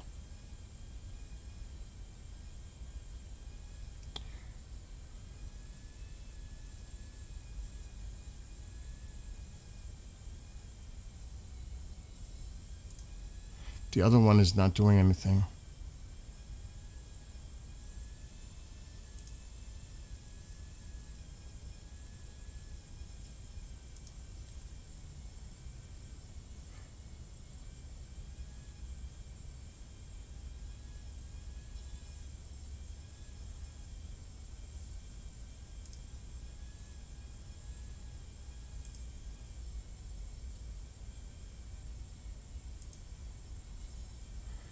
Okay, this one is definitely playing. I don't know what the hell they're talking about here.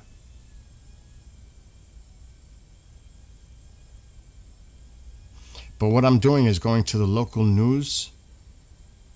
I'm going to, that's the one I was just checking. That's funny that you put that because that's exactly where I was just visiting. That's crazy.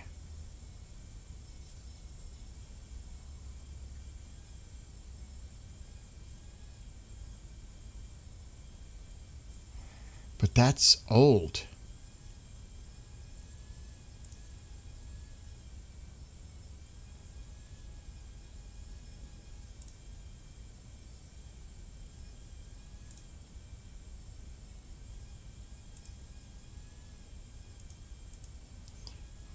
See, there's this one, but I don't know what the freak they're talking about. This one is not working, so I'm going to get rid of this one. But you got the right idea. That's exactly what I'm doing. I'm going to the local news.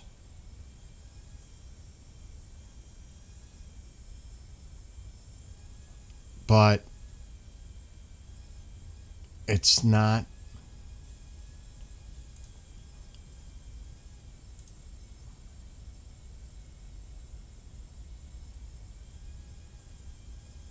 It's not working.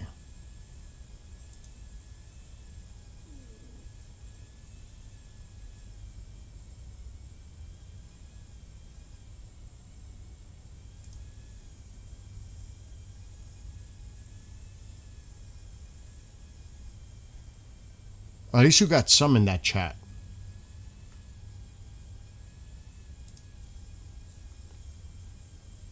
See, this is not.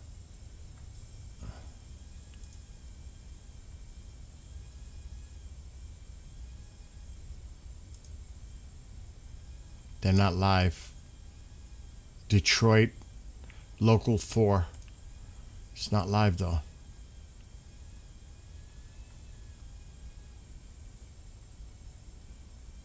CBS News Detroit is live, but they're not. I don't think they're talking about it yet.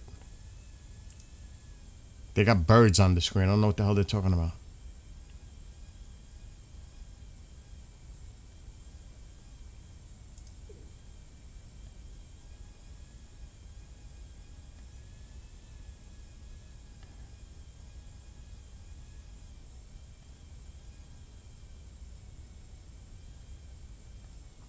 Let me try one more and then I'm going to give up.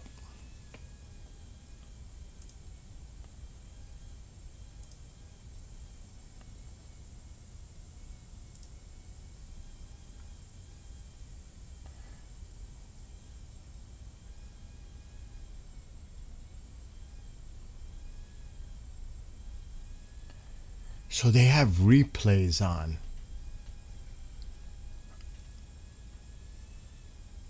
That's the problem.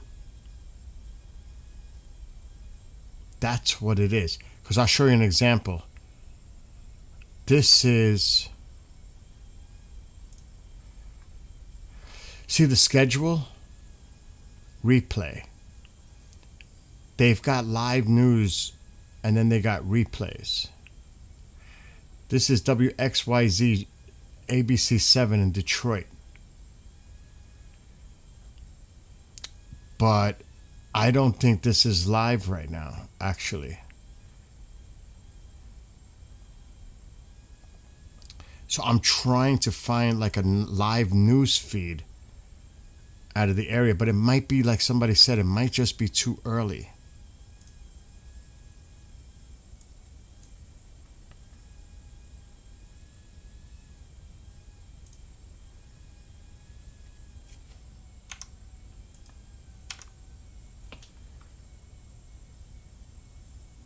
That could be the problem.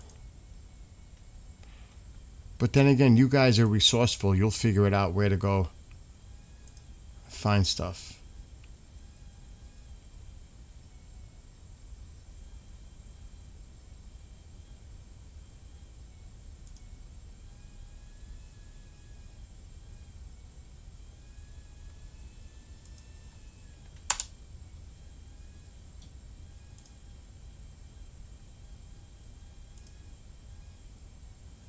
Like, this is on, I can't hear it. I don't know what she's talking about, but this is CBS in Detroit.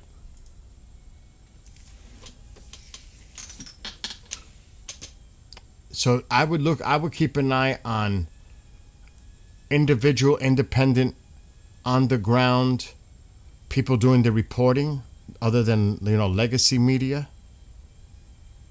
You know what I mean? But Diesel's putting a lot of information in there. But again, Jake will be on X. He never misses a chance to make a scene. City of Dearborn YouTube channel shows live meetings. Okay, so that's good. But again,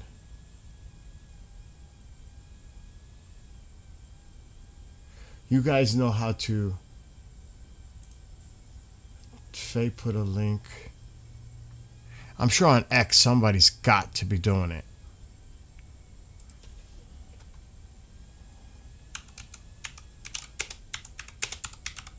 Somebody's got to be doing it. Come on.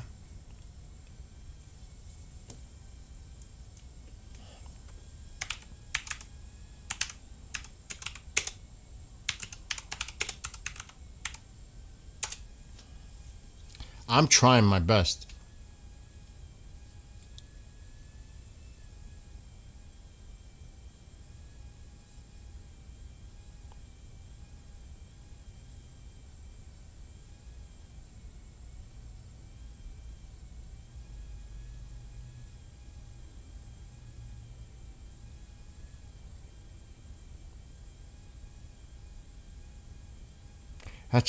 That's why independent reporting is so important.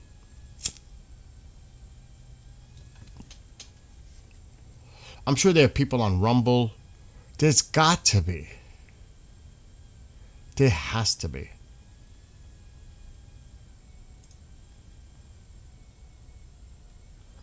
I'm just not finding it.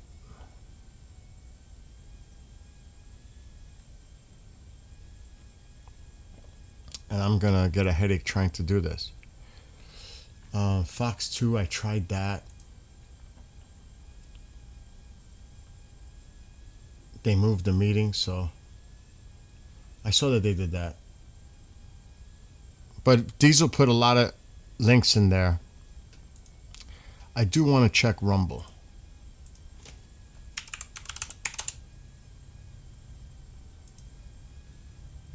I'm sure on Rumble somebody's got to be doing it.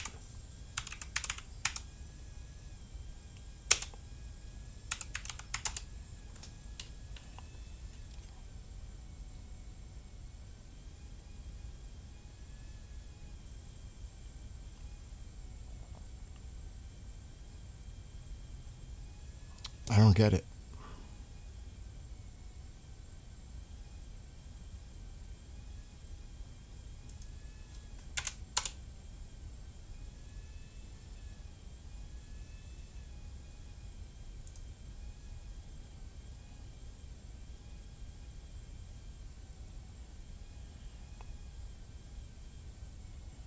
Anyway, I give up because I'm getting a headache trying to find something.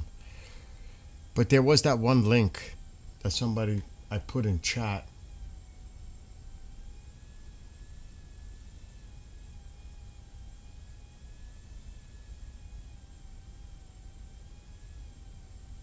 Let me see if it's still going. I'm sure he is. Portland Andy? Oh shit, what happened? One of his things is not loading.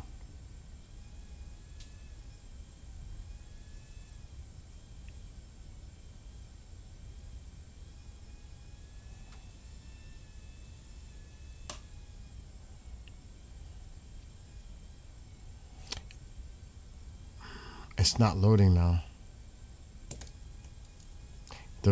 I'm looking at Portland Andy, but the feed from outside, I wonder if they would purposely do something with Wi-Fi and shit.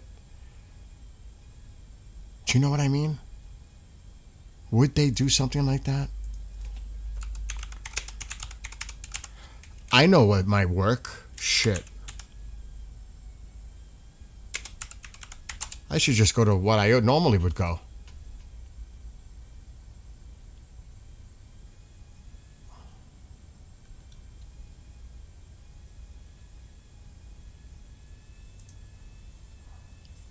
I didn't even think about it.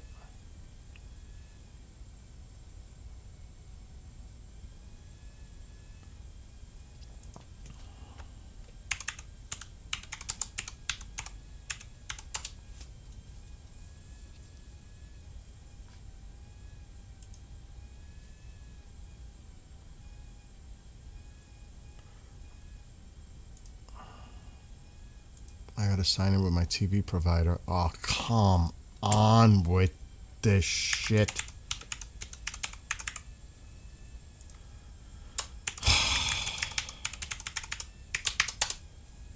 Now I gotta hope I remember my freaking password.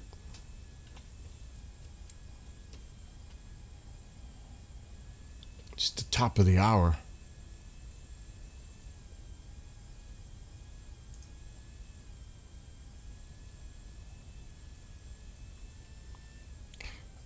So Fox isn't talking about that right now. They're talking about Mamdani having a second home tax. New York City Council hearing on Mamdani second home tax. There's a hearing going on right now. So I'm looking at Fox News.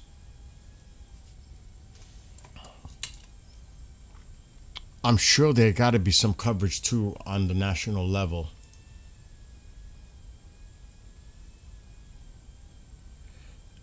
It starts at 7? TikTok put restrictions on feeds come and go.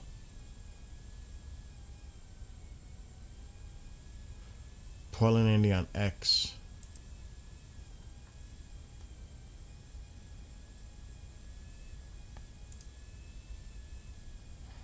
Sign in to confirm that you're not a bot. What is that? It's the same feed that we already put the link in. And he's having a problem with the outdoor coverage. Anyway, you guys do what you're going to do. I'm going to take a break. I've been streaming too long and I haven't eaten. So all of you, keep an eye on everything that's going on. Keep me informed if you can. I don't want to bother Kristan because he's probably setting up and all that. So he's there. I don't want to bother him. But he's going to join me maybe tomorrow to fill us in what happens today over there. So we'll see. Anyway, all of you, be well, be blessed, be safe. Have a great rest of your afternoon, morning, whatever it is, day, night. And I'll be back later. But I definitely got to do some stuff here. I got to take the garbage to the street. Like to jump in the pool for a few minutes. You know, I got things to do here too. Actually, I got laundry going on and I forgot all about it. Anyway, love to all of you. Be well.